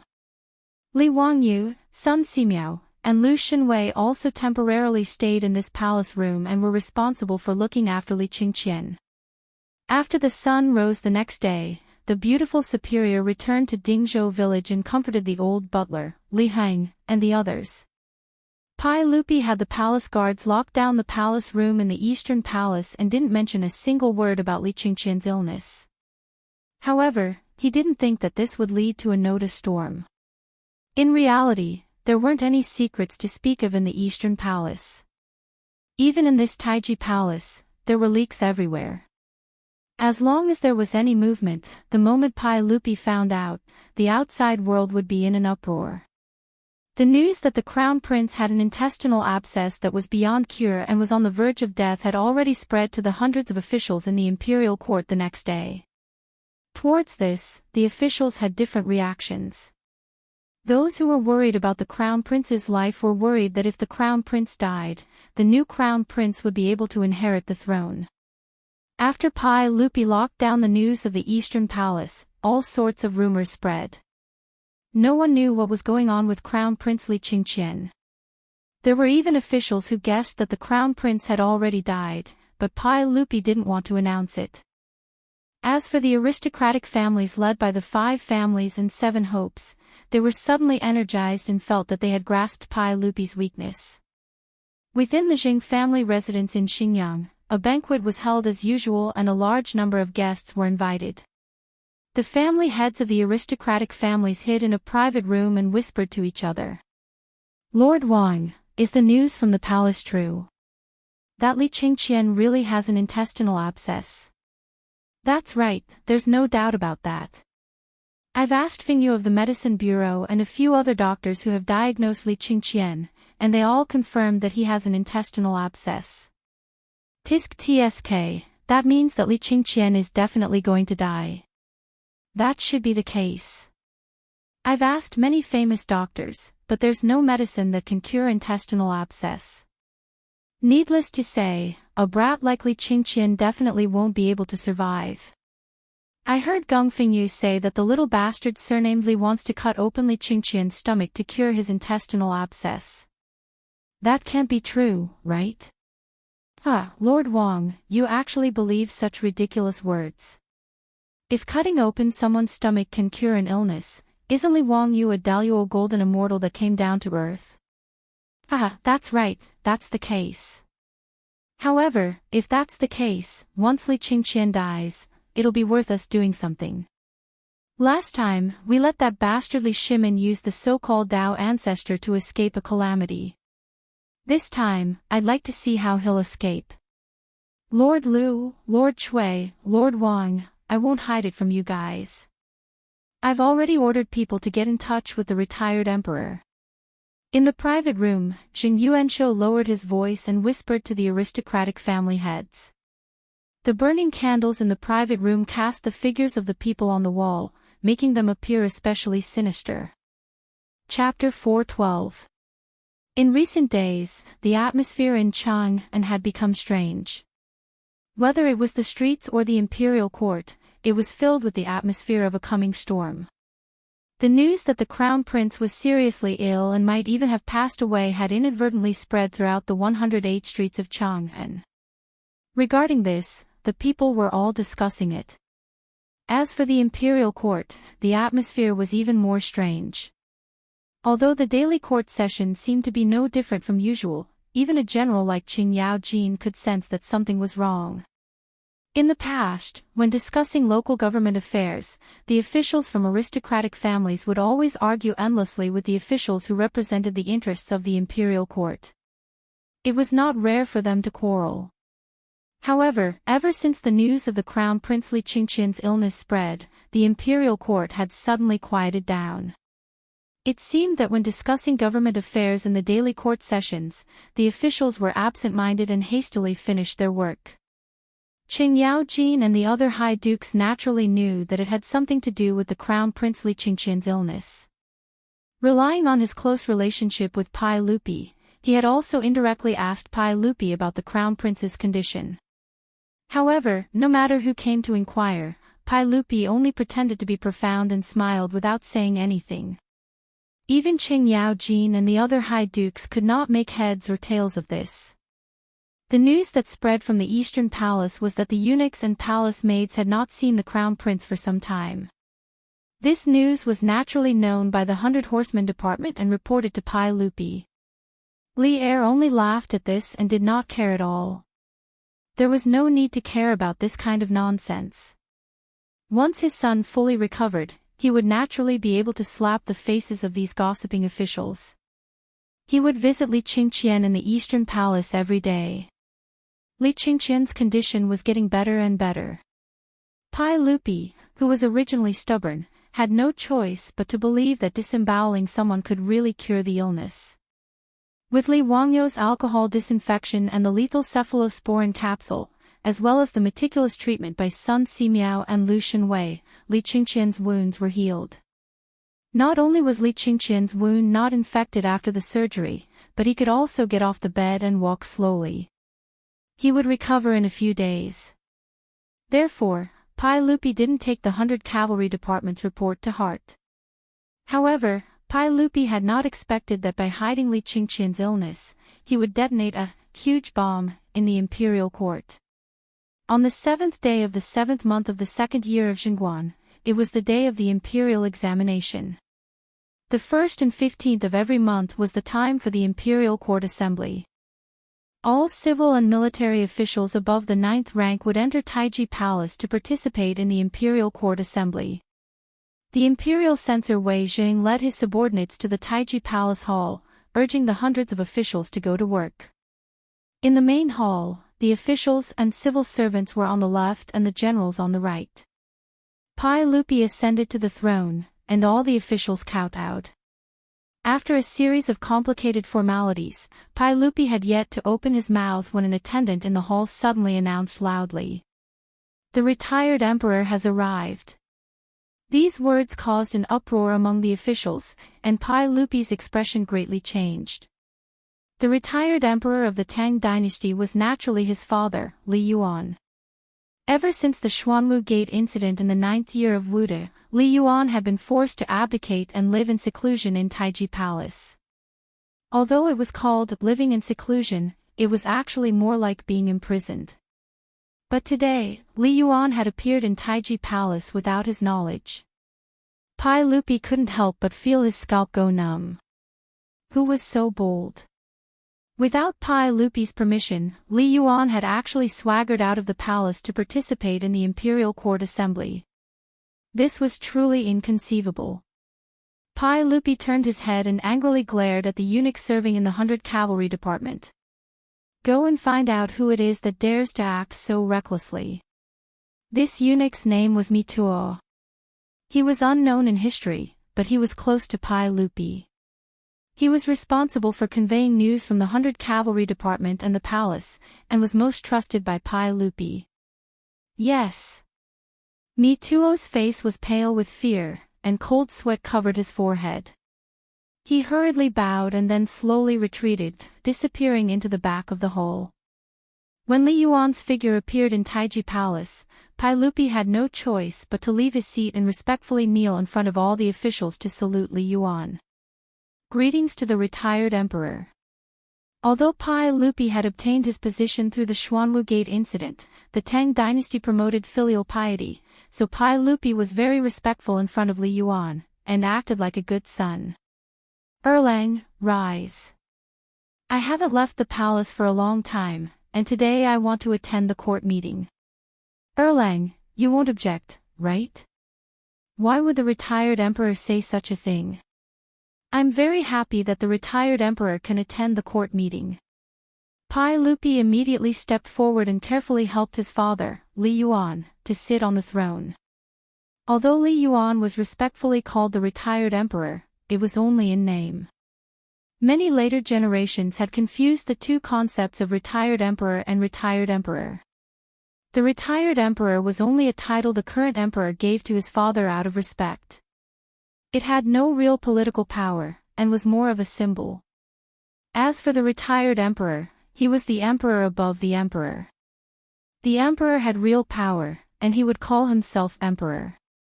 He would report all the important matters of the country to the emperor, and he would call himself emperor. However, as the retired emperor, Li Yuan naturally didn't have any power. Pai Lupi forced Li Yuan to abdicate during the Xuanwu Gate incident, so why would he give him any power? Pai Lupi was even more of an actor. In addition to acting as a filial son, in history, after the Black Tortoise Gate, in order to obtain Li Yuan's forgiveness, Li Er actually imitated that milk baby, burrowing into Li Yuan's bosom to suck on his breast, mourning for a long time. It was really hard for people to understand. After Li Yuan sat down, the officials once again bowed and kowtowed 3 times and 9 times. Pai Lupi sat next to Li Yuan and lightly coughed. Just as he was about to ask the officials what they wanted to discuss, he saw an imperial censor suddenly stand up. Your Majesty, I, Imperial Censor Wang Yuanzhong of the Imperial Censorate, have something to report. The Imperial Censorate of the Tang dynasty consisted of the Tai Yuan, the Imperial Censorate, and the Censorate. The Tai Yuan was responsible for censoring officials and impeaching those who violated the law. The Imperial Censorate was responsible for censoring officials and the 6 departments of the Minister of State. The Imperial Censor of the Imperial Censorate was not of very high rank, at the 7th rank or higher. Pai Lupi thought to himself, which civil official or general was it that had been caught by this imperial censor? Wang Qing has reported. Your Majesty, this subject has heard that County Magistrate Li Wangyu entered the Eastern Palace 10 days ago with the token Your Majesty bestowed upon him. But for some reason, County Magistrate Huxian has not left the palace.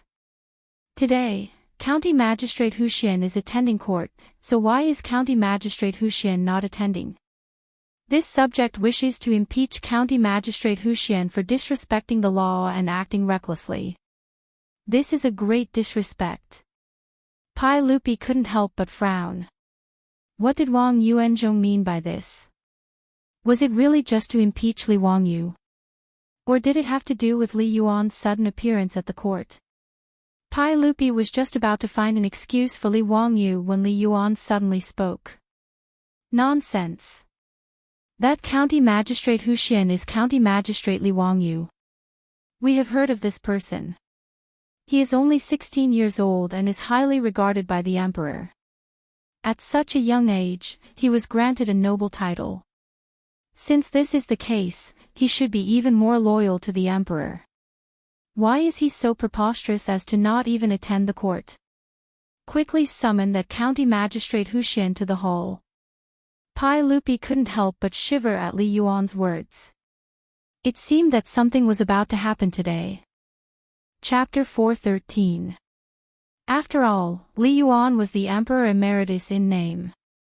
Now that he had spoken, Pai Lupi could not refute him in front of all the officials. The eunuch looked inquisitively at Pai Lupi. Pai Lupi lightly nodded, indicating that someone should go to the Eastern Palace and summon Li Wangyu to Taiji Palace. Within the main hall, an eunuch immediately ran to the Eastern Palace to summon Li Wangyu. Logically speaking, Li Wangyu should have attended the Lunar Court Assembly on the 1st and 15th of each month. But this fellow was too lazy. He had no interest in getting out of bed before dawn and riding a horse for several dozen kilometers to attend some stupid court assembly. Moreover, the Lunar Court Assembly was only for the announcement of an imperial edict.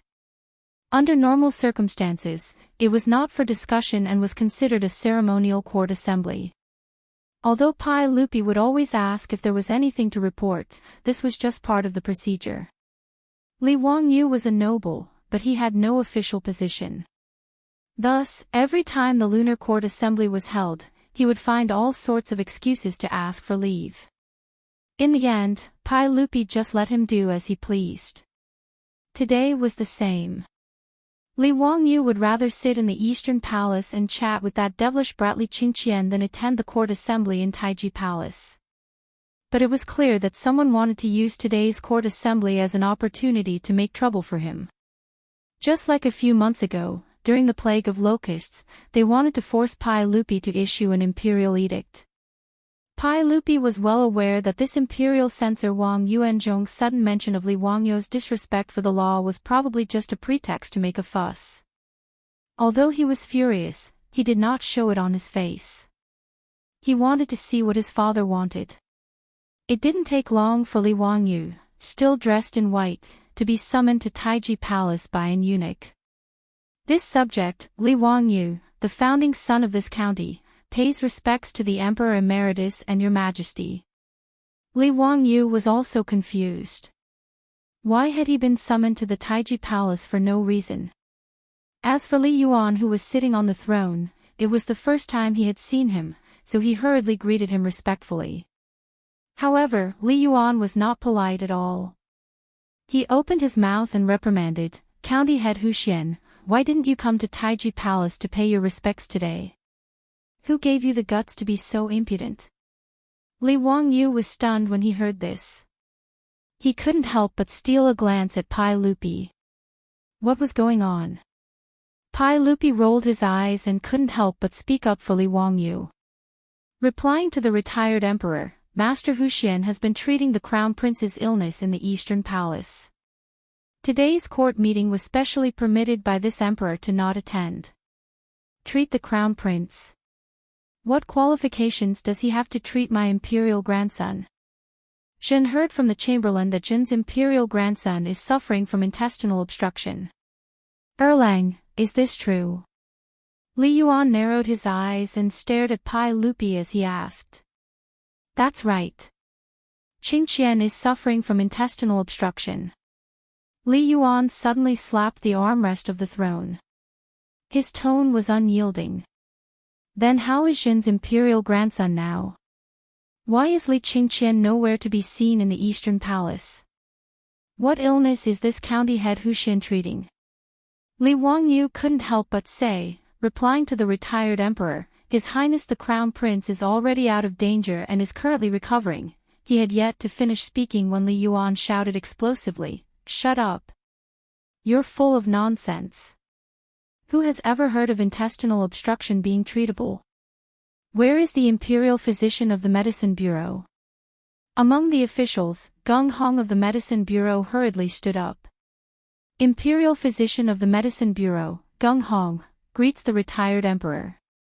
Zhen asks you, is there a way to treat intestinal obstruction in your medical knowledge?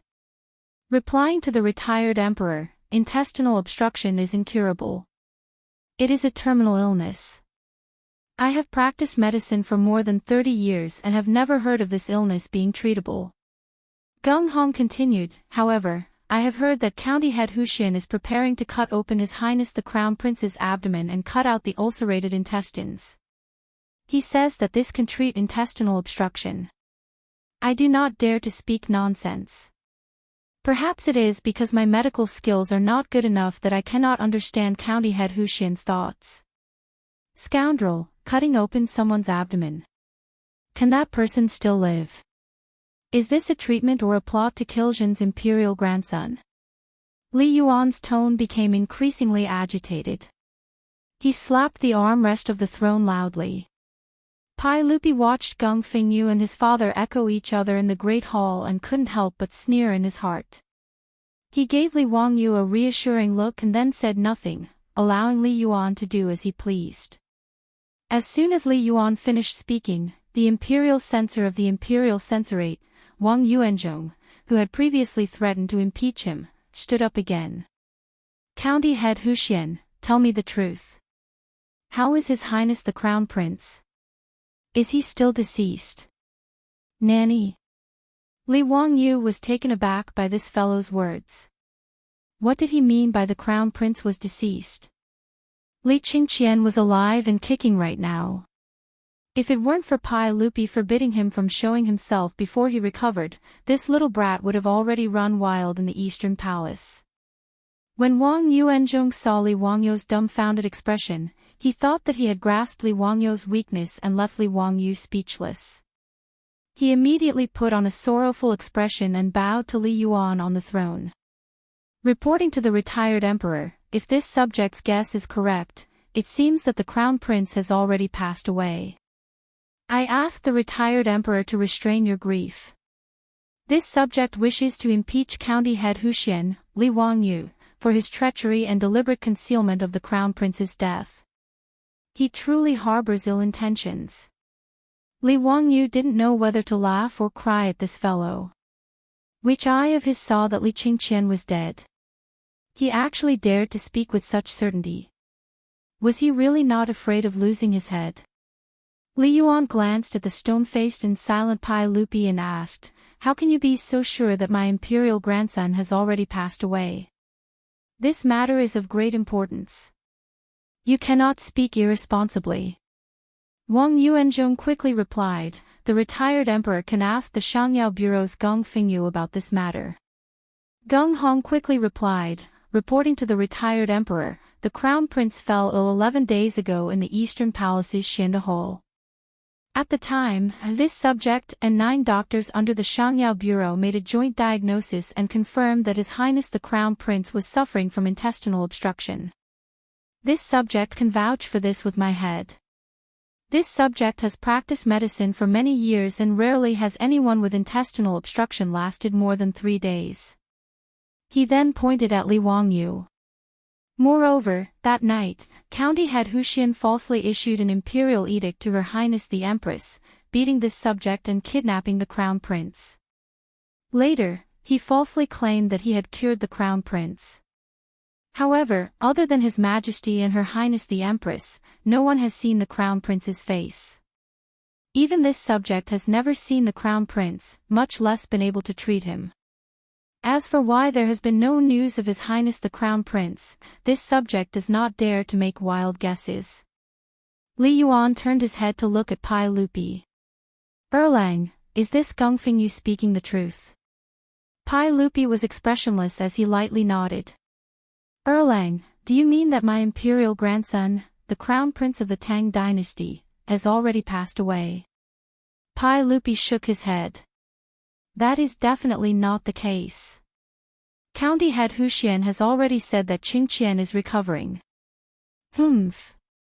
Since that is the case, why not have the county head Huxian and the doctors of the Shangyao Bureau treat the crown prince? Their medical skills are lacking.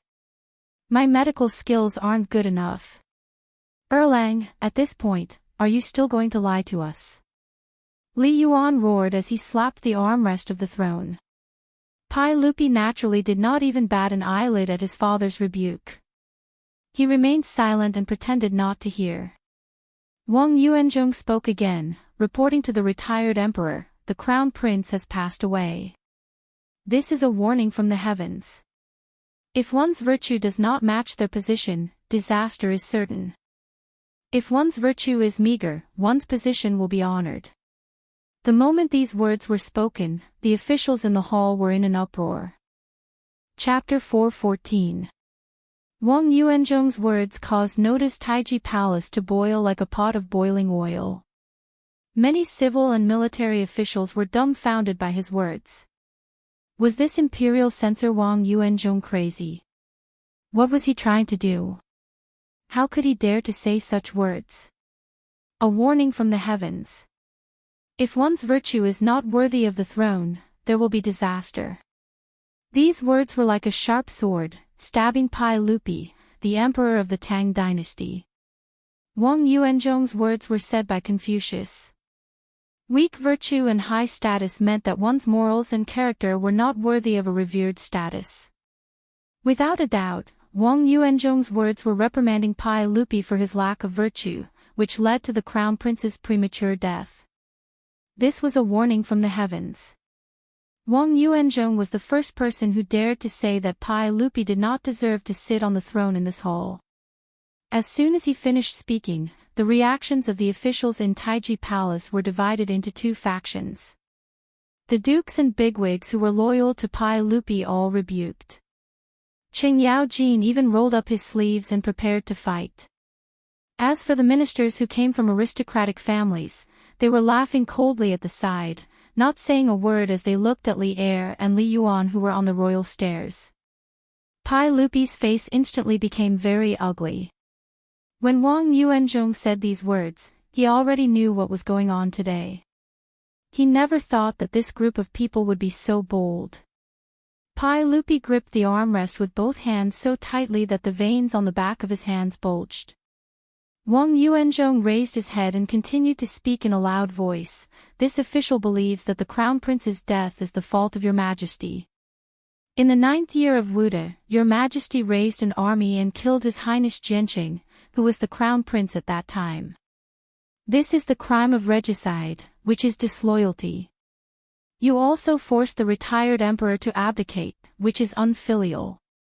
His majesty did such a disloyal and unfilial thing, resulting in the crown prince's premature death today. He didn't care about Pai Lupi's gaze at all. He looked around at the officials in the hall and raised his voice. Your majesty is not the eldest son of the retired emperor and has no right to inherit the throne. His majesty had obtained the throne unjustly. Now, retribution had fallen upon the eldest son of his majesty. That was why the crown prince had died at such a young age. Your majesty, haven't you learned your lesson? I beseech your majesty, for the sake of the common people, issue an imperial edict and return the title of retired emperor. After Wang Yuanzhong finished speaking, the Taiji Palace that had been in chaos just a moment ago fell completely silent. He looked straight at Pai Lupi, who was on the royal staircase, with a proud expression on his face. At this point, Wang Yuanzhong felt that he was a moralist today. Even if Pai Lupi immediately ordered people to drag him out and beat him to death, he was not afraid at all. If he, Wang Yuanzhong, was killed by Pai Lupi because of this, he would be a martyr and would be revered by the world. He would be recorded in the history books. 100 years later, 1,000 years later, he would still be a loyal official like Bai Gan. He, Wang Yuanzhong, was not afraid of death. He even wished that right now, Pai Lupi would order him to be executed in Shi City to fulfill his reputation as a martyr. After Wang Yuanzhong finished speaking, nearly half of the officials in the hall suddenly knelt down. They didn't say anything. They just quietly knelt like this, but their gazes were fixed on Pai Lupi. The meaning was self-evident. Forcing the abdication. This was the aristocratic family's overt plot. During the court conference, they used the crown prince's death to mobilize the officials to force Pai Lupi to abdicate, welcome back the retired emperor, and support Li Yuan to ascend the throne again. In the eyes of the aristocratic families, Li Yuan returning to the throne was more beneficial to them than Pai Lupi continuing to be the emperor. Pai Lupi was too forceful. Even these 1,000-year-old aristocratic families felt great pressure when facing Pai Lupi. And Pai Lupi was constantly working to weaken the aristocratic family's power. This made the 5 clans and 7 aristocratic families feel even more threatened. Thus, these aristocratic families that wanted to suppress Pai Lupi used the crown prince's death to contact retired Emperor Li Yuan, who had been placed in the depths of the palace.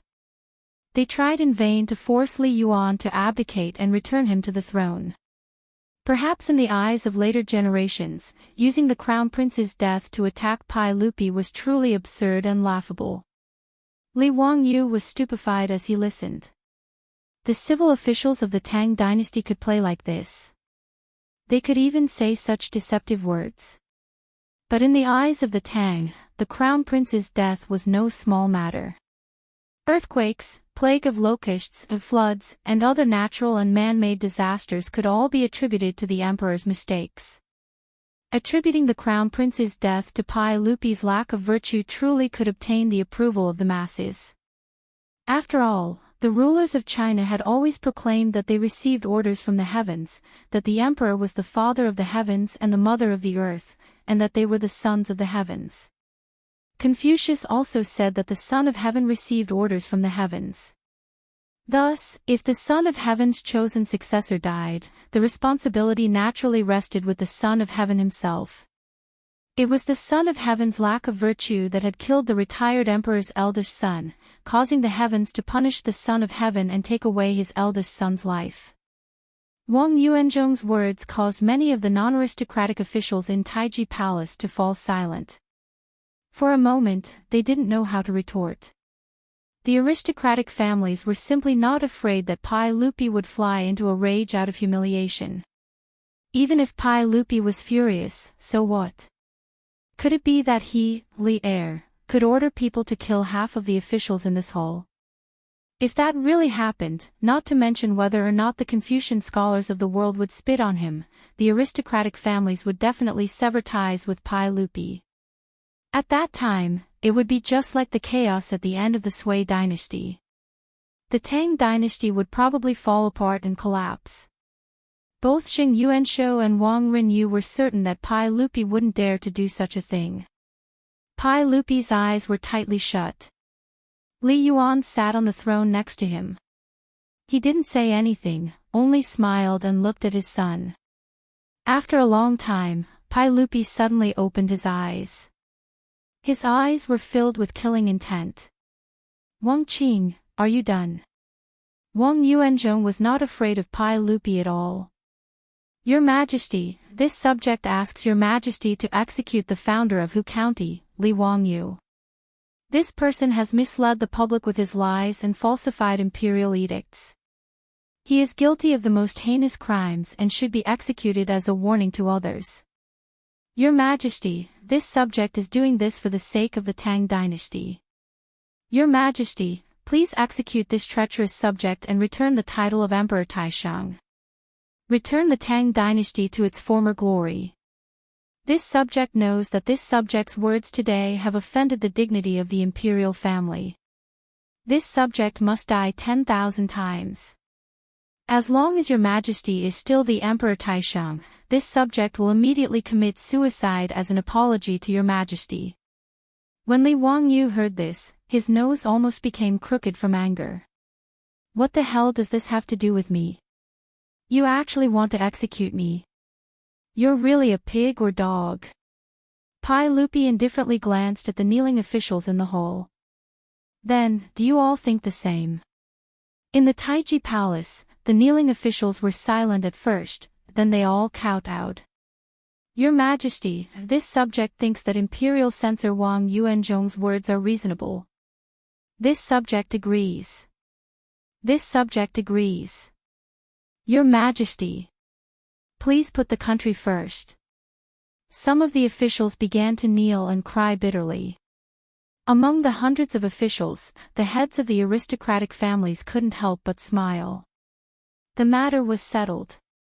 Sitting on the throne, Li Yuan didn't say anything, but the hint of a smile on his face couldn't be concealed. Now that things had come to this, he was the victor. This was the human heart. In the Taiji Palace, the atmosphere was extremely oppressive.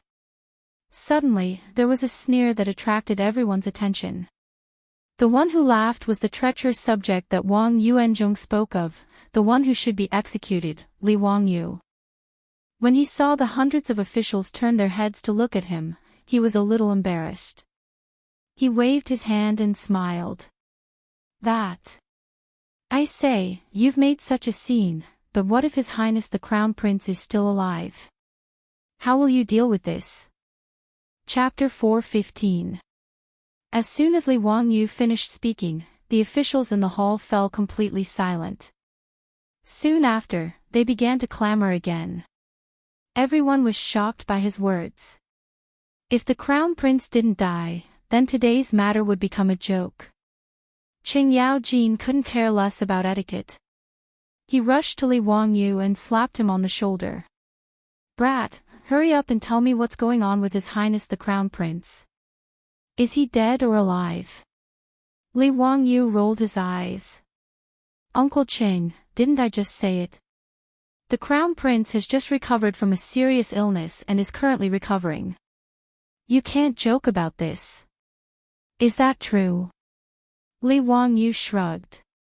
Why didn't anyone believe the truth these days? Uncle Ching, why would I lie to you? Even if you don't believe me, didn't His Majesty say it just now? You don't even believe His Majesty's words. Wahahaha, that's good. I want to see how these bastards are going to deal with this. Qing Yaojin raised his head and laughed. Wang Yuanzhong sneered. How could the crown prince live? Li Qingqian was suffering from intestinal abscess. This was a fact. Unless this county magistrate was a golden immortal, how could he save Li Qingqian? He ignored Li Wangyu's words and treated Li Wangyu as heir. Wang Yuanzhong was just a minor 7th-rank imperial censor. Originally, he was the most insignificant existence in the imperial court. He was like an ant. But so what? Today was the highlight of Wang Yuanzhong's life. He stood straight in the main hall with a smile on his face. So what if Pai Lupi was the emperor of the Tang dynasty? Their aristocratic families controlled the truth of the world. The truth of the world was in the hands of these aristocratic families. During the Black Tortoise Gate incident, Pai Lupi was able to kill the crown prince Li Jianqing and force Li Yuan to abdicate. Today, their aristocratic families could also force Pai Lupi to abdicate in the main hall. Gung Hong from the Shangyao Bureau scoffed at Li Wangyu's words.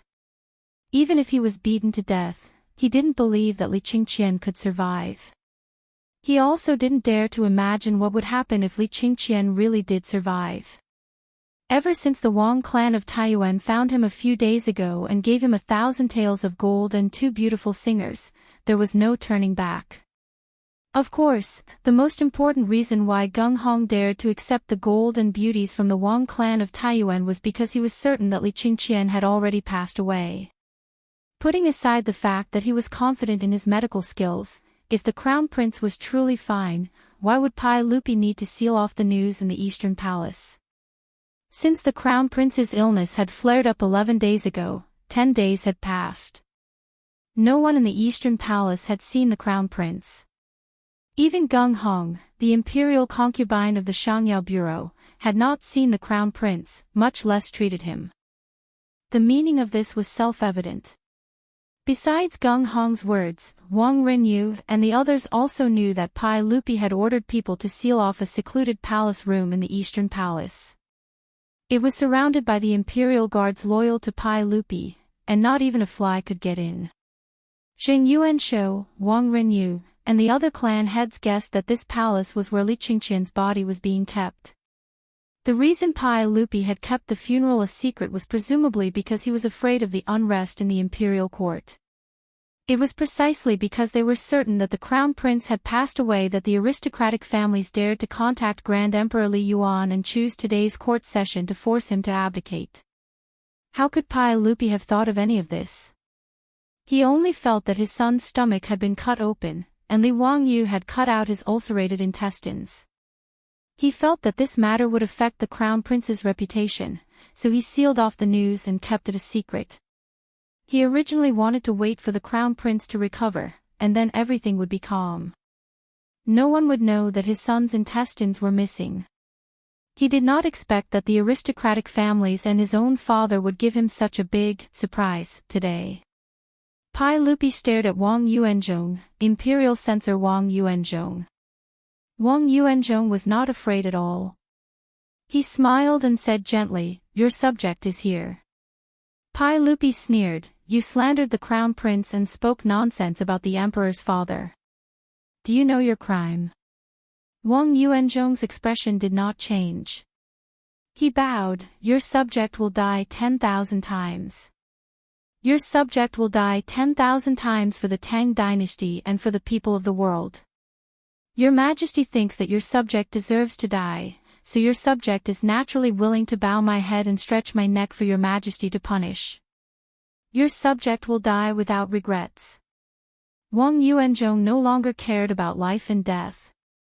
What joy was there in life? What was there to fear about death? He, Wang Yuanzhong, had already put life and death out of his mind. There was no ripple in his heart. Being able to leave his name in history was his goal. Today, his words would definitely spread throughout the world along with the aristocratic family's mouths. Today, his blood would illuminate the history books. Wang Yuanzhong elegantly tidied up his clothes and smiled at the furious Pai Lupi. On the imperial steps, the originally angry Pai Lupi suddenly laughed. Ha ha ha ha, Wang Qing, you must think that after today, your name will definitely go down in history. But in my eyes, you are just a jumping clown. Wang Yuanzhong also smiled elegantly. Your subject's name will be judged by future generations. Pai Lupi sneered, I think you won't shed tears until you see the coffin. Li Wangyu, go to the Eastern Palace and invite the Crown Prince. I want to let these blind people see if my Crown Prince has really died. Li Wangyu immediately accepted the order. He bowed and turned to leave Taiji Palace. As soon as he left, Li Yuan, Wang Renyu, Xing Yuanshou, and the others couldn't help but panic. Could it be that their information was wrong? Crown Prince Li Qingqian was really still alive. If Li Qingqian was still alive and well, then everything that had happened today would really be a farce. A haze flashed through Wang Yuanzhong's heart. He turned to look at Geng Hong and saw that Geng Hong's legs were beginning to tremble. He kept muttering, impossible, this is impossible. The Crown Prince has intestinal obstruction. There is no medicine that can cure it. Impossible, this is absolutely impossible. The aristocratic family officials who were still kneeling in the main hall were even more at a loss. Silence. In the main hall, no one was interested in talking. Everyone was silent, quietly waiting for the moment when the truth would be revealed. Notice Taiji Palace fell into a deathly silence. The air seemed to have condensed. The distance between the Eastern Palace and Taiji Palace was not close. Everyone in the main hall waited in this anxious and uneasy atmosphere for the time it took for a stick of incense to burn. Finally, footsteps came from outside Taiji Palace. Everyone turned to look. When they saw who it was, many people in the main hall collapsed to the floor as if their spines had been pulled out. Wang Yuanzhong was even worse. He seemed to have aged several decades in an instant. His calm and relaxed appearance was no longer there. His knees gave way and he knelt on the ground. The person who had come was Li Wangyu. He was holding the hand of the bouncing Crown Prince Li Qingqian. Behind him were Sun Simiao, Lu Xinwei, and a large group of eunuchs and palace guards. Your subject Li Qingqian greets your Majesty and Grand Emperor. Chapter 4:16. After Li Qingqian entered the palace, he respectfully knelt down and paid his respects to his father and grandfather. In formal situations, the Crown Prince still needed to refer to himself as a subject. Although his face was slightly pale, anyone with a discerning eye could see that Li Qingqian's body was fine. The so-called passing away was even more of a joke. Li Yuan's face was as dark as water, but he had to squeeze out an extremely ugly smile. Our good imperial grandson, you've recovered. In response to Grand Emperor, this subject's illness has recovered. Many thanks for Grand Emperor's concern. We heard that Qingqian had an intestinal abscess. How was it cured? Li Yuan asked again. Grand Emperor, it was this subject's teacher, Li Wangyu, the founder of Hu County, who cured this subject's illness. Li Qingqian very cleverly pointed at Li Wangyu and said with great grievance, this subject heard that some people have cursed this subject to pass away.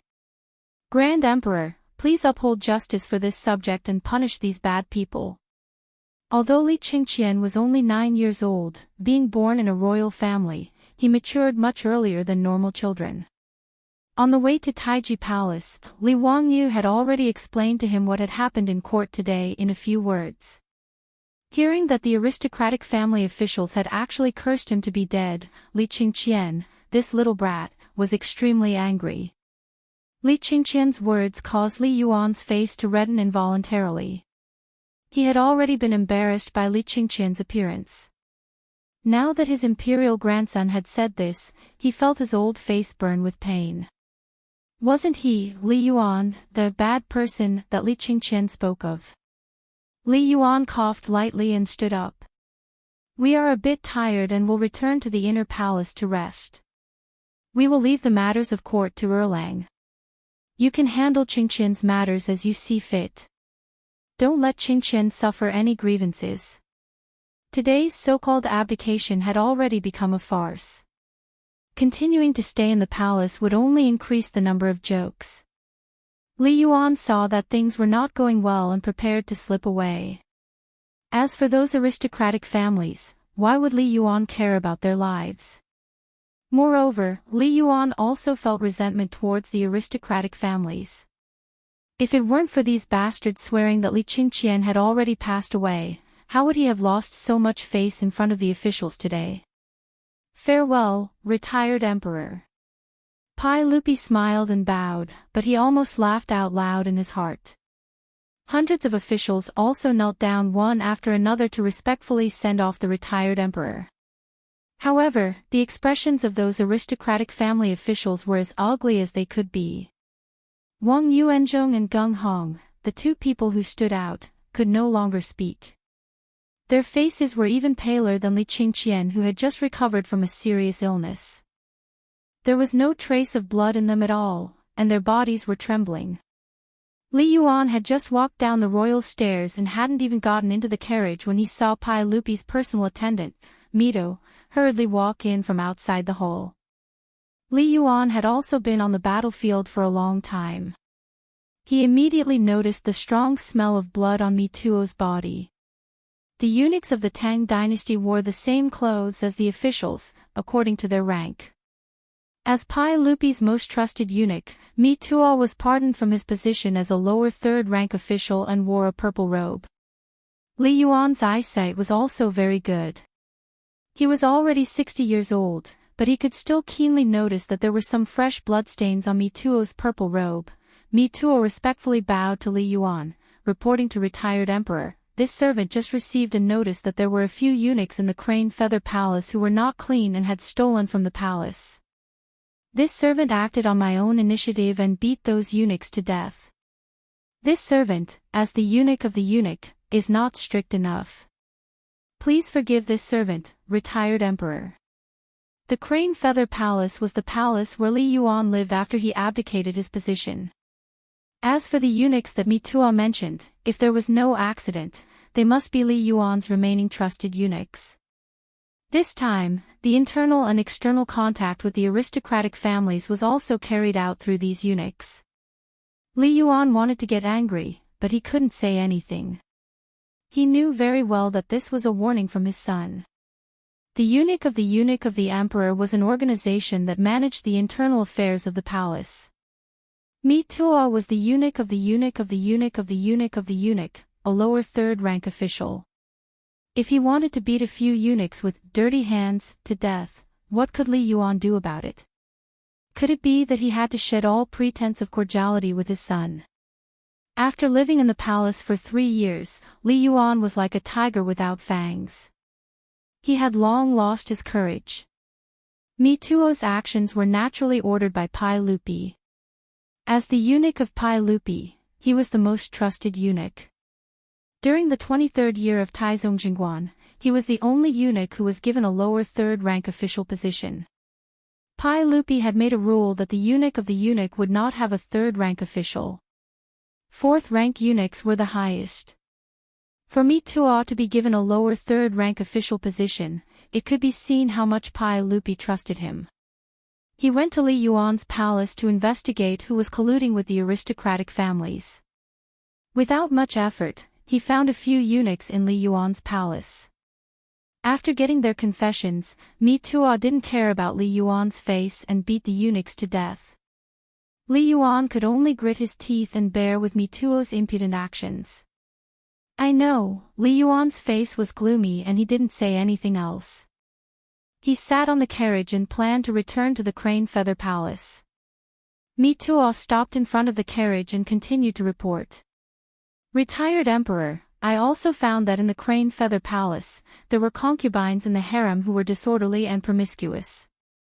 I also beat them to death. I didn't ask for retired emperor's permission and acted on my own.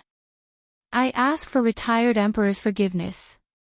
He said it casually, but in Li Yuan's ears, his body couldn't help but shake. Li Yuan's old face instantly flushed red. His hand trembled as he pointed at Mi Tuo. You have big guts. Mi Tuo didn't say anything. He just smiled and bowed. After a long time, Li Yuan put down his arm. He didn't say anything. He waved his hand and indicated that the eunuchs who were carrying the carriage could leave. In Li Yuan's harem, there were beauties from aristocratic families who were very much favored by him. After he abdicated, there was nothing else to do in the harem. Doting on beauties became his only hobby. From abdication to death, in a few years, Li Yuan, who was 60 years old, gave birth to 17 younger brothers and 18 daughters for Pai Lupi in the harem. He could be called a stallion among stallions. Now, Mi Tuo actually told him so casually that some of his concubines were also beaten to death. This was simply a naked humiliation. But the situation was pressing. Even if Mi Tuo was so presumptuous, Li Yuan could only grit his teeth and endure. Beating his father's eunuchs and concubines to death was just a warning to Pai Lupi. After all, Li Yuan was his father. No matter how dissatisfied he was, he could only do this. He even had to pretend to be a filial son in front of the officials and the world. In this regard, Li Wangyu could only ridicule in his heart. Hypocritical, really King hypocritical. Whether it was Pai Lupi or Li Yuan, in Li Wangyu's eyes, they were both actors. The Oscars owed them a trophy. After respectfully sending off Li Yuan, Pai Lupi sat back on the throne and smiled at the officials in the hall. These damn aristocratic families. Pai Lupi did not plan to let them off so easily. Today, if he did not peel off a layer of skin, this matter would not be over. Pai Lupi was still thinking about how to deal with these aristocratic families when suddenly, from the crowd of officials, a few people rushed out. They rushed in front of Wang Yuanzhong and Gung Hong, grabbed their collars and fiercely slapped them. Slandering the crown prince and speaking nonsense about the emperor's father. Who do you think you are? You are worse than pigs and dogs. This old man will beat you to death, you traitor. After a few slaps, Wang Yuanzhong saw stars and was stunned silly. Gung Hong was hit until his face burned with pain. He howled miserably and fell to the ground like mud. Li Wangyu and the others, at this time, felt like 10,000 grass mud horses were galloping in their hearts. Too damn shameless. Chapter 4:17. The ones who rushed out to beat up Wang Yuanzhong and Gung Hong were none other than Wang Renyu, Xing Yuanshou, and other family heads. Bah! Wang Renyu spat on Wang Yuanzhong's face, his face full of indignation. Your Majesty, these two are heartless and unscrupulous. They slandered the crown prince's death and even insulted your Majesty. They are truly wicked beyond redemption. Your Majesty, please kill these two as a warning to others and return the Tang dynasty to its former glory. That's right, Your Majesty. These two beasts are harboring evil intentions. We were careless and were deceived by these treacherous officials. It is our fault for being disrespectful to Your Majesty. Please forgive us, Your Majesty. As soon as Wang Renyu and the others spoke, including the officials from the aristocratic families, they couldn't help but curse in their hearts. Shameless, truly too shameless. Obviously, in the eyes of Wang Renyu and the others, Wang Yuanzhong and Gung Hong no longer had any value. They didn't mind pushing these two out for Pai Lupi to vent his anger. In the main hall, the officials from the aristocratic families didn't react any slower than their family heads. They all kowtowed. We were deceived by these treacherous officials. We deserve to die 10,000 times. Your Majesty, these two beasts are deceiving the public and slandering the emperor's father. They deserve to be killed. We should die 10,000 times for being deceived by these treacherous officials. Such an unruly and fatherless dog, his death is not worth pitying. Your Majesty, please issue an edict to kill these two beasts. In the main hall, countless officials began to shout and shout. Gung Hong was so scared that he wet his pants. A puddle of stinky yellow liquid flowed out from his crotch. He couldn't care less about this. He desperately kowtowed and banged his head so hard that his forehead was soon covered in blood. Your Majesty, please spare me. Your Majesty, please spare me. I deserve to die. I was blinded by lard, that's why I said those nonsense. Your Majesty, please spare me. As for Wang Yuanzhong, he didn't beg for mercy like a kowtowing bug. He just lay on the ground and shivered. Wang Yuanzhong wasn't afraid of death. He even wanted Pai Lupi to give the order to kill him. But now, he felt a deep sense of fear. He originally thought that he could become a loyal minister like Bai Gan and leave his name in history. But he didn't expect that Crown Prince Li Qingqian would be completely fine. His bold and visionary words just now had become a big joke. The reprimanding voices from his colleagues in the hall made him shudder even more. Wang Renyu, who was pointing at his nose and scolding him, was his uncle. The reason why he stood out today to take the lead in forcing Wang Renyu to abdicate was naturally because he was following Wang Renyu's arrangement. In the great hall, Wang Yuanzhong looked around. Many of the people who were pointing at him and cursing him were from the Taiyuan Wang clan. Most of them were related to him by blood, and his uncles were usually very close to him. Ha ha ha ha. Wang Yuanzhong suddenly became crazy, pointing at Wang Renyu and laughing. Wang Yuanzhong, you disloyal and unfilial dog, what are you laughing at? I'm laughing at my own stupidity. Ha ha ha ha, heaven and earth are heartless, treating all living things like straw dogs. I'm laughing at you all for making animals into dogs, using them for sacrifice, and abandoning them after the deed is done. Wang Yuanzhong's words came from Zhuangzi Tianyun, which meant that the straw dogs used for sacrifice were highly valued before the sacrifice. But after the sacrifice was done, they were abandoned and trampled on at will. A straw dog was a fake straw dog. Wang Yuanzhong felt that he was that straw dog, pushed to the front of the stage by the aristocratic families, and now abandoned and trampled on. His maniacal laughter caused Wang Renyu and the other aristocratic families and ministers' expressions to change. After Wang Yuanzhong finished laughing, he only felt a sweetness in his throat. He directly spat out a mouthful of blood in the great hall, and then collapsed on the floor. In fact, Wang Yuanzhong didn't care that Wang Renyu and the other members of the Wang clan beat him up and insulted him. Even if he was abandoned and trampled on as a straw dog, he wouldn't be surprised. The reason why he spat out blood was mainly because his illusion was shattered. Wang Yuanzhong cared more about his reputation, but now, it was all for naught. Half an hour ago, he thought that he would be able to leave his name in history. But now, it seemed that he, Wang Yuanzhong, was just like Pai Lupi said, a jumping clown. His heart was dead, and there was no greater sorrow than the death of his heart. Cheng Yaojin and the others, previously, couldn't wait to skin Wang Yuanzhong, a mere 7th-grade imperial censor. But now, seeing him being beaten up by this group of shameless aristocratic family heads, and being despised by everyone, they even felt some sympathy for this person. Hateful. Lamentable. Pitiful. Pai Lupi didn't know whether to laugh or cry at the actions of Wang Renyu and the others. Who were they trying to trick? Did they really think that he, Pai Lupi, was blind? Couldn't see who was behind all this?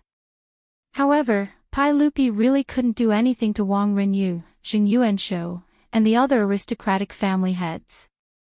Not to mention that he couldn't do anything to Wang Renyu and the others, he could only reprimand these aristocratic family officials who were still kneeling on the floor and let them go. What else could he do? Should he let the imperial guards arrest all of these officials and send them to the imperial censor's prison? Then the empire of the Great Tang would be finished. Pai Lupi slightly raised the corner of his mouth and said indifferently, Wang Yuanzhong, now that things have come to this, do you have anything else to say?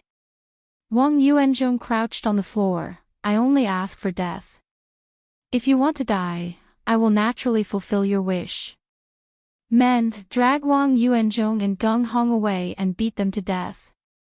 Beating them to death meant that in front of everyone, they would be beaten to death. Gung Hong cried until his tears and snot flowed. He kept kowtowing and begging for mercy, but it was no use. He was dragged out of the Taiji palace by the imperial guards who were like tigers and wolves. They raised the planks and began to beat him. Wang Yuanzhong didn't howl. When he was dragged out, he just stared at Wang Renyu and the others and kept muttering, Heaven and earth are heartless, treating all things as straw dogs. Heaven and earth are heartless. Outside the palace, the sound of the planks hitting flesh and Gung Hong's howls made all the aristocratic family officials in the palace shudder. Gung Hong's howls became softer and softer, and soon there was no more movement.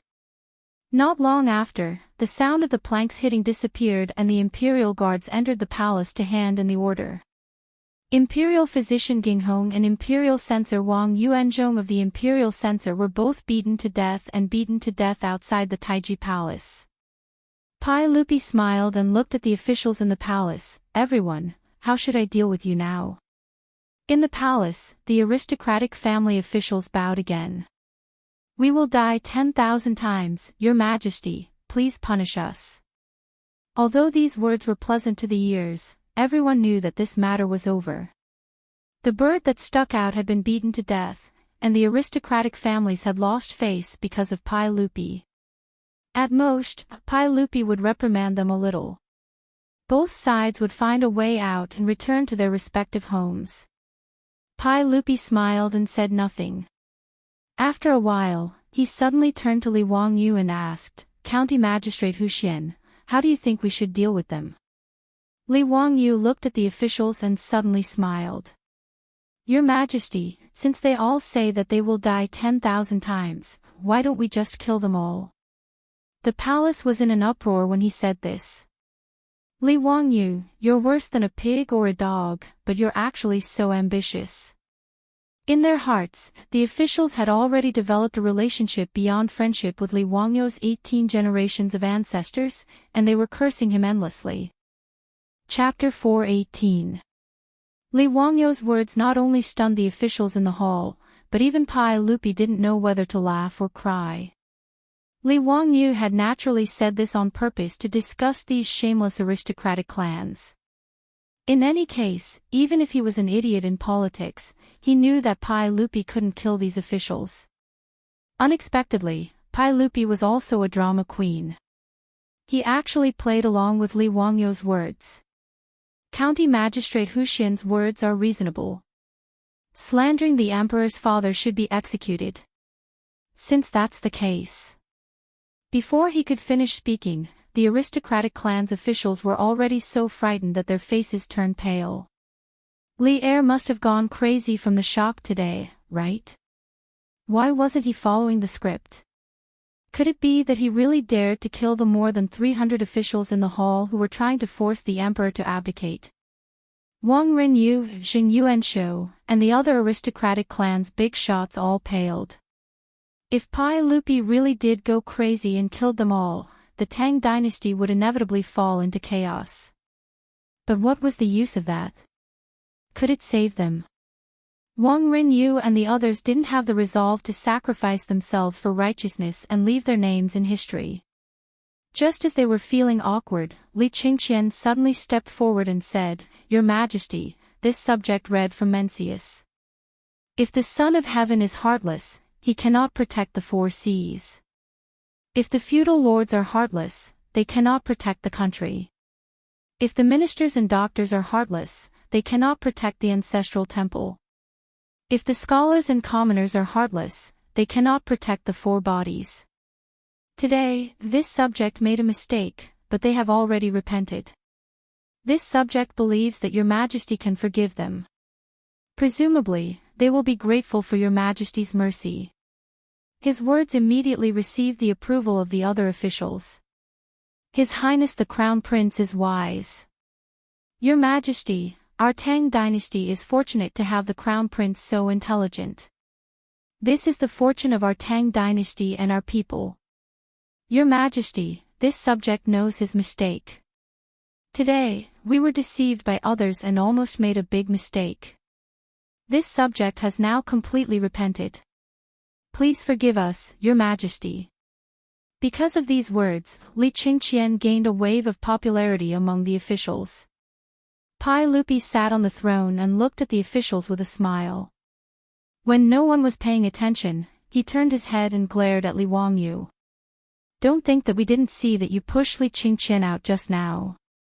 Li Wangyu shrugged his shoulders and grinned at Pai Lupi, revealing 8 white teeth.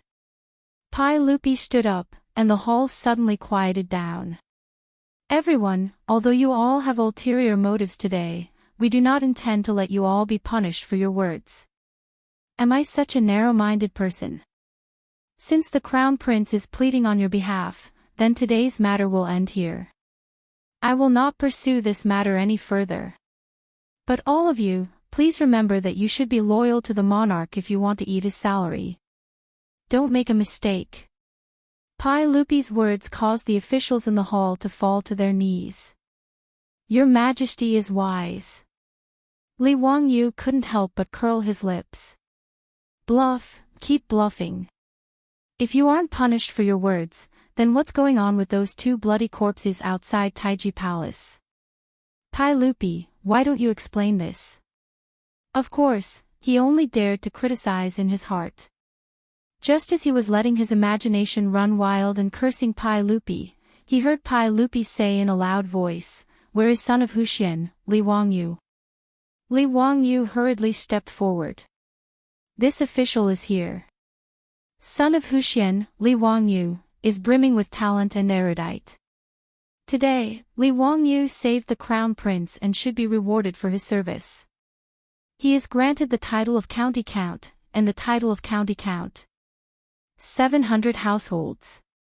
He will be rewarded with 200,000 taels of gold for his service. Nanny. Another title. County Count. Li Wangyu felt his mind go blank. He had been conferred the title of Count by Pai Lupi. Being conferred the title of County Count by Pai Lupi didn't make Li Wangyu happy. On the contrary, he wanted to cry. He really couldn't live like this. He had originally thought that it would be difficult to get Pai Lupi and Empress Zhangsun to agree to him marrying a beautiful superior. Now that his title had been increased, wouldn't he be forced to elope with his beautiful superior? Pai Lupi, UF** King did this on purpose, didn't you? Biting the hand that feeds you. Not a son. Return 200,000 taels of gold, not fess. Do you dare to directly say 200,000 copper coins? Li Wangyu really wanted to ask Pai Lupi, why was your family's gold not gold, but copper coins? This official, Li Wangyu, accepts the decree and thanks for your kindness. Li Wangyu really wanted to refuse, but in front of all the civil and military officials, he couldn't not give Pai Lupi face. He could only squeeze out an ugly smile and accept the decree. Inside the Taiji Palace, all the officials were speechless. It had only been a few months, and Li Wangyu had turned from a commoner to a county official who had founded the country. All the officials were secretly muttering in their hearts. In the past few months, they had already sent people to Dingzhou village to deliver congratulatory gifts twice. Now, after the court, they had to do it again. Giving gifts was also stressful, okay? This was too frequent. Ma Zhou and Yan Liben were laughing so hard that their eyes almost couldn't be seen. Their teacher had been conferred the title of Count again. This was worthy of celebration. The Tang dynasty had always been very cautious when it came to conferring titles. Many old officials would only be conferred the title of Count when they passed away. But Li Wangyu's title was like it didn't cost money. In just a few months, he had been conferred the title 3 times. Even Yu Shinan, an old member of the Duke of Qin's household and a great scholar of the era, had yet to be conferred the title of Count. In history, Yu Shinan was only conferred the title of Count of Yongxing by Pai Lupi in the 7th year of Chang'an era. From this, it could be seen that titles were definitely not cabbages in the Tang dynasty. Li Wangyu was the county count of the founding of the country. He was at least a 4th-rank official and was already 1 foot into the ranks of the top nobles. Of course, the title of Count of the Tang dynasty was only an honor. Other than not having to pay taxes and being able to live in a village, which allowed them to enjoy the same treatment as officials, there weren't many other benefits. It was different from the title of Count of the West. Although later generations used the title of Count of the West to translate the title of Count of the West, the rights of the two sides were completely different. The title of Count of the West was a hereditary fief, and the fief had a high degree of autonomy. The title of nobility in Huaxia was basically a symbol. If one did not enter the imperial court and hold an official position, they would not have any rights to speak of. Even so, the hundreds of officials in the hall, except for Fang Xianling, Du Ruhui, Qing Yao Jin, and Qin Qiong, were all envious of Li Wangyu. Congratulations, County Earl Hu. Congratulations to the Count of Huxian for being rewarded by His Majesty. Although they had just been disgusted by Li Wangyu, the officials from the aristocratic families still had to force smiles and congratulate Li Wangyu. Only the people from the Wang clan of Taiyuan, including Wang Renyu, did not come to congratulate Li Wangyu. The higher Li Wangyu's title rose, the more the Taiyuan Wang clan's face was slapped. The Taiyuan Wang clan's annulment of the marriage with County Earl Hu, oh, no, County Earl Hu, had long become an unavoidable topic in Chang'an. It was widely used and spread widely. Perhaps only the tea eggs and pickled mustard stalks of the future could compare. After Li Er increased Li Wangyu's nobility in front of everyone, he looked at Sun Simiao and his disciple Lu Shenwei. Where is Lu Shenwei? I am here. Lu Shenwei's medical skills are superb, and he is young and promising. He helped County Earl Hu treat Crown Prince Li Qingqian and has contributed to the country. I hereby confer Lu Shenwei the title of Minister of Medicine. I accept the decree and thank you for your kindness. In truth, Pai Lupi wanted to confer Sun Simiao a title, but the old Taoist still refused. Therefore, Pai Lupi could only take a step back and confer Lu Shenwei the title of Minister of Medicine. Originally, Lu Shenwei was invited to the Imperial Hospital by Li Ji in the 4th year of Xianqing. But because of Li Wangyu's interference, Lu Shenwei entered the Minister of Medicine 31 years earlier. Moreover, he was promoted to rank 5 Minister of Medicine, which surprised Li Wangyu. No matter what, a promotion was a good thing. Chapter 419. After awarding Li Wangyu and Lu Shenwei, Pai Lupi announced the end of the court session. The curtains were drawn to the lunar court examination on the 7th month of the 2nd year of Chang'an. The so-called attempt to force the emperor to abdicate was more like a joke. But in truth, Pai Lupi only felt joy and even fear. If Li Wangyu had not risked everything and sent a fake edict to kidnap Li Qingqian would probably have already died. At that time, if the aristocratic families used this opportunity to force the emperor to abdicate, he might really be in trouble today. At that time, no matter what Pai Lupi chose, the consequences would not be good. After all, it was only the 2nd year of Chang'an, and Pai Lupi had only been on the throne for 3 years after the Xuanwu Gate incident. His status and reputation had not yet reached its peak. Li Yuan still had tremendous prestige in the royal court at this time. If he had used the crown prince's death and the hundreds of officials forcing the emperor to abdicate, Li Yuan might have had a chance to return to the throne. After understanding all this, Pai Lupi could only rejoice that he had such a capable nephew like Li Wangyu. He also rejoiced that he had forced Li Wangyu to take Li Qingqian as his disciple. Pai Lupi was very proud of this. What he did not know was that if Li Wangyu had not taught Li Qingqian how to make ice cream, his son would not have gotten this intestinal blockage. Every sip and every peck is predetermined. The various events of the court session were quickly spread by the hundreds of officials to all of Chang'an's 108 markets. The common people were not interested in discussing the matter of forcing the emperor to abdicate. To the common people, it made no difference who sat on the throne in Taiji Palace. But they were rather interested in the matter of the crown prince, who was rumored to have died, being brought back to life by County Count Hu's miraculous hands. Even the crown prince with intestinal blockage could be saved. This was truly inconceivable. All the doctors and medical workers in Chang'an had said in unison that there was no cure for intestinal obstruction, which made Li Wangyu even more mysterious. Li Wangyu, who was worshipped by many people as the god of wealth, was now rumored to be a Daluo golden immortal who had descended to the mortal world. He could regrow flesh and blood and had the ability to bring people back from the dead. Li Wangyu's name was so popular in Chang'an that he could be said to be an internet celebrity of the Tang dynasty. Fortunately, cameras had not been invented in the Tang dynasty. In notice Chang'an, only a few people knew Li Wangyu. Otherwise, he really didn't need to go out. Walking on the streets, he would definitely be surrounded by people like a rare animal. The rumors about County Count Li Wangyu's medical skills became more and more exaggerated, and many nobles and officials even believed them. After all, this was what Pai Lupi had said in front of everyone in Taiji Palace. Li Wangyu had even been promoted to county count because he had saved the crown prince. Therefore, many officials and generals who were ill really went to Dingzhou village in Huxian to ask Li Wangyu for medical treatment. Li Wangyu felt extremely annoyed about this. How could he know any medical skills? He had only saved Li Qingqian by chance. Moreover, the ones who had actually operated on Li Qingqian were Sun Simiao and Lu Xinwei.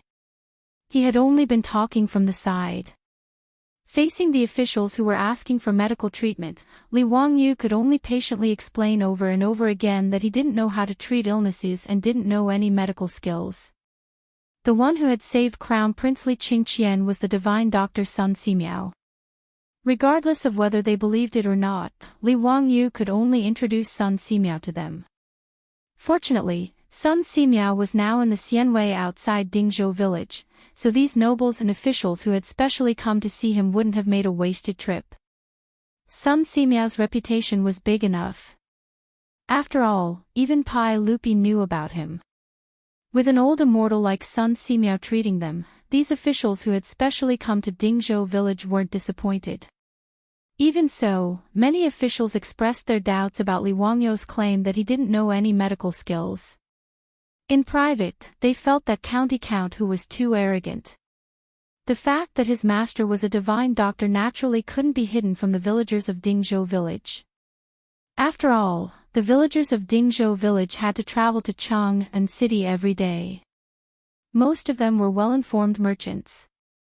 They were like taxi drivers in the future when it came to all kinds of news in Chang'an. They belonged to the profession that was the most well-informed. However, the villagers of Dingzhou village, from the old village chief to the naughty children in the village, had long been accustomed to Li Wangyu's shocking abilities. Even when their master was given a title and became the county count of the founding county, most of the villagers' reactions were, "Oh, Lang Jun has been given a title again. Amazing, amazing." After that, there was no more after that. They each went about what they were supposed to do and were quite calm. After all, to be given a title 3 times in a few months was too frequent. It really wasn't exciting. Even the old housekeeper Li Heng's first reaction when he learned that his Lang Jun had been given a title by the saint was, the plaque that was hung on the door of the manor with the words, "Founding County Count" written not long ago was a waste, a waste. The villagers of Dingzhou village mostly had the same thought. However, none of the villagers came to seek medical treatment like those nobles and officials. It wasn't that they didn't trust Li Wangyu's medical skills, but they felt that they had minor illnesses such as headache and fever. They felt embarrassed to trouble Li Wangyu, the great magic doctor. Moreover, since the Xianwei temple on the hillside outside the village was completed, the villagers of Dingzhou village immediately jumped to the top of the Tang dynasty's medical conditions. It could be said that they were full of happiness. Sun Simiao didn't come to Dingzhou village alone. He was fooled by Li Wangyou's penicillin and wanted to develop a new drug here. Of course, he had to bring his disciples along. Sun Simiao was 90 years old. Naturally, Lu Shenwei wasn't the only disciple Sun Simiao had. Now, in the Xianwei temple, there were 27 disciples of Sun Simiao, all of whom were proficient in the art of ointment. Sun Simiao's pursuit was to enter Taoism through medicine. He didn't refuse anyone who came to seek medical treatment. Regardless of their status, nobles, officials, or villagers, they were all treated equally. Therefore, whenever the villagers had headaches, fevers, or bumps, they would go to the Xianwei temple to ask the Taoist priests for help. No one dared to disturb their master because of these minor illnesses. Li Wangyu was naturally happy to see this happen. He felt that it was a wise decision to trick Sun Simiao into coming to Dingzhou village. However, there were always exceptions to everything.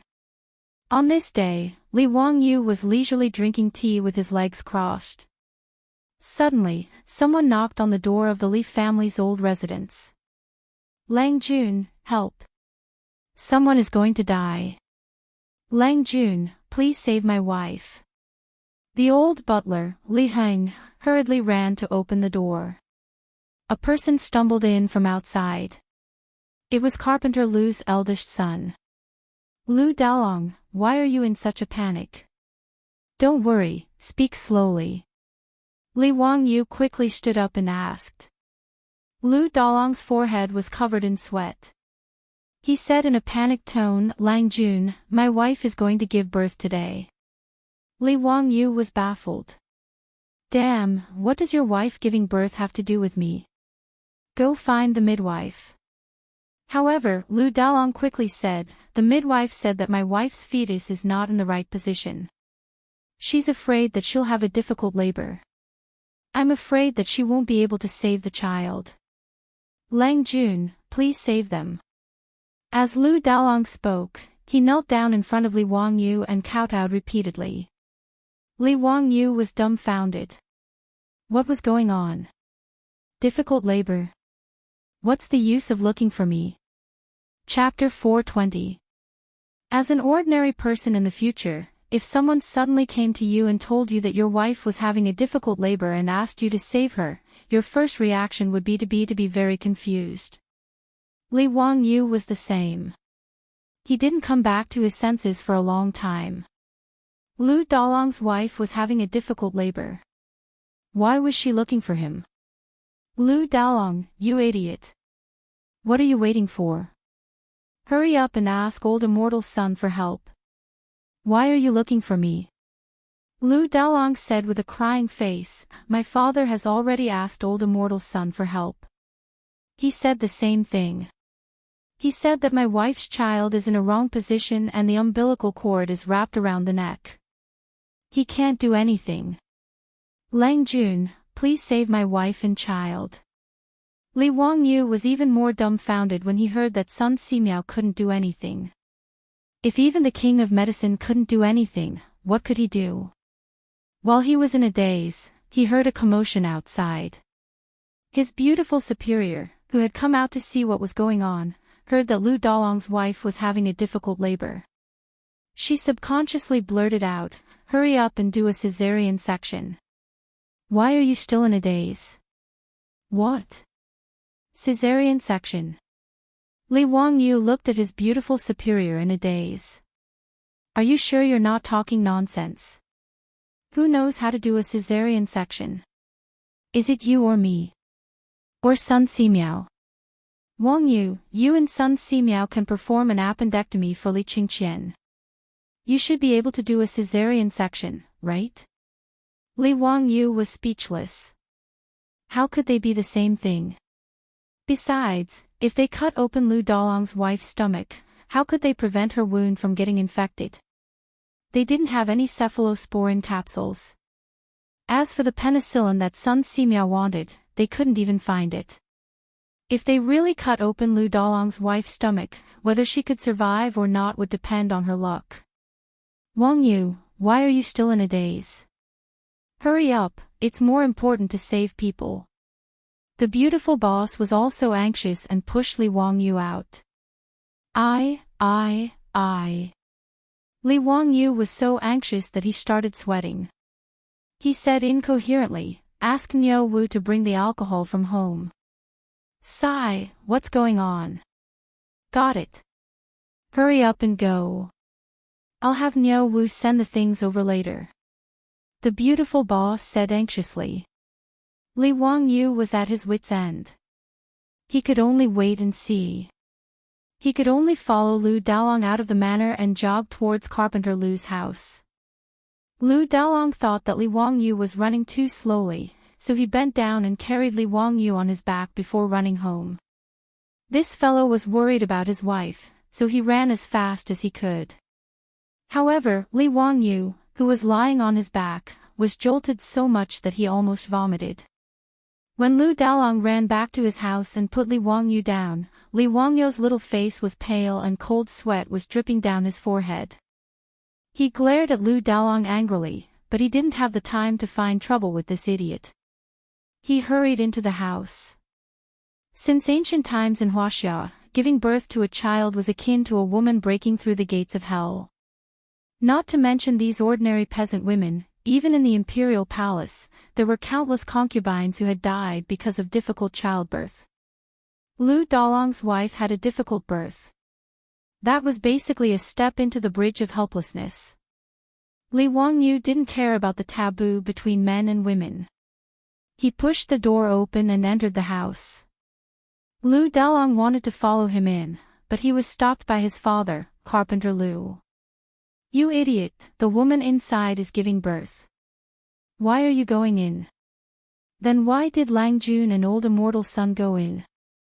Lu Dalong wasn't convinced and said with a stiff neck. He was worried about his wife, so he didn't care about these things. "Nonsense, who is Lang Jun? He and old immortal Sun are miracle doctors, do you understand? Are miracle doctors human?" Li Wangyu, who had just stepped into the house, almost tripped when he heard Carpenter Lu's words. What is this old man talking about? How am I not human? He didn't care about the topic of whether he was human or not.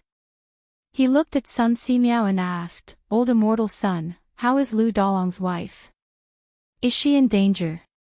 Sun Simiao shook his head. "I'm at my wit's end. The umbilical cord is wrapped around the fetus neck, and it's not in the right position. I'm afraid it's difficult to save the child." "Hey, County Count Who, do you have any ideas?" Ever since Li Wangyu suggested a caesarean section to cut out Li Wangyu's ulcerated intestines and really save the crown prince, Sun Simiao had an inexplicable expectation for Li Wangyu. He felt that this young county count might have some strange ideas. As expected, Li Wangyu did not disappoint him. However, the words that came out of his mouth stunned Sun Simiao. "Yes, we can only do a caesarean section now." "A caesarean section? How?" "Cut open the stomach, take out the fetus, and then suture the wound." Li Wangyu said it very simply. It wasn't that he was a man of few words, but that he only knew so much about a caesarean section. Who the hell knew how to perform a caesarean section? Li Wangyu also felt wronged. He was a student at a second-tier university who majored in e-commerce. How did he fall to the point where he had to perform surgery to save someone's life? It was a shame for the education he had received over the years. It's that simple. Why don't we give it a try? Sun Simiao was a little tempted. It seemed to be the same when he treated Li Qingqian. Cut open the stomach, cut out the intestines, and suture the wound. This woman couldn't give birth, so it seemed like it could be done. Let's give it a try. Li Wangyu looked up at the sky and sighed. He could only give it a shot. Whether Lu Dalong's wife could survive or not was up to fate. Anyway, Lu Dalong's wife would definitely die without the surgery, so he might as well take a gamble. Then quickly send this young lady to the visualization room. After I came back from Chang'an, I imitated the Eastern Palace's surgery room and set up the operating room you mentioned. It's just right for today, Sun Simiao said without hesitation. Medical fanatic Sun Simiao had tried surgery once, so he was naturally very interested in it. When he was taking care of Li Qingqian in the Eastern Palace, he asked Li Wangyu about surgery every day. What was surgery, how to set up the operating room, what surgical instruments were needed, why did they have to use alcohol to disinfect, and so on. Li Wangyu was often speechless. He could only rely on the common sense and imagination he had learned from watching television dramas to deal with the curious baby, Sun Simiao. After returning from Chang'an, Sun Simiao immediately ordered someone to set up an operating room, intending to study surgery in depth. It came in handy today. Li Wangyu nodded and walked out of the room. He said to the anxious father and son of the Lu family, Lu Dalong, old immortal son, and I can try to save your wife, but we might not be able to save her. The risk is great. Are you willing to give it a try? Lu Dalong and his father looked at each other and knelt down without hesitation. Yes, I'm willing. Lang Jun, please save my aunt. If anything happens, I won't complain. That's my wife's life. Lang Jun, old immortal son, please treat her. In this era, there were no such things as medical disputes in the future. Not to mention, Lu Dalong knew that his wife's life was in danger. She could die at any time. If they really couldn't save her, the father and son of the Lu family couldn't blame Li Wangyu and Sun Simiao. They still had to thank them for saving her. Li Wangyu didn't argue and ordered, if that's the case, immediately carry your wife to the visualization room and prepare for surgery. Lu Dalong naturally didn't understand what surgery was, nor did he dare to ask. He hurriedly removed the door planks and asked the midwife and his mother to dress his wife. Together with his father and two brothers, they carried the groaning auntie to the manifestation realm. Chapter 421. After the father and son of the Lu family carried Lu Dalong's wife to the temple, they could only wait anxiously in the temple and pray silently for the Tao ancestors' protection. In the operating theater of the Taoist temple, Li Wangyu was in a dilemma. There was no other reason. In order to perform the surgery, he had to first disinfect and take off Lu Dalong's wife's clothes. There were no such things as surgical gowns these days. Neither Li Wangyu nor Sun Simiao had thought of preparing such things. With the sanitary conditions of the Tang dynasty, the clothes on Lu Dalong's wife's body were not hygienic at all. There might be a lot of bacteria.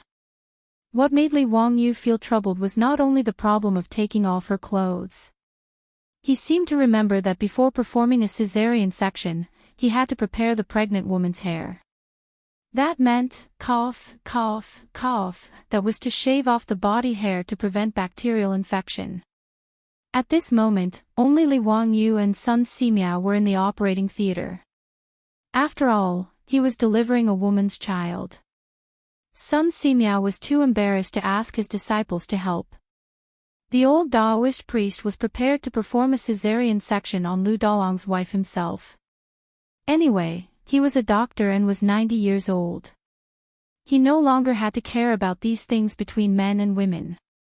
As for Li Wangyu, in Sun Simiao's opinion, he was just a young man. His hair was not fully grown yet, so there was no need to avoid him. Besides, Sun Simiao did not even know what a caesarean section was. Without Li Wangyu's help, the old Taoist priest was not confident. This was a living human life. If something went wrong, 2 lives would be lost. He could not be careless. Li Wangyu wanted to hide, but he was stopped by the old Taoist priest. He had no choice but to stay. Old immortal son, we have to take off her clothes first. Li Wangyu's face was red as he pointed at Lu Dalong's wife who was moaning on the operating table. Lu Dalong's wife was in so much pain that her forehead was covered in sweat. However, when she heard this, she could not help but widen her eyes in fear and shake her head repeatedly. No, how can this be? I'm a woman. Lu Dalong's wife protested in a voice as soft as a mosquito's.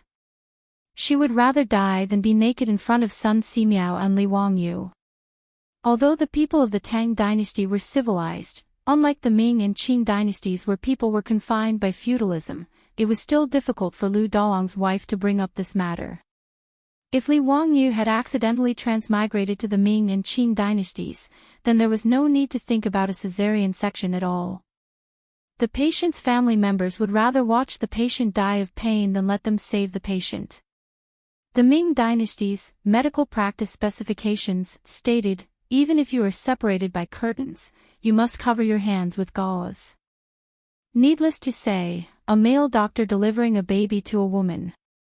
In the book, there was a woman named Ma who would rather die than see a male doctor because of an indescribable disease. Madame Ma said, "I would rather die than let a man see this illness." In the end, Madame Ma died, but she was praised by the people of her time for being a woman of virtue, which was lamentable. Lu Dalong's mother-in-law was now mostly shy like a woman and not bound by etiquette and morals. Sun Simiao frowned slightly. "Madame Lu, if you don't do this, I'm afraid that today will be the day you die. That's a corpse and 2 lives. Have you thought it through? I and the county magistrate are both doctors. As the saying goes, doctors have the heart of parents. Do you need to avoid your parents like this?" Sun Simiao's words made Lu Dalong's mother-in-law fall silent. In the end, she suppressed her shyness and closed her eyes. She nodded slightly to show that she agreed. Sun Simiao picked up the scissors and handed it to Li Wangyu, indicating that he should cut open Lu Dalong's mother-in-law's clothes. Old immortal son, why don't you go?" Li Wangyu swallowed and asked anxiously. Sun Simiao's face turned red, but he pretended to be calm. "I have to prepare for the surgery. I don't have time." Although he had persuaded Lu Dalong's wife, Sun Simiao had never had the experience of making a female patient take off her clothes completely. He was embarrassed. Li Wangyu and Sun Simiao stared at each other. Neither of them knew what to do. Just as they were struggling, the door of the operating room was pushed open. Their beautiful boss rushed in with alcohol. Seeing their beautiful boss come in, Li Wangyu and Sun Simiao were secretly relieved. "Changqing, you came at the right time. Help Lu Dalong's wife cut open her clothes." "Oh, right, you also need to prepare the hair." "Hee, you do it." Li Wangyu quickly handed over the scissors and signaled for his beautiful boss to help. Su Changqing also knew that Li Wangyu and Sun Simiao were inconvenienced, so he hurried over to help. Without saying anything, he took the scissors and started working. Li Wangyu quickly took the alcohol and sprayed it everywhere in the operating room. He also disinfected Sun Simiao's surgical instruments one by one and prepared for the surgery. At this time, Lu Dalong's wife on the operating table was in so much pain that she almost fainted. Her screams were getting louder and louder. Lu Dalong, his father, and brother, who were outside the door, were all worried. Fortunately, there was no lack of all kinds of herbs in the microscopic world. Sun Simiao gave Lu Dalong's wife anesthetic powder and pierced the acupuncture points on her abdomen to stop the pain. After drinking the anesthetic powder, Lu Dalong's wife quickly fell asleep. However, when he heard that his wife's voice was no longer in the operating room, Lu Dalong's heart tightened again. He grabbed his father's arm and asked, "Father, what's wrong? Why is there no sound? My wife, she couldn't have." Ba, what are you talking about? With Old Immortal and Lang Jun helping your mother-in-law deliver the baby, there's no need to worry about that laborious surgery. Carpenter Lu comforted his son, as well as himself. However, they didn't know that there was an academic debate going on in the operating room. Madam Sue, are you sure you should cut from here? When I was performing the surgery on the Crown Prince, I cut from here. Sun Simiao held the shining scalpel and kept gesturing on Lu Dalong's wife's big belly. It was very scary. The beautiful boss used her hand to gesture on Lu Dalong's wife's belly. It must be cut here, there's no mistake. My best friend had a cesarean section, and the scar on her belly was in this position. I remember very clearly that she complained that she didn't look good in a bikini. Before Su Chongqing could finish speaking, Li Wangyu covered her mouth with his hand.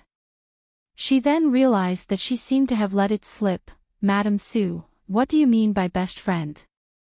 Is it the meaning of best friend? Has someone done a cesarean section? Who is so amazing?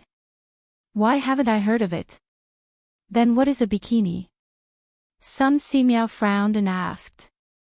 Li Wangyu quickly changed the topic. Cough, cough, old immortal son, now is not the time to ask about this. Saving the baby is more important. Lu Dalong's wife can't hold on for long. Sun Simiao nodded and didn't ask any more questions. He raised the lancet again. Then I'll cut it. Cut it. However, old immortal son, you must be careful. Don't hurt the baby inside. I know. After all, Sun Simiao was an expert who could live for more than 140 years. Although he was already 90 years old, his hands didn't tremble and his eyes didn't blur. He firmly held the lancet in his hand and gently cut open Lu Dalong's wife's belly. Chapter 422.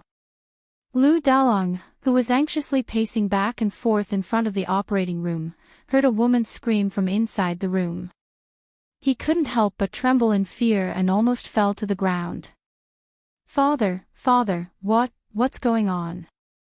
Carpenter Lu was also frightened. I don't know. Dalong, don't be afraid. The voice just now didn't sound like your wife's. It sounded like Mrs. Sue's voice. That's right. It's Mrs. Sue's voice, Carpenter Lu's other two sons quickly replied. Only then did Lu Dalong feel a little relieved. Then, he realized something. What's Mrs. Sue's name? Could it be? Don't think too much. It's nothing. Old immortal son and Lang Jun are here. Carpenter Lu comforted himself. The four of them were confused.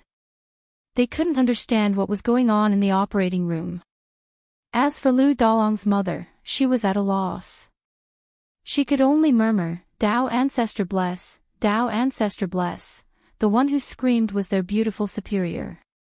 When Sun Simiao used the lancet to cut open Mrs. Lu's belly, blood immediately seeped out. Su Chongqing, who had never seen such a scene, was shocked and couldn't help but scream. Her scream scared Sun Simiao so much that his hand trembled and the incision was almost crooked. Li Wangyu and Sun Simiao both raised their heads and glared at their beautiful superior with dissatisfaction. She also realized that her performance just now was too embarrassing. She quickly covered her face with her hands and apologized.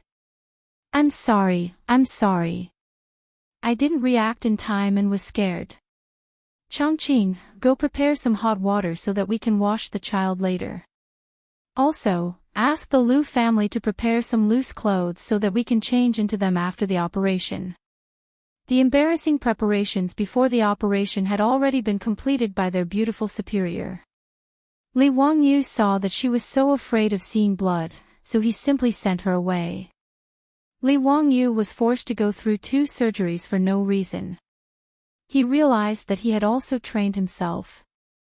At least when he saw Sun Simiao use the lancet to cut open Mrs. Lu's belly, he didn't feel nauseous to the point of vomiting. Li Wangyu didn't even feel that the Lu family's daughter-in-law was beautiful when he saw her lying naked on the operating table. After all, a woman with a big belly and a big bloody wound was not something a normal person would think of as erotic. The beautiful boss did not refuse. She obediently left the operating theater. As soon as she came out, she was immediately surrounded by Carpenter Lu's family.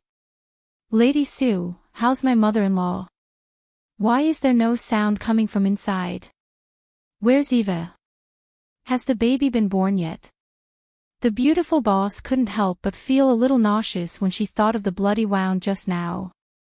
She frowned and covered her mouth with her hand, suppressing her disgust as she replied, "She hasn't given birth yet. Old immortal's son just cut open your wife's abdomen."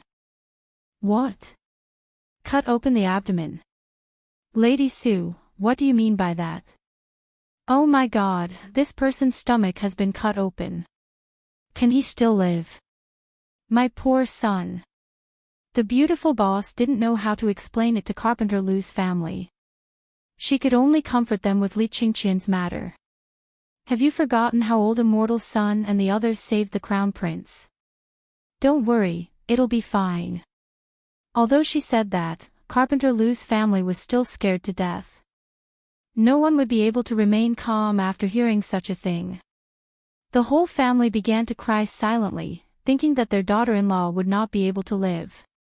In the operating theater, Sun Simiao was still discussing with Li Wangyu how to proceed with the operation. "County count who, this is the uterine palace. The fetus is inside. Where should we cut open the uterine palace? How long should we make the incision?" Li Wangyu rolled his eyes. How would he know? It was better to leave it to fate. Sun Simiao was also skilled and daring. Although he had never done surgery before, he still dared to do it. Seeing that Li Wangyu couldn't give any suggestions, he decided to cut open the uterine palace based on his own feelings. When Sun Simiao took out a wet and wrinkled baby from the womb of the Lu family's daughter-in-law, Li Wangyu was completely dumbfounded. This old Taoist was really a god. As expected of the king of medicine. He could even succeed like this. He didn't care about the filth and quickly reached out to take the baby. He held the baby clumsily and carefully. Seeing that the baby didn't move, Li Wangyu suddenly thought of a plot he had seen in a TV series. He reached out and slapped the baby's butt heavily. Suddenly, the baby in his arms cried loudly. The sound was so loud that Li Wangyu felt his ears ring. Outside the operating theater, Carpenter Lu's family, who were already in tears, was stunned when they heard the baby's cry. The next moment, expressions of wild joy appeared on the faces of Carpenter Lu's family. Lu Dalong grabbed his two brothers. "My baby, it's my baby. Second brother, third brother, did you hear that? It's my baby crying. Ha ha ha, Lu Dalong, have a baby." He was ecstatic when Carpenter Lu slapped his head. "What are you laughing about? We don't even know if your wife is dead or alive." When he heard his father's words, Lu Dalong's face fell again. However, when he heard the baby crying in the room, he couldn't help but smile. At this time, the beautiful boss also brought hot water. She was also surprised when she heard the baby crying. "Wangyu, the baby is born. Is it a boy or a girl?" Li Wangyu looked down at the baby in his arms and replied with disdain, "A boy, a money-losing product. Construction bank." The beautiful boss couldn't help but cover her mouth and laugh. "If Lu Dalong heard what you said, he would definitely fight you to the death. This is the Tang dynasty. They want to have a boy." Li Wangyu curled his lips. I like girls. It's so good to have a sweet little jacket. Hee, Chang'an, let's have a daughter in the future, okay?" The beautiful boss blushed a little when she heard what he said. She glared at him and carefully reached out to wash the baby in the warm water. Neither of them had any experience in taking care of a baby. After a while, they finally cleaned the baby and wrapped it in the cloth they prepared. Li Wangyu couldn't help with the rest. He simply carried the baby out of the operating room with the beautiful boss. Sun Simiao was left to clean up the mess and suture the wound. Now that the unprecedented cesarean section was done, the baby was born safely. However, whether the Liu family's daughter-in-law could survive or not depended on whether she was lucky enough. Li Wangyu couldn't do anything about it. When the beautiful boss came out of the operating room with the baby in her arms, Carpenter Liu and his family all knelt down and kowtowed to Li Wangyu. Lang Jun, you are my reborn parent. I won't forget you saving my life. I'll repay you with everything I have. What are you doing? Get up quickly. Congratulations, Daolong. You gave birth to a boy. Carpenter Liu, congratulations on having a grandson. You don't have to worry that no one will inherit your family's good craftsmanship. When he heard that it was a boy, Carpenter Liu was so happy that he couldn't close his mouth. This baby was the eldest grandson of the Liu family. Liu Daolong's mother hurriedly took the baby and carefully held it in her arms. She even chased Liu Daolong away when he wanted to look at the baby. When the midwife said that the mother and child were in danger, Carpenter Liu and his family felt that the sky was falling. However, they didn't expect Li Wangyu to pull them out of the abyss. Carpenter Liu looked at the crying baby. Just as he got up from the ground, he knelt down again. Lang Jun, please give this baby a name. Without Lang Jun's help, this little thing wouldn't have had the chance to be born. Lang Jun, please give this baby a name. A name? Li Wangyu was a little confused. He was the least talented when it came to naming. Surname Liu. What name should he give a boy? Urgent, waiting online.